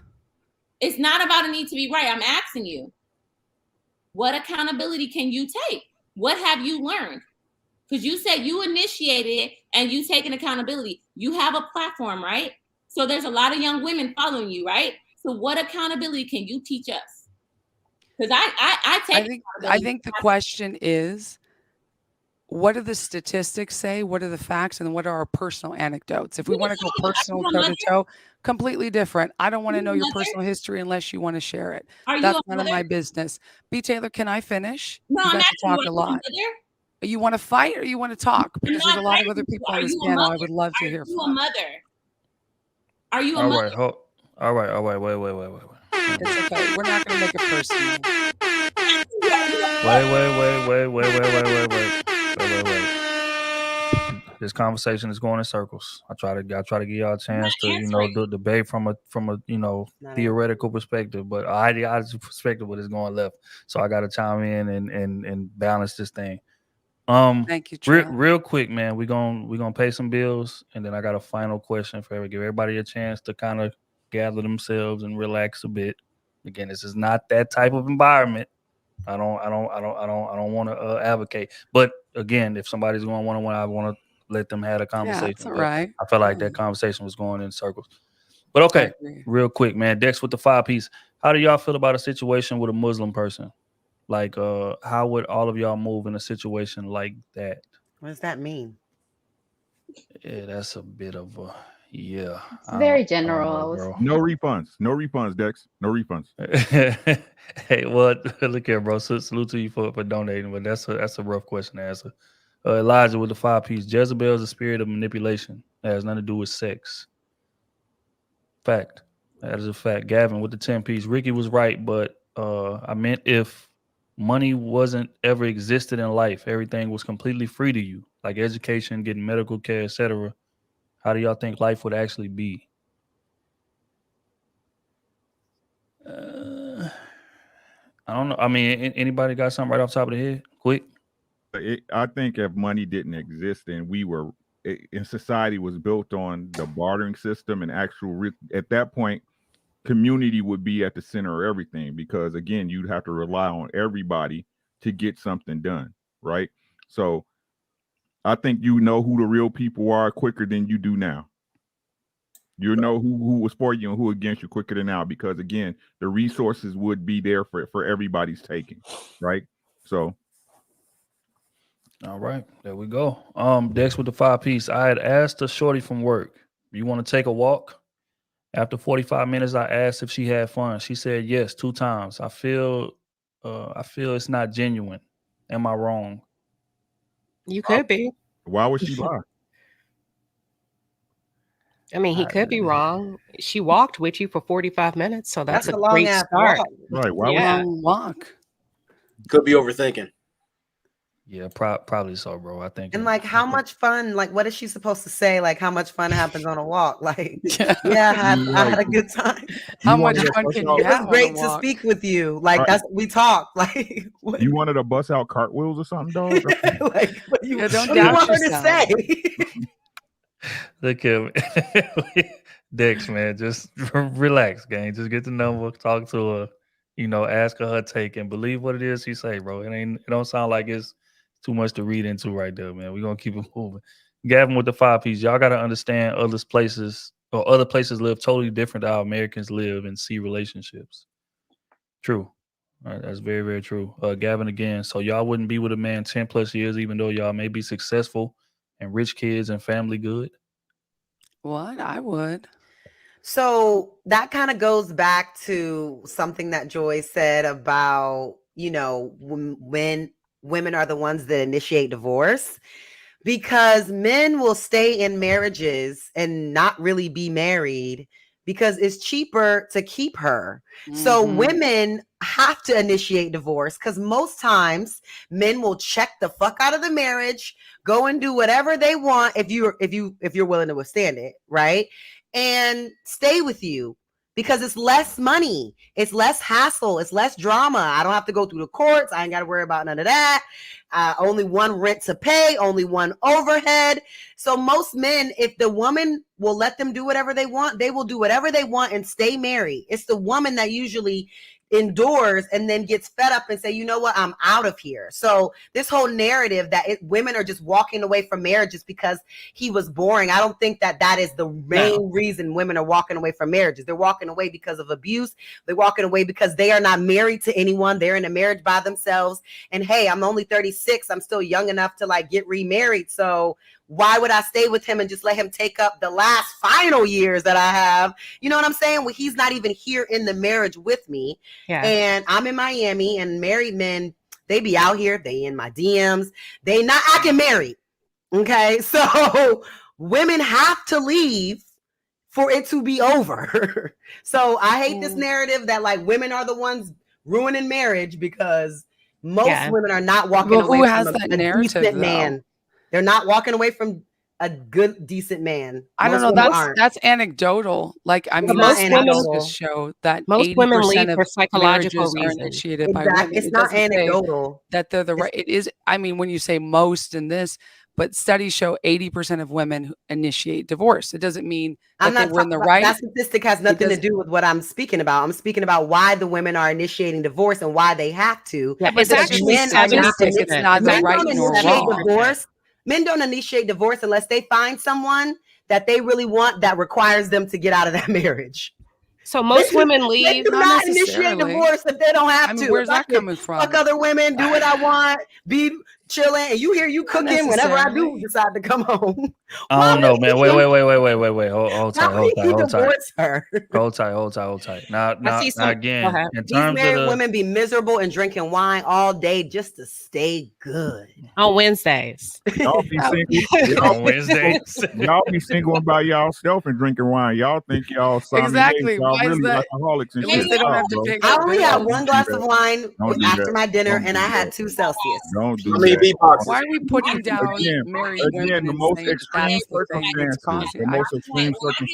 Live, I'm going to bed with my man in the next room. So all right, but look though, this is my thing, right? And you know, anybody that ever heard me speak on these panels, they know that I hate that 80% divorce stat, and this is why, right? Because as a man, and I can only speak from a man's perspective, and a man that I know. Typically, most men would much rather push their woman out of a relationship than walk away from her. That's a fact. I don't care if it's a relationship. I don't care if it's a marriage. Fact is that when men get fed up and we be done with the relationship, we go out there and we start wilding. We do. And it's some, I don't even know what it is. Like the man in his head, he done checked out already. He already gone. It's just like, bro, this shit ain't gonna work. So I'm about to just let her move away from me. Matter of fact, you know what? I think Kenny spoke on it before. Kenny said that I would much rather like me go out there and wild out and push you out of the relationship so you don't look bad on the back end of it. Because fact is, just like he said, you know, if the marriage ends, the woman is gonna look bad in that sense, right? Because it's women can't keep a man, women can't do this. But with the marriage end for a man, we just gone. And that just is what it is. We're gonna be able to get a new chick the next week. So I think a lot of times the fact that we really like you and the fact that we really love you and this shit just not working. It is what it is. It just ain't working. And we know it ain't working. But it's just hard for a man to just walk away. I think it's a combination of that, and it's a combination of, you know, in our head, we may feel like we failed as well. But whatever. It could be a myriad of reasons. It's unfair. Right. And it's psychological warfare. Right. It's better off. I hate when people pretend that women don't have emotions and they're not human beings. If you don't want her, say that, because some of the top reasons that women leave are not for finances. Number one is psychological safety. The second one is a lack of communication. She sat there for 10, 15 years. He still cannot communicate effectively. So she's feeling empty inside. That's still psychological warfare. I'm not saying it's right or wrong, and I understand what you're saying, Trill, but at the end of the day, it's better just to let her know so that you can preserve her mental health. Yeah, but and this right here is another thing, right? Like we get on women about riding and dying and, you know, staying past the point of being valued and different things like that. Fact is, men do that just as much as y'all. And let me explain how. There's plenty of men that are in relationships that don't feel like we getting what we deserve or we feel like we should be getting in that relationship, whether it be sex, whether it be attentiveness, whether it be whatever. But as a man, we don't feel like we getting what we deserve, but we still hold our hope because you the one we chose to be with, or you the one we chose to marry. So we gonna hold our hope that one day this shit is gonna click in your head. One day you're gonna listen to what it is that I'm telling you I need and that you are neglecting to provide, and you're gonna just have a change of heart one day.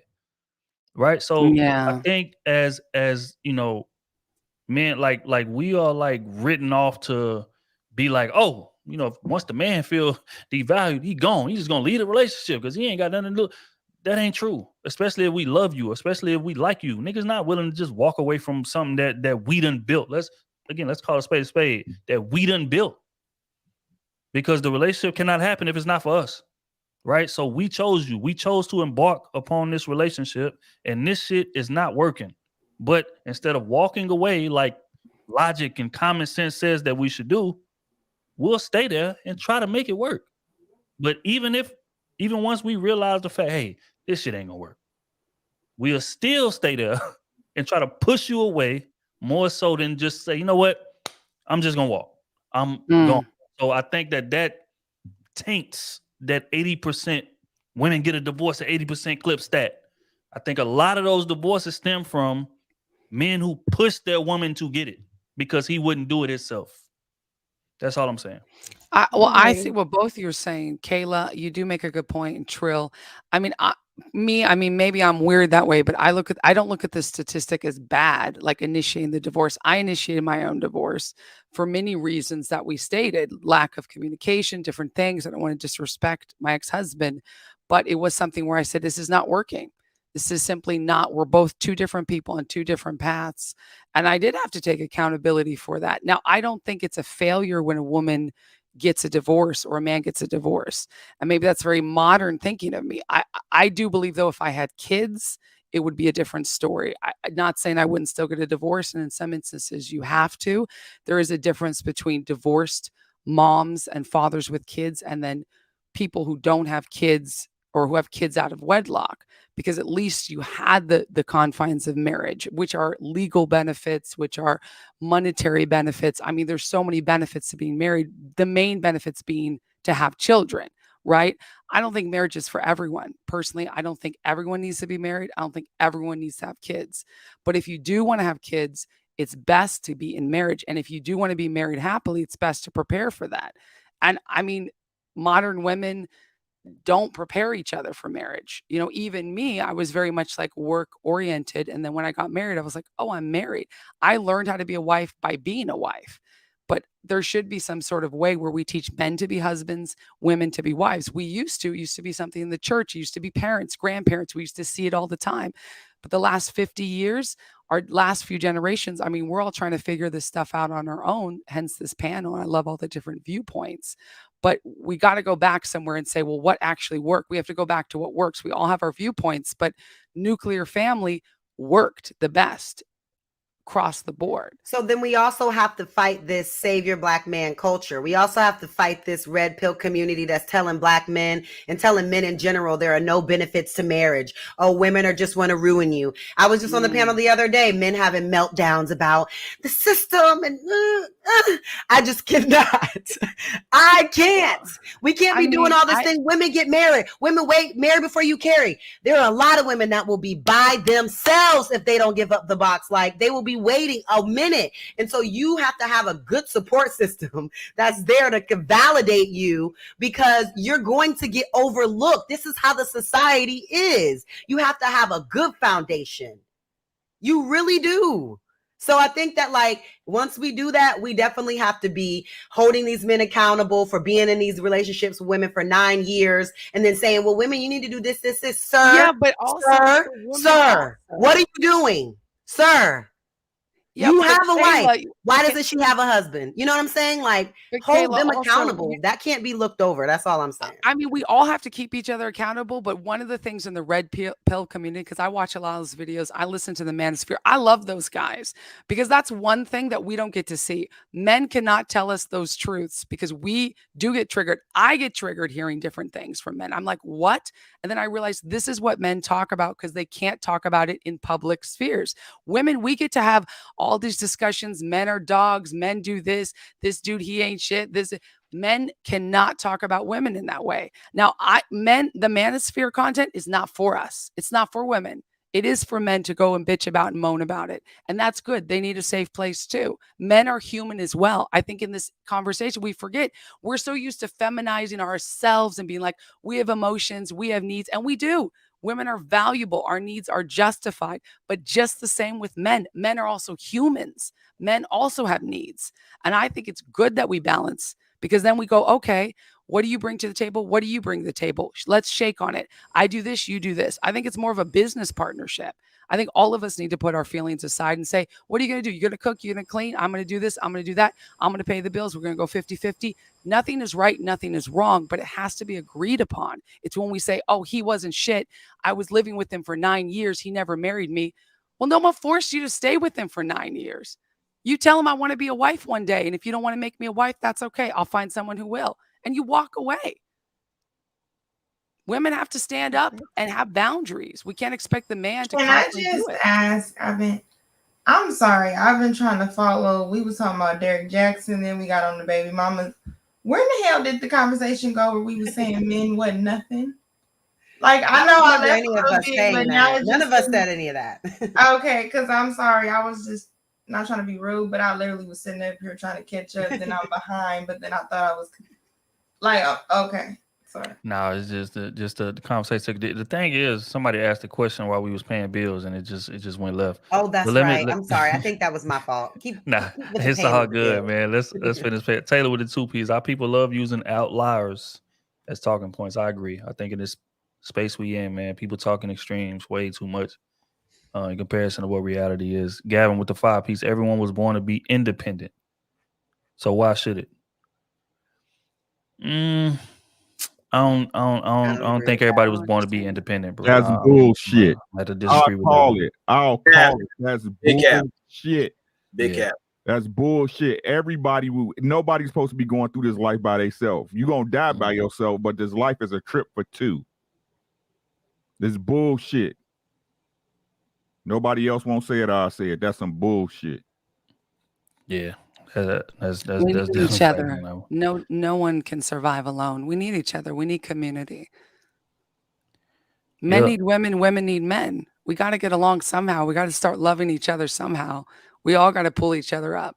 That's the only way we're going to survive. Black, white, brown. We got to just love each other. That's real rap. Hey, Nat P, Piola in the back chat. I see y'all. If y'all want to come on stage, I got a camera up though. Real quick, honest citizen. Older ladies should give advice from Titus 2:3-5. Yeah, I'm lost me with that one game. I don't know. Dallas with the 10-piece. Only men that's not on their ish get intimidated from a successful woman. I dated a woman making $160K. I make $120, and there was no shame in my game because I knew I was doing good on my part. I agree. I think if a man not making the amount of money that he feel like he should be making, it's gonna be gonna be tough sledding, gang. It don't even matter. She could be making less than him, and it's still gonna be tough sledding if he ain't where he need to be. Insane one with the 2-piece. The silence of black women is similar to approval. I would imagine in terms of critiquing each other. Brandon, peace and love with the 5-piece. Facts. I had women say they want my child in early teens and 20s, and they knew I wasn't shit. I was just popping back then. I agree. Dallas with the 10 piece. B. Taylor, even in our culture with a high percentage of single mothers or children out of wedlock, makes it seem like it's normal because of how prevalent it is, but it's not supposed to be normal. True. Very, very, very true. Miss Parker with the 5 piece. The skew view begins at the dating stage. Our women have settled for a baby instead of pursuing marriage. We need to teach our young women. That is a fact as well. Insane one again. Safe sex is a woman's responsibility. Shout out to Patrice O'Neal, man. Rest in peace to bro. She was hilarious. Honest citizen. Thanks, Joy. There's a lot of wisdom coming from you. Yeah, Joy, man. Welcome to the panel, man. We gotta have I'm you honored. a Thank little you. more often, man. I'd love to come back. A lot of good people on this panel. I like all the different viewpoints. Oh, that's love. That's love, man. We appreciate having you. Free Reach with the 5 piece. So you kept him on child support for the next 9 years instead of trying to co-parent. Sounds about right. I'm not gonna read that one. B Santa with the 20 piece. Appreciate it, gang.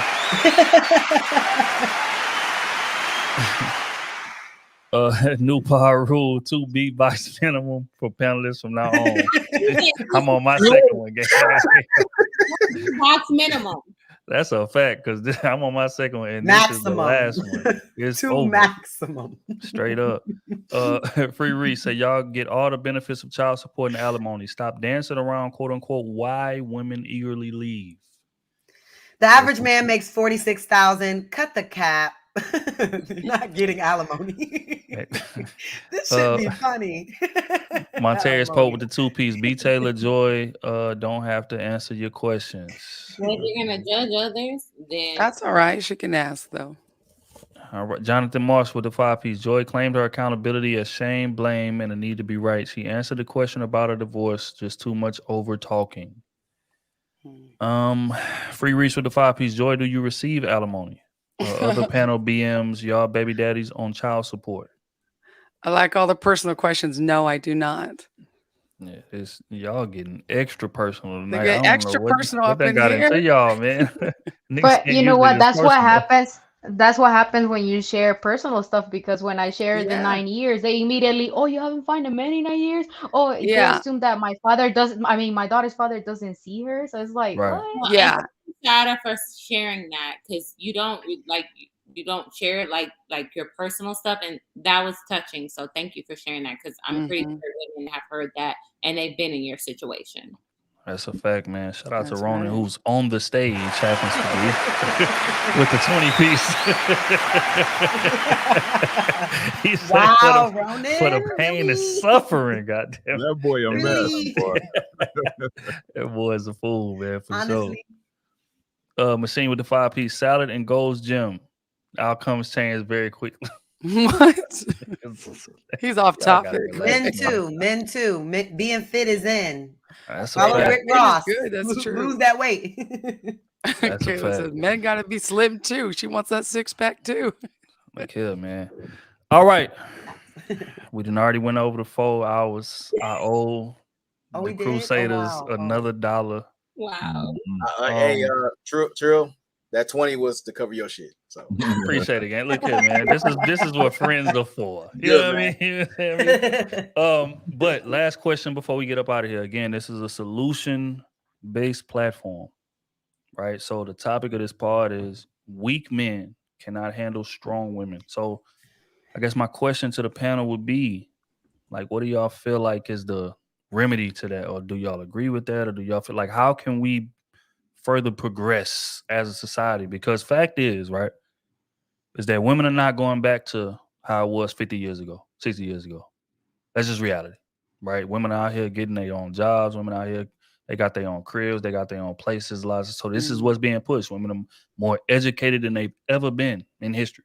And that's not going in reverse. It's going to further progress.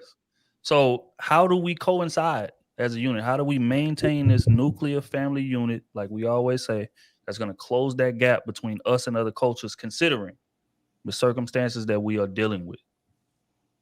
And again, this is an open question.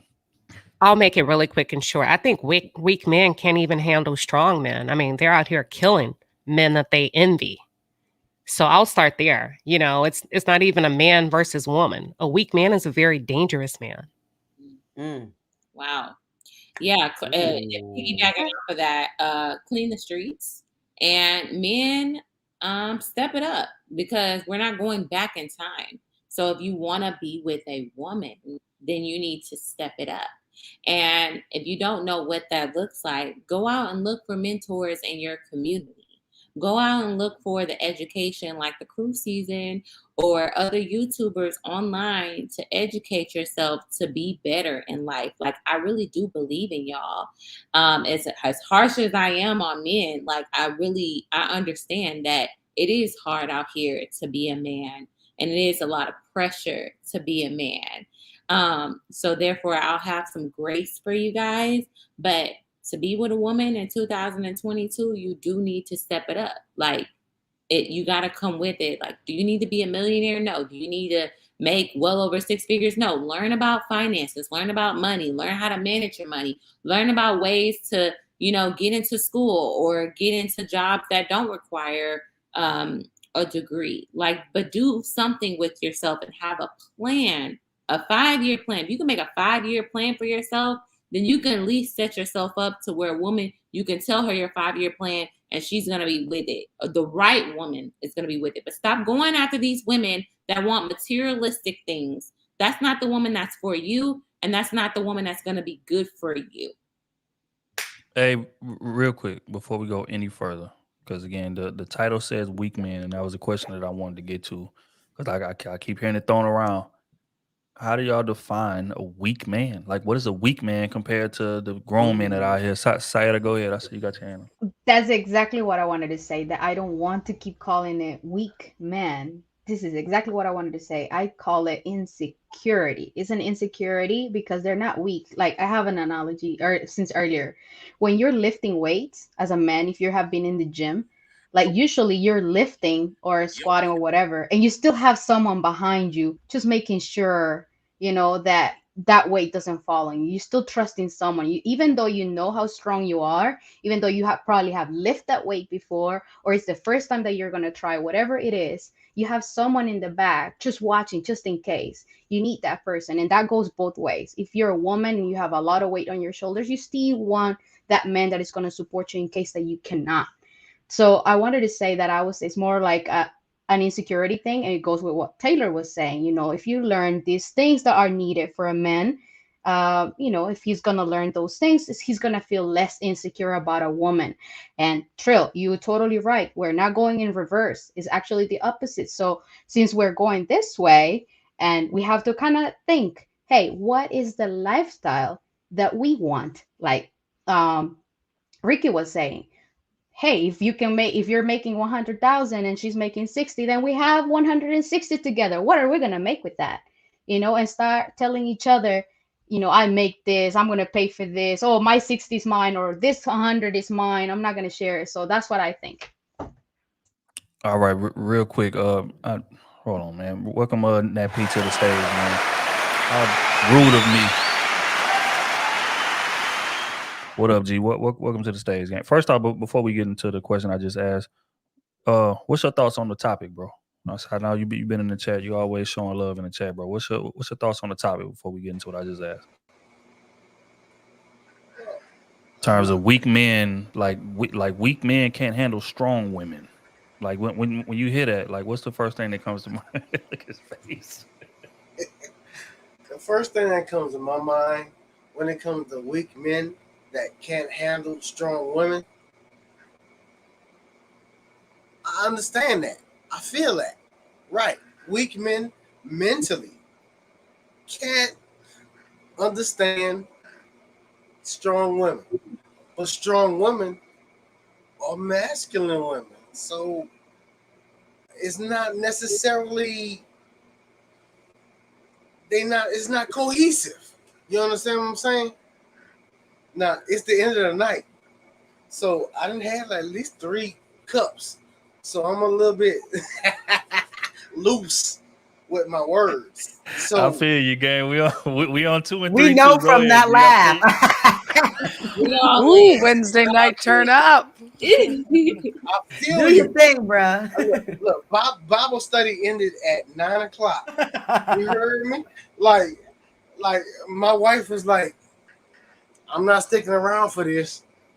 It's for real. Like, so when it came across, I'm like, oh my God, yes, I feel everybody and where they coming from. You know, I understand where everybody coming from and their perspective and their point of view. You know, because I have a daughter who, you know, was from a prior engagement. We were supposed to do life together. We didn't. And I got FOMO outside of that. You know what I mean? And it's beautiful. It's beautiful. You heard me? Like, I own my home. It's beautiful. Like, life's great. It's good. Like, when you don't invest in what you had before, you lose what you lost. And it's cool. We good. You heard me? Your wife about to go upside your head. Are you from New Orleans? I have to ask. Look, I'm from New Orleans. My man's from New Orleans, and they always say, "You heard me." You heard me? Look, I'm from Baton Rouge. I'm from New Orleans, but I live in Baton Rouge since Katrina. Okay. And Look at, man. Shout out to the using book for sure. every bit of Katrina money, I bought my house. I earned all my property. I'm good. I don't have to pay no mortgage, nothing. You heard me? I'm good. I love it. So I got 2 businesses, and I'm about to start 2 more. You heard me? I love it. I'm good. And I'm off child support, all that. I'm good. Hold on, wait. Come on, man. Come on, man. That's a fact, man. Salute to boys, take care of their kids. Again, on this platform, this is what we preach: taking care of your kids, paying off your child support. Go ahead, man. Man, look, somebody told me that I work hard, and I was like, "Well, what that mean?" They said, "Well, since you work hard, you should be a plumber." So I'm like, "All right, well, what does it mean to be a plumber?" It mean you don't have to do all this here, you don't have to do all this there. You still work hard, but you get knowledge and information that other people don't have.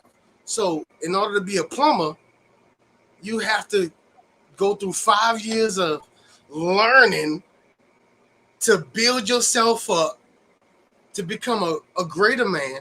And honestly, I got 5 kids. I got 3 sons and 2 daughters. My first child was a daughter from a previous, and my baby girl a daughter.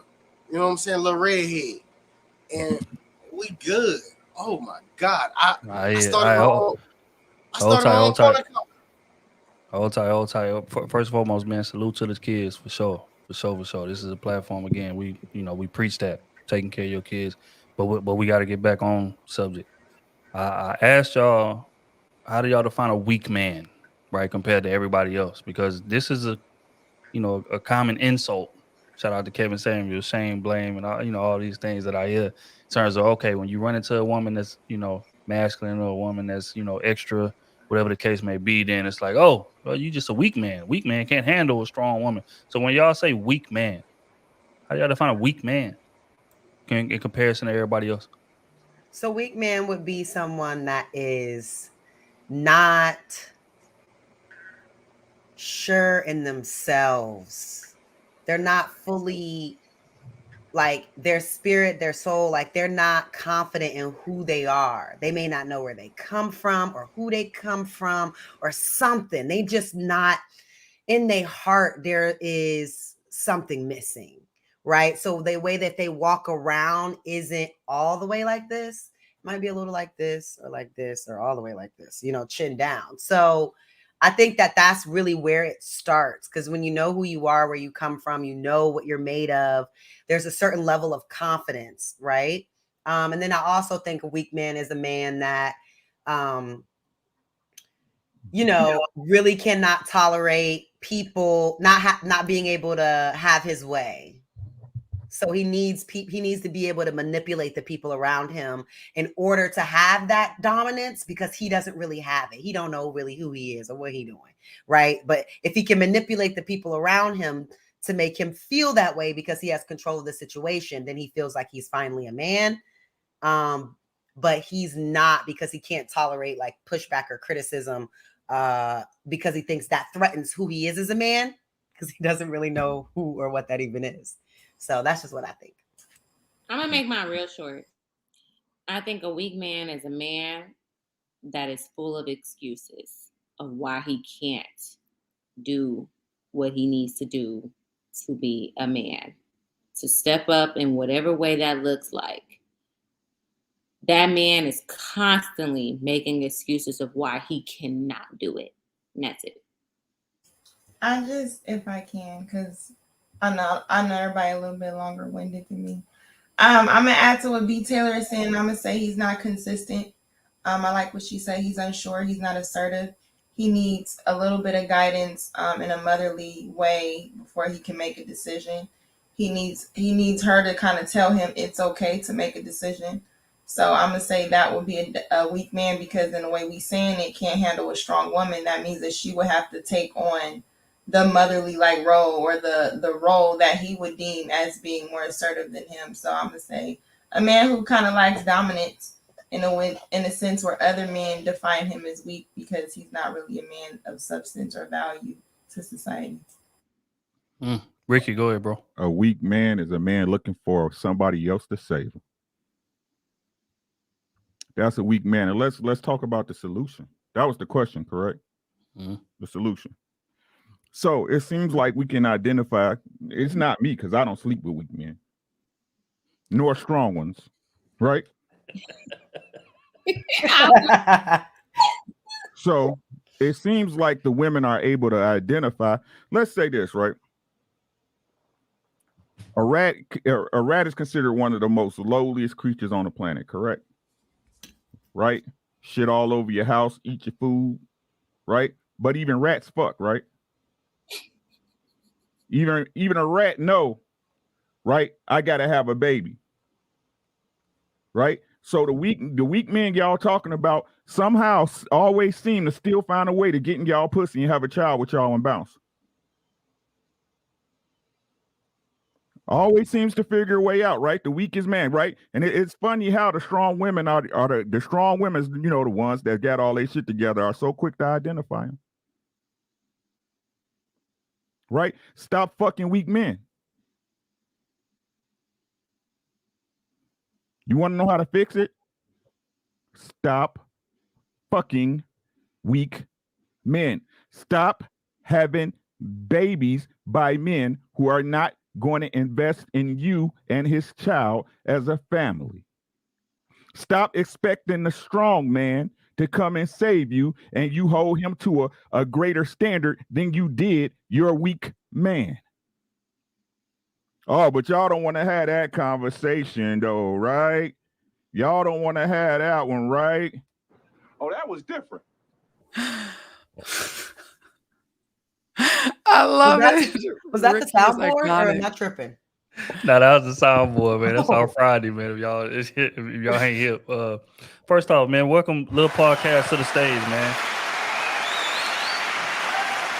Okay, man, we done, you know what I'm saying? We done been posted link up. You know what I'm saying? I think this is the first time we've been on the same stage. But welcome, gang. Welcome to Crew Season. Hold on. You on mute, bro. You're muted. My bad, God. I got the Douce in me. I'm feeling really good right now. You too? I mean? Yes, sir. I definitely got the Douce in me. I'm feeling really good right now. Nah, but I was gonna say, I've been on with you before, man. Like, you and the other guys, Daily Wrap Up Crew, bro. Y'all something tough. People got to appreciate it, G. It's love, no doubt. But yeah, bro. What's your thoughts on the? So first off, do you feel Derrick Jackson said weak men can't handle strong women? Like what's your thoughts on that first? And then we'll get to the solution. Derrick Jackson said. I don't believe in none of that dumb shit. I will say this though. I think a weak man is a man who allows a woman to define what a weak man is. And then I'll stop that. And I think Ricky was hitting onto something, but I will say another part of the solution is for women to stop raising weak men. So that's that part. As far as Derek goes, I ain't been thinking about bro when I got people like Trill, I got people like JR, I got people like Ricky, you know what I'm saying, who I can look at to be my motivation to let me know I'm doing the right thing. Sometimes I'll be honest with you. What we consider weak, sometimes it's not weak, man. Sometimes some of us are just, we are unsure, right? We're not as firm. And then when you try to be firm, people look at it differently. They take it differently. The women respond to it in a way they respond to it like you're being a bully, right? Except for when they attracted to you, then they kind of tend to rest more in their femininity. But in real whole life, I do think that we have to lend some sort of empathy to the men and women that we're dealing with out here. That's what I'm trying to do on my channel. Is I'm trying to say the men that you see at 22, 25, 28, 32, 40, when you find them broken, dysfunctional, hurting, traumatized, whatever it is, they weren't born that way. And they didn't wake up one day 18 and that's just the way that they were. They had a life that led them to that point. And I did that for like 42 weeks, trying to get the women to empathize with men, to understand you raised them. You got them to this point. These are the very men that you're complaining about are the men that you raised. But then I realized something. I realized there's a lot of men in this space that are actually talking about the women and holding women accountable, vis-a-vis Kevin Samuels, right? I thought I was alone on Facebook, but once I got to YouTube, I realized, okay, I'm not alone. It's a lot of men out here talking about this, but they seem so bitter and angry. And I don't want to seem bitter and angry. So what I started doing was I started trying to highlight women and say, hey, women, I love you. You light-skinned it, you probably got nice feet. You dark-skinned it, you probably got a beautiful booty. Like I just started trying to highlight all type of stuff about the women, their hair, everything about them, right? And because I just wanted to be a little bit different. I got some pushback from men, a little pushback from women. It is what it is, right?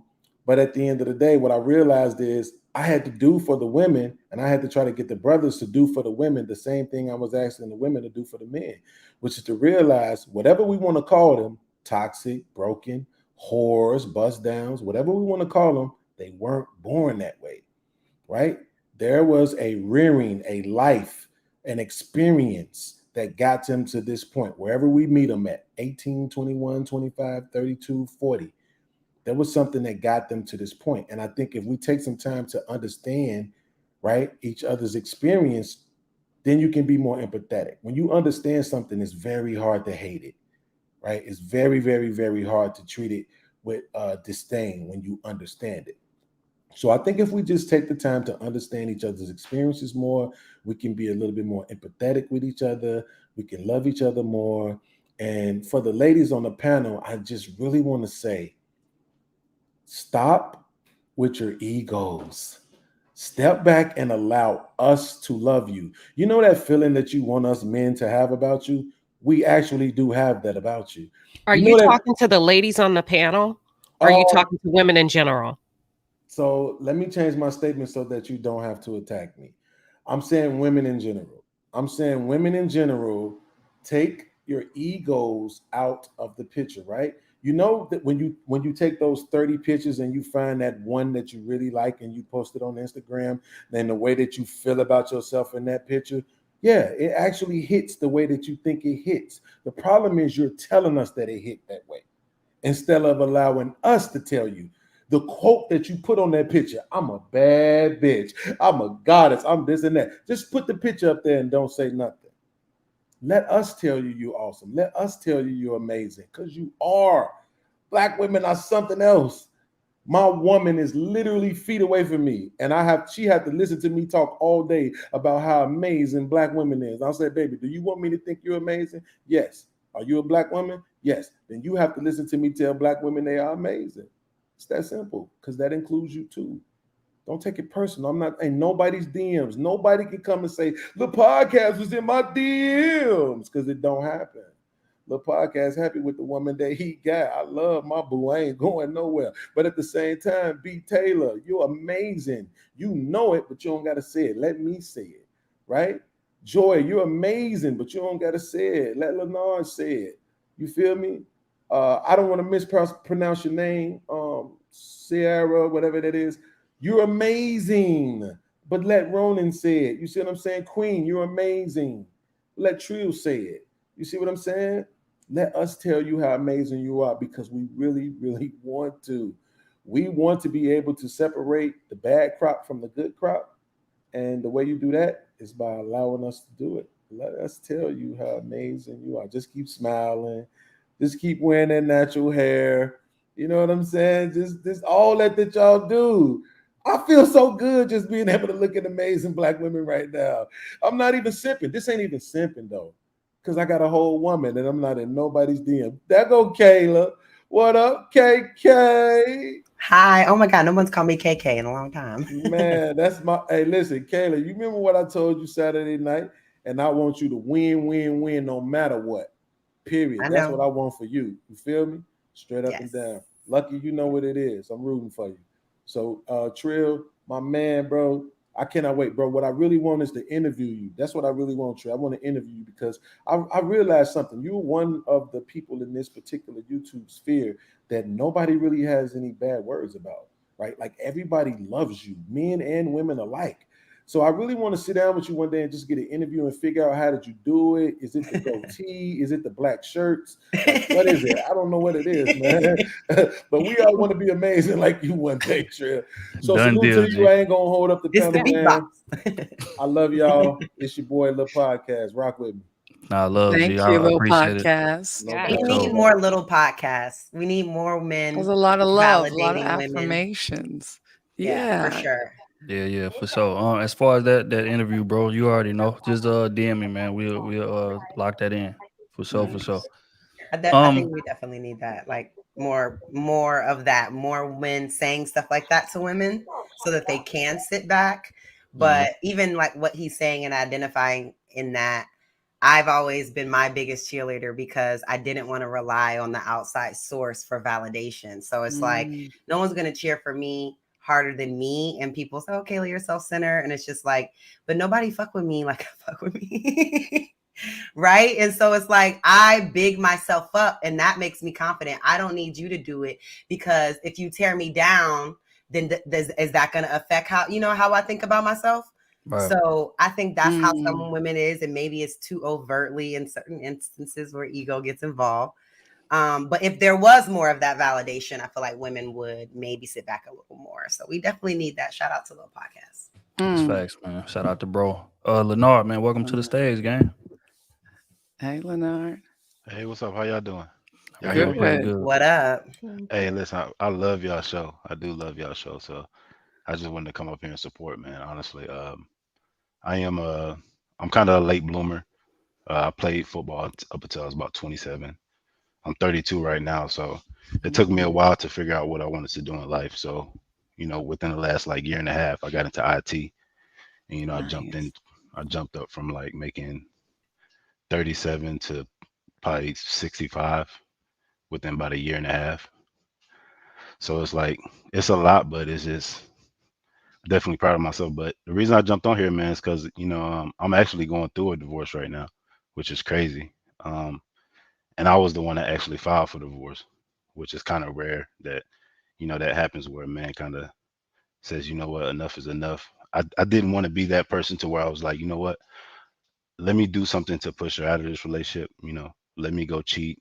Let me go give other women attention. Let me go do the things that, as a man, I don't want to dignify myself to do. So, I made the conscious effort to, there's some things that you need to work on. There's some things that you need to fix. And if you're not willing to fix those things, then I'm willing to leave, and I kind of packed up the courage and realized that a lot of things that I was going through mentally and emotionally was kind of brought on from my wife.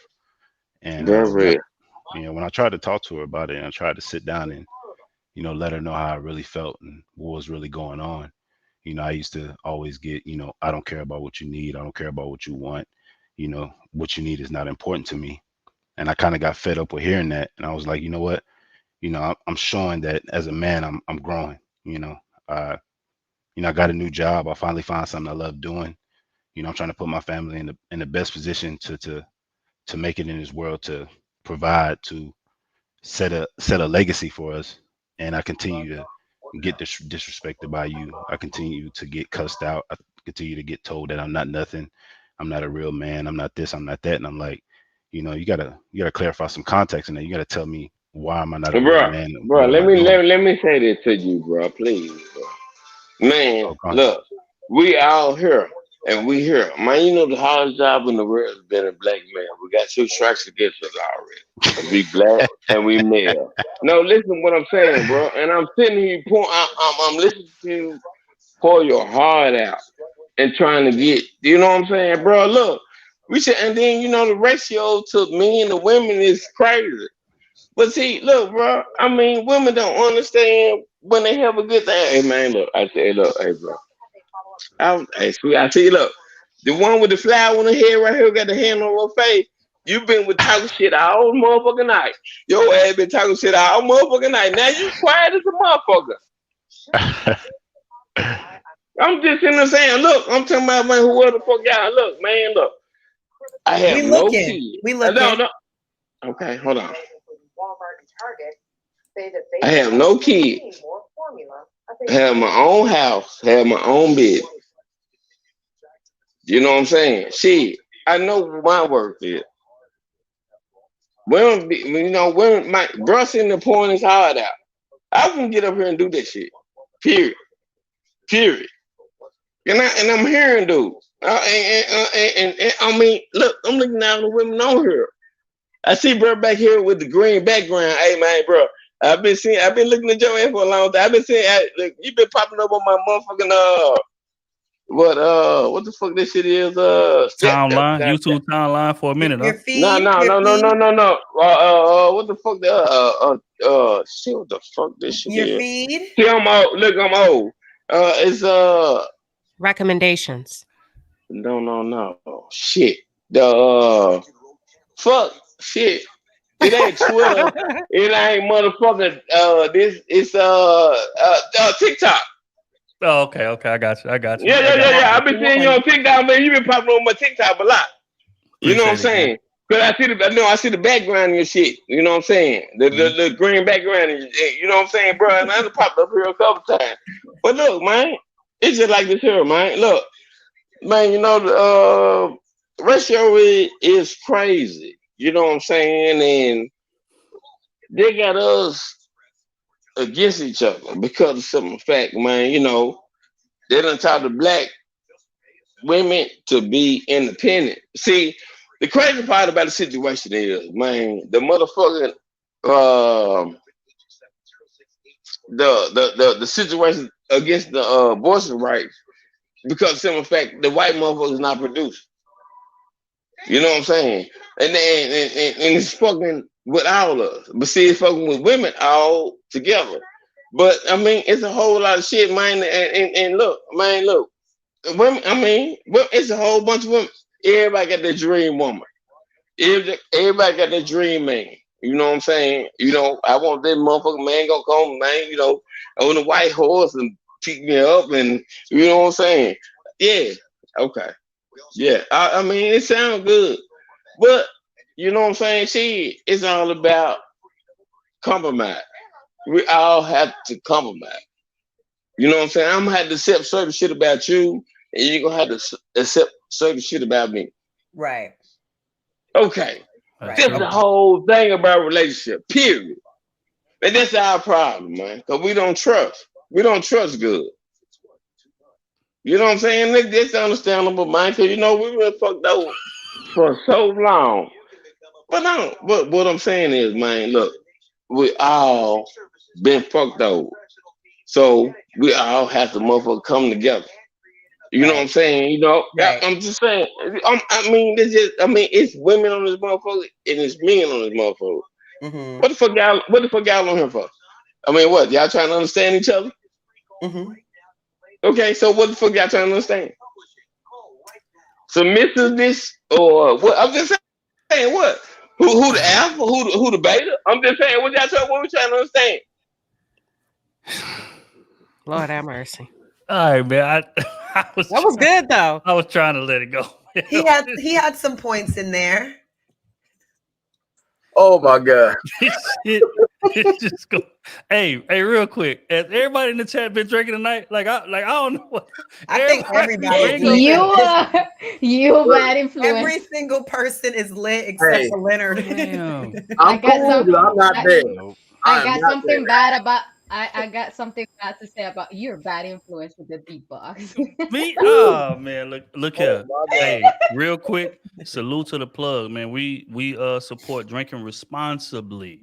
Keyword responsibly, man. No It driving. seems like everybody that came on the chat tonight, first of all, Lit like they like buy 3-4 cups in a piece. Like, what is y'all on?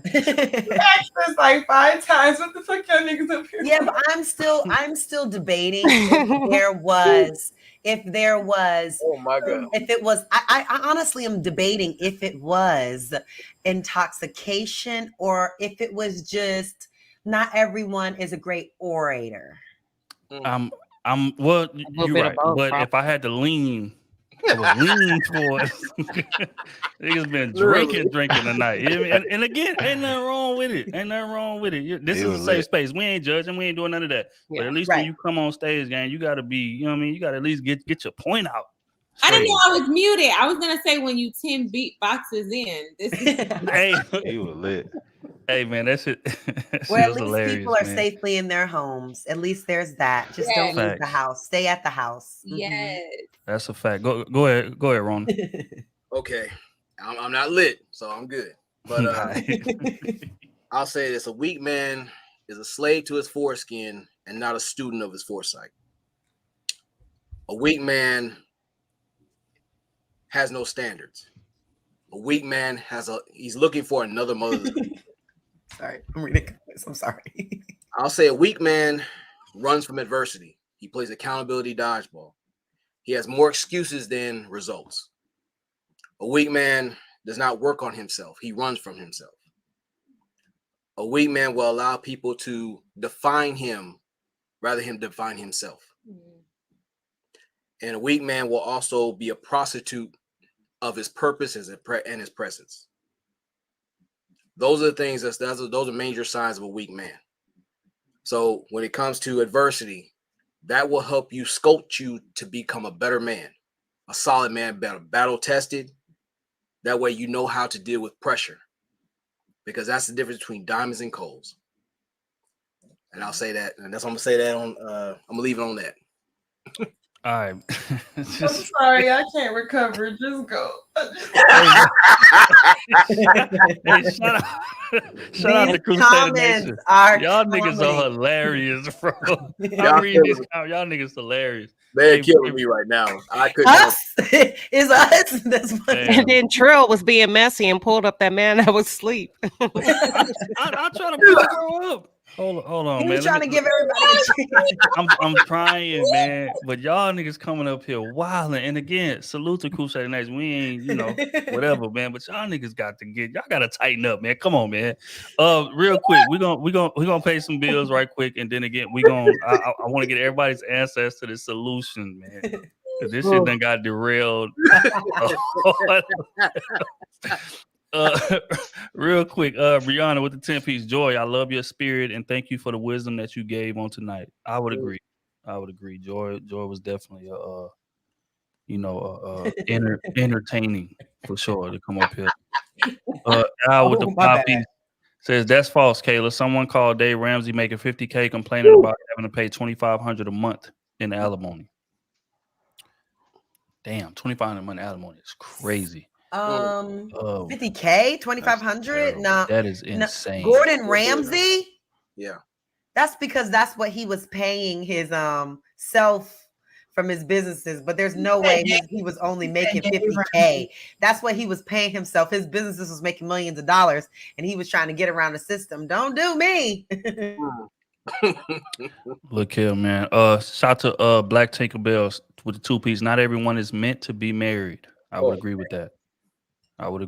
And oftentimes they got to find out within the marriage that they're not meant to be married, and that's what the fucked up part is. We're gonna keep it real. But Brianna, Joy, I love your spirit. Thank you for the wisdom you shared. Yeah, man. Salute to Joy, man. We might have to bring her back on up here. She has some provoking points, and I'm not mad at it. B Salmon with the 20 piece. She says, I agree, B Taylor. Fellas, get on your grind. Find you a mentor. Take care of your open. Niggas, man. You niggas hilarious, bro. Taylor answered with the 2 piece. What is a strong woman? I think we've spent most of this part defining that. You're gonna have to rewind back to the beginning, gang. Al with the 2 piece. Do strong men want a strong woman? Define weak men. I'm gonna answer that, Dolo. Yes, we do want strong women. As far as defining weak men, we've been doing that for the past 30 minutes, but we definitely want a strong woman. Why? Because again, we have it, sure, but just in case things break down, I need to know that you're capable. So when I'm choosing a wife, I need to know that, when we break this shit down, or like I said, I may get hurt, I may lose my job, I may whatever. And we done got married, so we done took vows. So we, you know what I'm saying? So I need you to be able to, or I could die out here. Rest in peace to PNB Rock. Like I could die. Yeah. And we got kids together, and we got assets together, and we got this and we got that. So I need to know that if I'm gone, my shit ain't gonna just go downhill. You're gonna be able to step up and do what you need to do. So yes, strong men definitely value a strong woman. That's for sure. Uncle Luke with the 10 piece says, I think the combos on this panel gets too one-sided. It becomes a bit of an echo chamber with the ladies. There needs to be someone who can push back these concepts. Guys aren't the issue here. Wow. I don't know. I think I think a lot of guys are the issues, to be honest. Thank you. But at the same time, I think women just got to do a better job of choosing the right man. I think they overlook a lot of good men. A lot of good men, they call them boring, and I don't know. That's how I kind of feel about it. I personally think probably 80% of the women want the same man. Yeah. And then get mad and complain about it when he cheat or when he just treat them like nothing. So I don't know. It's kind of weird. So all right, real quick, man. Shout out to Kenny T in the building, man. You don't have to convince him to bring his ass on stage one of these nights, man. But bro be at the job tapping in, man. Shout out to Kenny T. Say, I got bad words. Look here, man. You got to guard yourself against your haters. Sometimes they be the closest ones to you, man. Nah, man. Shout out to bro. Kiss Yardy Gaming Nation with the 10 piece. Y'all can't be drunk like this, man. I agree. Pre-game pod. Everybody we bring on this bitch been drinking, boy. I don't know I ain't been drinking. I don't drink. Okay, yeah. You I'm your only sober caller tonight, Trill. I don't drink. Man. I don't sip. I don't smoke. I don't do none of that, man. Look, hey, stay that way, man.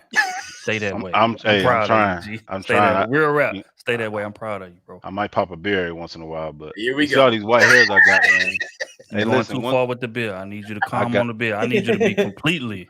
No beer bellies. Man, I done got married and got white hairs all in my beard. Look at this. Welcome to the club. That's fine. Miss Parker with the 10 piece says, for Lucky, sitting pretty. Look at Lucky got a lot of fans in this chat. A lot of fans, man. These motherfuckers on Lucky. Kiss Yardy Gaming Nation with the 2 piece. No more beatbox. This is a family show. No, it's not. It started as a family show. This shit went hard left. We doing this for y'all. Real rap. Free reach with the 2 piece. The Firefly off Princess and the Frog. Interesting. Oh, he trying to say he was weak. Wow. Damn. I Wow. thought he was strong.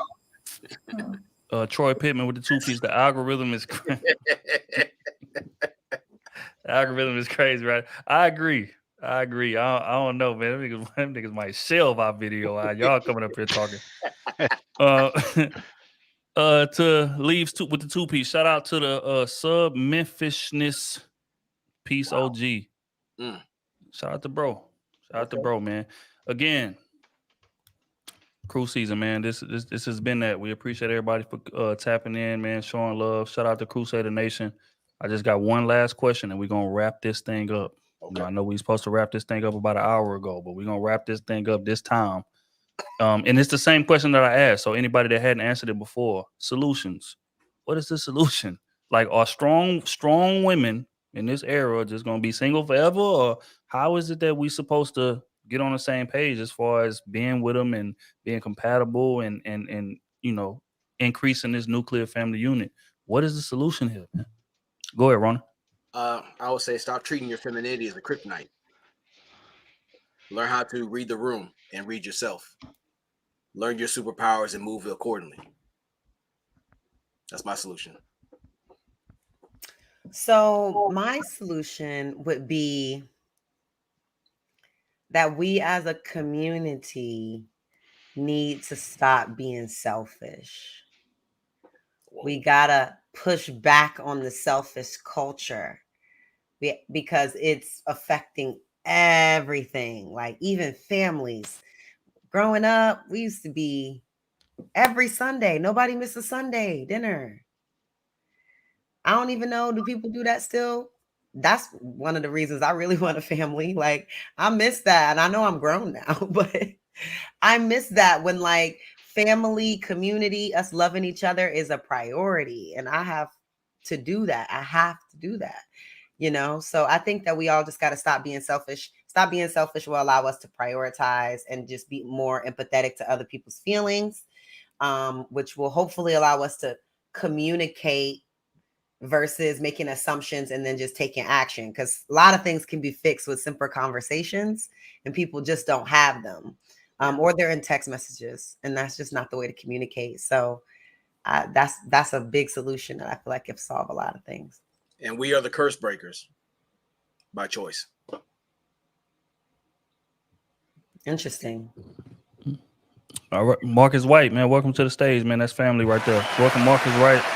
Rojo, you already know what it is, man. That's family right there. Yeah, Solutions, love, man. yeah, love to everybody. Y'all all, have some poignant points. All beautiful people, intelligent gentlemen, I think we gotta get to a point where we reframe what Black masculinity look like for us. Because I know I came from a place where the things that I value was valued by the community at large. You know what I'm saying? Like being flashy dressed, having a whip on 24s, 26s, having a lot of women. You know what I'm saying? I kid about 20. Excuse my voice. This baby laying on my chest, and I'm in an awkward ass position to sit up. What was I saying? Oh, I came to about 25 and I started like rethinking what it meant to be a man. And the men that I looked up to prior to that didn't seem as appealing to me. You know what I'm saying? Like my grandfather, he seemed boring and it was nothing about him that really stood out when I was a younger man, when I was in a lot of flashy things. But then I hit 25 and I started looking at it a little bit more. I hit 30.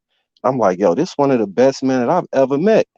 He was a sharecropper and moved from Arkansas to Chicago and then brought his wife family down and helped raise her brothers and sisters and brought nine groups of people from her family down and then raised all 6 of his kids and been the jump off spot. He the reason why almost everybody in our neighborhood, because I was raised in a high crime, high drug, open air drug trade neighborhood. You know what I'm saying? All the buildings get torn down, but not his. He bought the building next to him, and the one and a lot next to them. All his grandkids. We successful, semi-successful, very successful. His kids, all his daughters got married, and this in the middle of where out of 26 of the kids from the neighborhood, 20 of them probably dead or in jail for life. You know what I'm saying? So when I look at it now, when I think about reframing the masculinity, it's conquering the ego and living in a space where your true strength can be determined as a man by not how people view you, but your value to your family. You know what I'm saying? And that's kind of how I be taking it. And reach one, teach one. Like we gotta reach out and then touch the young man that could listen to us and understand. Like, no, shorty, that ain't the move. XYZ, and really, you know what I'm saying? Like really put stock in and valuing. Like anytime I see a young man with his kids, man, bro, you doing the right thing. I know it's hard. I know how people how play us. You know what I'm saying? As fathers, like it break my heart to hear people talk about how black men ain't the best fathers and all that. I dedicate my life to my kids. You know what I'm saying? I be wanting to come on these panels all the time, but I can't do nothing till they go to sleep. You know, that'd be my first priority with everything. Like right now, she sleeps, they right here. You know what I'm saying? Like, and I got another one on the way. Like that's all that's all I care about. But I had to conquer my ego to get to that point. Cause you would have called me 5 to 10 years ago, you would have seen me at Soho Club, you know what I'm saying? At the rooftop, getting it in. Now my homie called me, boat party, I'm not gonna go. It's rare that I step out, you know what I'm saying? Because it just don't feel right. And even when I be out, I'd be like, man, I could have spent this night a little bit better. You know what I'm saying? We could have been playing Tea Party and watching Moana or something. Like that be the things that hit for me now, you know. But it came from reframing and understanding that I'm not led by my ego. It's something I could use when necessary. But my identity is a man and a father, and it's not who my ego made me prior to now. Yeah, I agree. I think first off, man, salute to you, because again, you know, on this Yeah, platform, man, we you know, it's about raising your kids on this platform. And anybody that don't raise their kids, especially as a man, you're not a man in my eyes. I don't want nothing to do with you. I don't want you nowhere around me. That's just what it is. Whether you with the baby mama, whether you're not with the baby mama, if you're not playing an active role in your kid's life, I don't want you nowhere around me. So I feel like that definitely is a solution. Just being more family oriented. Especially because, like I said, strong women are not decreasing; they're increasing. So it would behoove us to learn how to cohabitate with them, to learn how to, combine and get the best outcome. We can sit on these platforms and we can complain 100 right. miles an hour. Yeah, women used to be 40 years ago, 50 years ago, women was this, women was that, but they're not going back to that. So are you just going to be single for the rest of your life, or are you going to learn how to adapt and, at the end of the day, still be able to lead that type of woman? So, again, salute to you, bro, because yeah, that right there is what it's about, man, for sure. And Rojo, welcome to the stage, big dog. What you What's think going about on? solutions, man, in terms of these strong women, man? How do we reel them in? Honestly, they gotta reel themselves in, bro. Just like men, we gotta reel ourselves in. We all gotta we gotta be accountable for ourselves at the end of the day. The solution, like the thumbnail was how does a weak man handle a woman? Why does any man, weak or strong, have to handle a woman at all? Why she can't handle herself? Same thing with a man. Why he can't handle himself? You know what I'm saying? That's the solution. We got to handle ourselves. We can't keep on looking at the opposite sex and putting it off on them as the blame. Can't keep doing that. You got to be able to handle yourself. Only thing you're supposed to handle is children and pets. So if a man have to handle a woman, that's a problem already in itself. That would be the weak man, choosing to have to handle a woman. A woman feeling like she got to handle a man, that's a problem. That's a woman thinking she's strong. You'll never be able to physically handle a man, or well, some of y'all. But anyway, at the end of the day, like I said, handle yourself. Don't rely on, you know, the opposite sex to have to handle you, or you handle the opposite sex. That's the solution, in my opinion. I would agree. That's well said. Lenore, I think you got to answer the weak man question, but I don't think you got to answer the solution question, bro. What you think about in terms of solutions, in terms of coexisting with these strong women that we have in this era? I don't know, man. Times are so different. I mean, like I said, I got married 6 years ago. Well, I got married 3 years ago, but I got into a serious relationship 6 years ago, and dating is so different, and learning how to approach these women, learning what they want, their needs, their expectations is it's kind of, for me, it's kind of a learning curve, because I think a lot of women get being strong with being difficult kind of mixed up. A lot of women claim that they're strong, but they're very difficult, and it's annoying trying to be with a woman who feels like you can't criticize her, you can't correct her, you can't do better, you can't. Hey, this if you want this marriage to work, or you want this relationship to work, there are some things that you need to get better at. as your partner or your spouse or your friend, I should be able to come to you and tell you, hey, listen, what you're doing, I need you to stop it. Like, I don't like it, stop doing it. So it's kind of, so as far as solutions, I kind of agree with Rolo. That's kind of the type of thing where, as a woman, you gotta, you gotta honestly do it yourself. And it's unfortunate, but a lot of people, they gotta go through something bad, gotta happen, something terrible has to happen, whether you lose a good man, whether something just happens to where you're like, yo, I gotta change, I gotta do better. And many men don't have the opportunity. As a man, you kind of understand like what your job is as a man. Your job is to protect and provide. Like, that going in. Like, if you can't take care of the bills, you can't protect your family. That's why most women want a man that's over 6 foot, and they want to feel big with a big guy to feel protected. And that's why most women look for security when they look for men most of the time. So it's like, as a man, we kind of know what we have to do. I think as men make more money, we kind of understand that it's a whole bunch of women at the finish line waiting, like, hey, pick me, pick me, pick me. You make $200,000. I want you. But not too many women want to do the grind with the man. They don't want to start and be with that man when he make 30,000, when you make 45,000, when you make 70, then he go 150.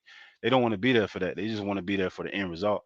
And most men know that. And it's just like, yo, like, you wasn't with me playing basketball. You over here trying to just take all the benefits from me. No, I'm finna treat you like I'm gonna treat the other women.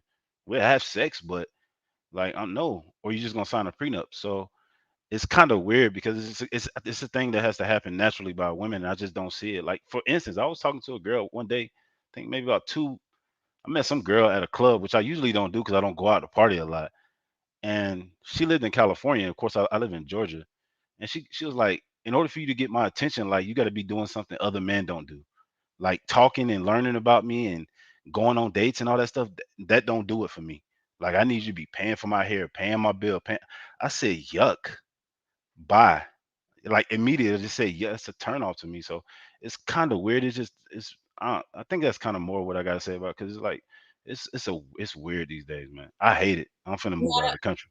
I So say a lot of women are getting caught up with social media, and yeah, they're comparing themselves to other women, saying, "Oh, I get men that pay for my bills and my hair and my nails," and then you feel like, "Dang, my man don't do none of that, but he does this." Then you start comparing and not appreciating what you have. Social media is like the devil to relationships. And I do think, as far as like women don't want to build with a man, I do honestly think a lot of women want to build with a man, but she don't want to build with a man for her to do all the hard work, and then once he get on, he go leave her for somebody else. So what she's saying is that I'm not building with you unless you have a really good trajectory. So at least once you leave me, you leave me with something. Hey, damn, Leonard, man. I heard you say earlier you was on the verge of getting a divorce, or you was going through a divorce right now. Yeah, I actually have court next month. So I'm like, I filed probably about 4 months ago. I just said it's enough. Like, enough is enough. Like, I'm done. I Did, always did, love you. We have a daughter together. I always love you, but I will not I will not be there to raise our daughter in a relationship where I feel like a woman, where anybody is just able to just say whatever they want to say to me, do whatever they want to do, and tell me that they don't care about me. I, I Mhm, won't do it. So I say, you know what? If you continue to do that and you don't want to correct this, I'm leaving. mhm. And now of course, she's mad. I don't want you to leave. I don't want you to leave. I still want to stay married. I don't want to, man. Like, it's too late now. Like, the damage has been done. Like, I love you. I wish you nothing but the best, but the damage has been done. So we kind of at that stage now. So Did you guys get any like counseling for it, or like seek any elders, any of that type of thing? yeah, we tried it, man. I mean, I probably been about 15 counseling sessions. Um, we tried. I mean, we tried everything. And they She gave y'all actionable steps, and she just definitely, refused to try and follow yeah. any of them. Just I wouldn't say she refused to try 'em. She was the type of person to where, if we was to go on a vacation, if we was to Hmm. go out of the country, if we was to go do something, she'd be a totally, completely different woman. Like, I would look up and I'd be like, yo, like, I remember asking her, yo, why you can't be like 50% of this when we at home and like our day to day life? Hmm. And she'll look at me and be like, try to make some excuse like, oh, you talking about when I was drunk? I was drunk on vacation. Like, that's the reason why I was like that. And it's just like, stuff like that just came. It just after years of stuff like that building Yeah. up, it's like, man, I started realizing that, yo, this is starting to affect my job. It's starting to affect me. Like, I'm starting to get fat. I'm not going to the gym. I'm stressed all the time. I'm coming home. I'm not getting no kisses. I'm not getting nothing. I'm like, I can't be this bad, because I cannot be this bad, because I come home every night, paying the bills. I'm not cheating. I'm asking you, what do you need from me? And it's like, at what point, if I come to you and ask you, what do I need to do for you?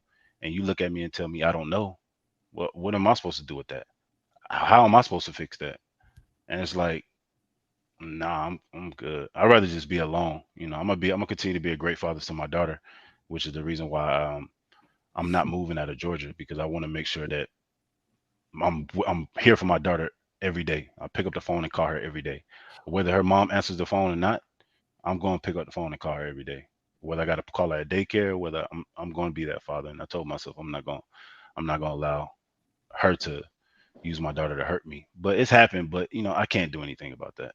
If she feels bitter about me for me leaving, then I can't do anything about that. So Yeah, I know. you know, I know. Sometimes, like before me and my wife got together, I was like a serial cheater. Or whatever, you feel me? I was living my life like that, right?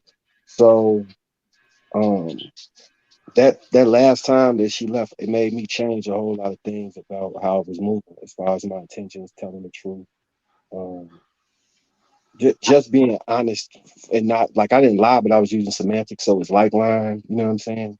And all the things that she wanted, I couldn't give at that point in life. But had she been able to wait, because my wife ended up getting me as the best husband possible. You know what I'm saying? I don't know if, like, sometimes people need that one last chance. You know what I'm saying? Like, if we can get some actionable items, if she's begging you to stay, that may be the one thing. But I know you know way better your situation than me. But I always want to lobby for people to try and work a family out, if at all possible. You know what I'm saying? no, I agree with that. I definitely agree with that. I'm not. This is not something that just happened randomly, man. This is years of since the day we got married. I'm always watching this podcast, and I was watching Trilla always say, "Yo, well, women act different. Some women just act. You marry them, and they just change, and it's just like out of nowhere, and you like, oh, what happened?" Mhm. And I spent years of asking her, "Yo, what's going on? What can I do? What do I need to do? Like, what do I need to do to make you happy? Like, what's going on?" Like, I always got the same feedback. I don't care. It is what it is. I don't care about your needs. I don't care about this. And I'm like, Is she I said, really saying like I don't care about your needs? yeah, yeah, like literally, like I mean, like I'll walk up to, like I'm a pretty cool guy, and I'll walk up to You her in the seem room, like and I literally walk into the room, and I'd be like, yo, listen, I don't know what's going on, but things are not going on. Like, we're not having sex, we're not talking. When I go to kiss you, you turn your face, like you're very avoidant. You go to work, you don't, because she was a flight attendant. So you go to work, you don't text me, you don't call me, you gone all day. Like, what's going on? And I go in there and I ask her, and I literally I've written it down. I emailed her. I wrote a letter. I sat down and talked to her, and she'd just look at me and be like, "Yo, I don't care about your needs." Are y'all around the same age? No, she's a little bit older than me. She's 35. I'm 32, so she's a little bit older than me. But I like I think said, I this don't talk. is when women glorify the status, the ring, the wedding, and not the that actual one. I marriage. think it Yeah, could have been his they do. financial status. I It was could have just been that. about to say, you said you was Yeah. a football player and then you transitioned. What was that transition like? Well, I didn't play in the NFL, so it wasn't like she met me and I was like making all this money or something like that. I didn't get that opportunity to play in the NFL, but like I said, I stopped playing football probably like 27, 26, and I was just working a regular job making about, 13, $14 an hour, which is when I met her, and we Mm. dated for about 3 years, and that's when I asked her to marry me. Yeah. And then we Yeah. moved here, and like I said, I haven't told her about, because I thought, fortunate enough, I got I got my big promotion after, I'm like probably 3 months after I moved out. Of Mm, course I'm not telling her that. It's not your business. Like, right. so So you've been um outside of the house for Watch like what you say. Watch what you say. Trust me. Don't say right, that right, on right. the internet. Well, she probably know now because we got lawyers, and I told my lawyer. I'm pretty sure her lawyer told her, so she probably know now. But it wasn't something that I kind of openly said, "Hey, I got a promotion. Happy, Right. congratulations." Nah, we not at that place right now. So, You been out the house long enough for her to feel you missing? oh yeah. I've been at the house long enough. I've Did been at she the house. did she change her behavior during that time or? Nah, It was nah, financial. I mean, he said it nah. before. He was making $31,000 when he first met her. He was making 13 or 14 per hour. And I know y'all don't like honest conversations. I'm not talking about the panel. A lot of people get very offended, but this is how you fix things. This is how you think through relationships. So what probably happened is she was contributing a lot towards the relationship financially, masculine, right? I Women wouldn't can say only that. keep, I wouldn't say I'm that telling personally. you, they become the hunter. I mean, it's the truth. They become the hunter. They can only keep that up for so long Yeah, because I now agree. she's operating outside of her femininity. Yeah. She's operating in a masculine role, so she's not feeling lovely. She's feeling like a laborer. She's not open for love. So mentally, she's operating in a different capacity.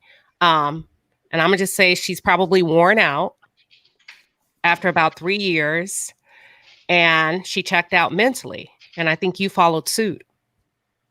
Yeah, I mean, I could agree with that. I mean, she had a weird job, so it wasn't like she had a 9 to 5 job where she was going to work all the time. She'd be off 2 3 months, maybe go to work for a week, be off for another month, maybe go off for maybe it's real random. So once again, I never knew her schedule because she never told me. I didn't even know how much she got I paid. used I to be a paid all the flight bills. attendant for 12 years. So if she was off for 3 months, she chose to be off. That's what I'm saying. She chose to be off, so it was just like it was tough, but it was a lot of things going on that I wouldn't really say in here that Okay, no, I get that. I a get lot that. of You gotta deep take care stuff. of you Was though. was there infidelity? I'm not sure. It was some instances of it, Yeah. where possibility it was, but I can't prove it. It's not like I got a guy saying, "Hey, I slept with your wife," or something like that. So I don't know, Yeah. but it's definitely some clues out there. So I don't know. The fact that communication broke down, that's a big problem. Yeah, it definitely broke down. It wasn't nothing I can do about it. I tried my best, and If I don't know I'm your schedule, that's a big problem. Yeah. yeah, I didn't know. It sound like listening to you talk, I could tell you the even temper one out there, or it seems as though you even killed even temper one. I yeah, damn. Yeah, I didn't know how You, much money she made. I didn't. you said you got your job promotion after she left. Do you think you would have made that same change if she stayed, or was it the her leaving that made you want to do better? Nah, I was doing better while we was married. Like I said, I've been working this job for about 2 years, so I have been working so hard, and because I work in IT, my job is I work 24/7. So when somebody call and they need something going on, I gotta pick up the phone. So it'd be 2 o'clock in the morning. I'm working. So I just they happen to be like, Leonard, we don't want you to leave. You work hard. We're gonna get this promotion through to you. I'm thinking it's like you're gonna give me a $2 raise, whatever. It turned out like a $20,000 raise. I'm like, wow, oh, well, that's amazing. So it kind of course, it allowed me to be able to save money and do other things, but it just made me realize that all the hard work I was putting in, whether it worked in our marriage or not, it worked in something. You know, um, Right. at That's something we all get burnt out, and yeah, yeah. we all get burnt out. And Hey I think I Leonard, got to. I you think I. got. I was like, take this time to heal and pay yourself, man. Oh yeah, Because definitely. you're Yeah, it's making the definitely. It's transition. definitely. That's cool, but she's gonna do her thing. It takes a little time to repair because Oh, it again, definitely does. It's it's definitely. like you put a lot into yourself into it, and it's like you got to fill that hole. Yeah, it's definitely tough, man. When you put when you put most of everything you got into something, Yeah, when you finally take that step to be like, I can't do it no more, like it yeah, hurts a lot. Like, and I don't think yeah, a lot of women understand like how much a man will put into a relationship, especially a marriage, because But like it, but it goes because back to what Trill was saying. Like reciprocity does wonders to a man. yeah. So yeah. If you open That's true, but I'm also wondering, like, you saying you didn't know how much, you never knew how much she got paid. nah, she got her money deposited into her bank account with her job. So But I'm saying y'all didn't have a conversation about it, we like she did. didn't tell you. That's another thing that she was like. So That's another yeah, to thing. My me, money, that my was choice. kind My of, body, my choice. She was one of those type of people where it was like, my decision, my money. I do what I want with my money. You take care of the bills. You make sure we good. And it's like, even if I come in, because at first I was struggling. Like at first, don't get it messed up. I'm making $18 an hour, and I'm trying to pay all the rent and pay the car note and pay this and pay this, pay this. I'm struggling. Like I'm barely pushing. And out of nowhere, she on vacation on a yacht somewhere with her friends, and I'm calling her like, yo, what's going on? Like, ain't you supposed to be working? Oh, I got a layover. What? Yeah. So it's just like,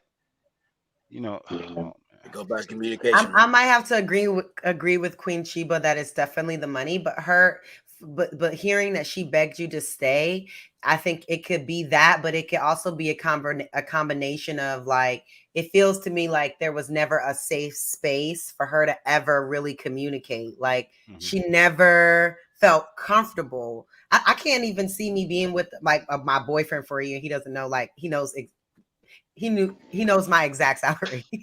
Like I just can't imagine marrying a man I haven't shared that information with. Well, so I know how much. There's a lack of emotional intimacy that seems like was there, could have possibly, been there before. But I do think overall, like people, some women, when they get married, they expect you to start doing more. And if you don't, the way that they look at you and respect you may change. So we get married, and then I'm still doing just as much as I was doing when I was just your girlfriend. You know what I'm saying? So you have to kind of get a mental understanding with people, and see how do they view marriage? What are their expectations once we do this? What are you expecting me to do now, beforehand? And then lastly, just the type of person that I am. You're so even kill, it would piss me the fuck off. I'm sorry. She got mad about I low key think that when you came to I think me, that's and one of the maybe I've been reasons. shutting you down emotionally because I don't really feel like you care.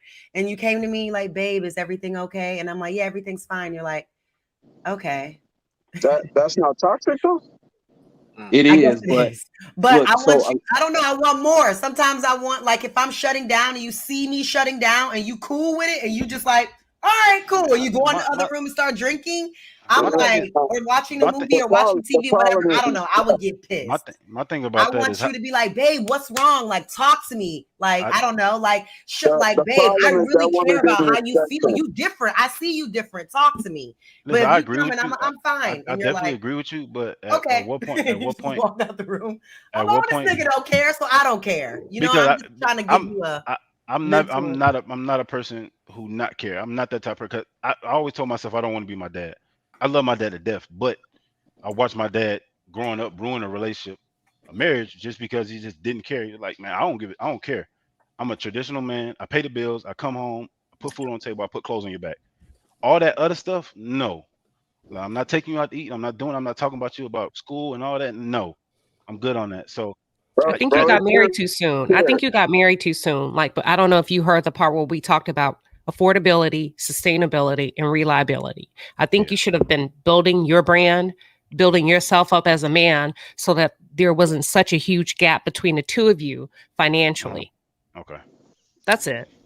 Okay. All right, I just want to let you know, man. I got a lot of love for you, and I appreciate you telling your. I say I got a lot of love for you, bro. I There's a lot of appreciate toxic you women out here. telling your story. I empathize with you. I just hope it will work out for the best, and you able to do everything you can for your daughter. I know it's gonna be hard to parent when you're not present, because I could just kind of, the vibe I'm getting from you is that you care a lot about your family, and you was willing to try from your understanding to fight for it. However, so just make sure you fight to be in your daughter like that same way. And that's all man, I can do, man. I'm happy, man. I'm happy, man. Yeah, don't I give up. definitely appreciate y'all for. For too long. Don't give up on your daughter, not on your ex. Oh no, I definitely appreciate y'all for inviting me up here to talk to y'all. It's nice to be able to talk to people and kind of, because like I live in Georgia and I don't have family here. I'm not from here, so I don't have people out here or family out here I can go just hang out with, talk to about life and stuff like that. To call. So it's nice to come on here. It's nice to come on here and just be able to as talk men, to we you. So I gotta have appreciate y'all. networks where we support each other and do those type of things. Okay, bro. We appreciate you pulling up, man, and tapping in with us for sure, man. Thank y'all so much, man. Y'all have a great night, man. Y'all take care, all right? All right, love Be you. blessed. Nice to meet all y'all, okay? All right, bro. I heard you say you fight yourself. Don't do that, bro. Huh? Move on. All the women in the world ain't like that one. Don't be by yourself. You know what I'm saying? You can go Yeah. find a woman that's gonna value you, bro. Real Thank talk. you, man. Thank you. Hey, listen. Hey, listen. I want to let all y'all know Kayla is extremely toxic. Damn. B That's the Taylor last slapped. words. Hey, listen. B Taylor Drop snapped the on that mic, lady for please. no reason. I'm toxic because Hey, I want protect you to show yourself. me you Drop the mic. care. B Taylor. What? I'm toxic because I want you to show me you care. Okay, it's not a bad. Listen, some people can be It's so toxic in many a good ways. way.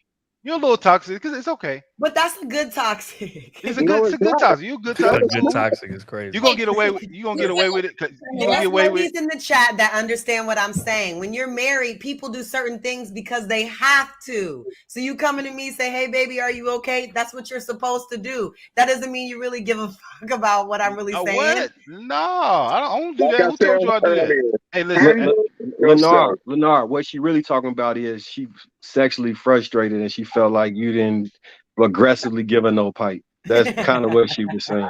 I She think said that's really what she told me she didn't want no pipe from me.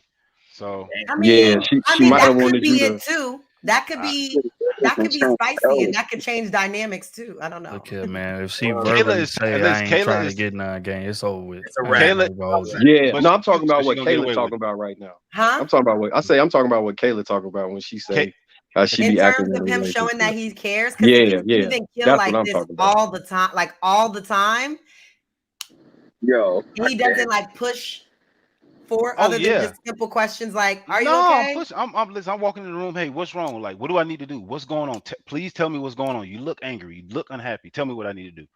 Like at some Oh, point you're gonna be like, yo, like that's listen, my man. okay. Well, That's where you went wrong, fam. He was As a man, asking. you gotta He was be a asking leader, instead of bro. You telling. can't ask her to tell you what to do. Yeah. You gotta lead, bro. That's He tough right still there. he all right. still needs to be told what the problem was. I agree with you. He would have to leave, but Right. she still needs to but tell that him what method the he issue was was. doing already didn't work.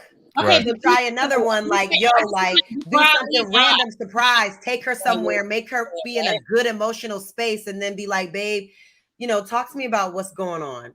Or Yo, I tried something that. out of the routine, something, I don't Yeah. know. Damn it. B Taylor, what? I just wanna know. Hey, I try. Listen, I try. I'm over here reading books. I'm watching YouTube videos. Okay, yes, I'm sir. getting random flowers. I'm like, let's go here, let's go there, let's go do this. Okay, well, I'm you trying doing my ass. I'm everything. I not don't saying. know. Look, Maybe I'm not she saying I'm perfect. maybe I'm but not she saying I'm looking for perfect. something. Leonard, you just came up here and destroyed the narrative of men doing wrong in relationships and the divorce getting filed because you just destroyed that whole narrative. I know No, it's it's a lot of good. anecdotal. It's a No, lot. that narrative. I It's a know it's lot of good. anecdotal, but goddamn, What you Trill, did you was Trill. enable her This is behavior, the bro. anecdotal story. It's a lot of You good men. enabled her It's a behavior. lot of good men out here. It's a lot of It good is. men. You're right. It's a It is lot a of lot good of good men. men, but women choose to. I was the one that wasn't making no money 4 or 5 years ago. So I'm still not making no money. I ain't nowhere near where I want to be. Yeah, I mean, she So Okay, got but with you when hey, you ain't had no money, so I don't she really said I see do to you with your money the the way it problem was. she's having. yeah. Because you So have Just more because money you put a ring now on than you me, had I when she don't got no with more. you. yeah, I listen. I don't get it. Oh, This is B Taylor, crazy. I was gonna tell you was being mean to that lady. You know she ain't deserve that. You was being mean to that lady. No, Don't bring that back up. Don't bring that back up. I give Let that. energy. I think it. I give the same. If you're gonna judge mothers and you're not a mother your damn self or married, I'm gonna call you out. Period. Do that. Don't judge. Don't point the finger at mothers when you're not a mother and you're divorced in 36. So, man, I'm gonna call you out as well. That's it. All right. Well, she's not here to defend herself. Oh man. You know, let's move on. Oh, that's so funny. Oh shit. That's so funny. Goodness Can't hear You're you. gracious. muted. You're Trill, muted. you muted. You Trill, muted. you're All muted. right. I said, look, man, I appreciate everybody for coming up here, man. We on that note, we ain't gonna look here. We don't want to end on no negativity, man. Salute to everybody that came up on the panel.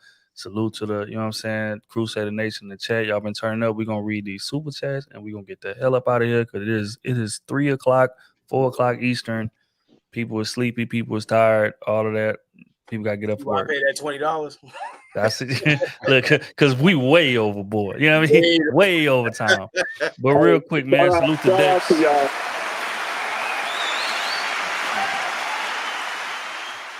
Yeah, man, salute to question for the panel real quick. If your BM knows you will be there for your child and doesn't want help when you say you will or can, how would you handle it? Solutions, I mean, before court. My boy going through it. Okay, we're going to take one quick answer. One quick answer. Anybody that want to jump out there and answer this? It doesn't want to be held when you say you wake up. Oh.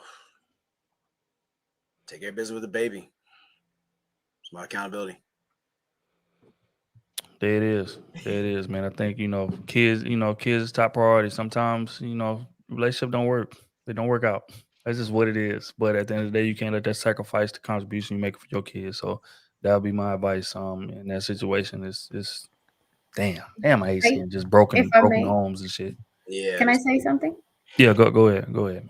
So I always did it for my daughter because it's her right. I don't do it for him. I think it's her right to see and spend time with him, even though he doesn't help. He never helped. So he can see her whenever he wants to. He actually takes her to, fish with him, and he has another kid. So I think like you don't poison your kid's head with, she doesn't know what happened between us. And she never see us like, being affectionate, but she also never saw us fighting or arguing. So that's why I think it's important. Keeping your kids' mental health. Well said. Celestial being with the 5-piece solutions or ideas. We need to update the social norms. The OGs had a code of conduct once created for the community and families. I agree. There is no code these days, and that is a big issue in terms of the deviance that we experience in we need rites of passage, really, personally. Real rap. Super B Sam, 20-piece. Says, I will say a lot of us would hear the brother Lenard's story and say, nah, you knew who he was before you married him. Had it been from a woman. Just want us to be consistent, fellas. Yeah, true. Yeah, I would agree with that. Dex with 2-piece doesn't want you to be there to provide. Okay. Got you. Oh, damn, that's wow. That's that's tough. Free Reese should have cheated, dog. I guess he's talking about Lenard. Nah, man, we ain't He going. running out of money. He started at 5. He down to 2. We wouldn't. I condone no cheating. She was getting nailed to the cross. I guess he's talking about. Look here, man. Y'all, come on, bro. Savages. Get ready for alimony and child support, brother. Yeah, get ready for a new chapter. That's what you gotta take your L's in life sometime, man. Man. That's part of the game, man. Uncle Luke with the 2-piece. This is why the red pill is needed. Troy, 20-piece, man. We appreciate you, dude.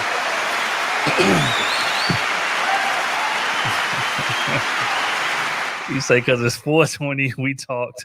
Now let's go smoke. I agree, man. Let's wrap this shit up. Yeah. Again, salute to everybody on the panel. Y'all know it's love. Everybody that came up that had to go to sleep and dipped off on us a bit early. Salute to y'all. We appreciate it. Hell of a conversation, man. Salute to Crusader Nation in the building. Turning up. Chat done been hilarious all night. We appreciate y'all for turning up how y'all do. And again, next Wednesday, 9:30 p.m. Central, we're gonna be back at this thing again. And no Derrick Jackson sweaters. Hey, man. Y'all, he just posted a video 4 hours ago in a new sweater. Check it out when you get to it. He ain't bullshitting with y'all, man. He hit a criticism. We still gonna style on y'all ass. Hey, but stay away from H&M and y'all buying the sweaters, man. We're not gonna condone that bullshit. Derek, pull up to Zara, please, Derek.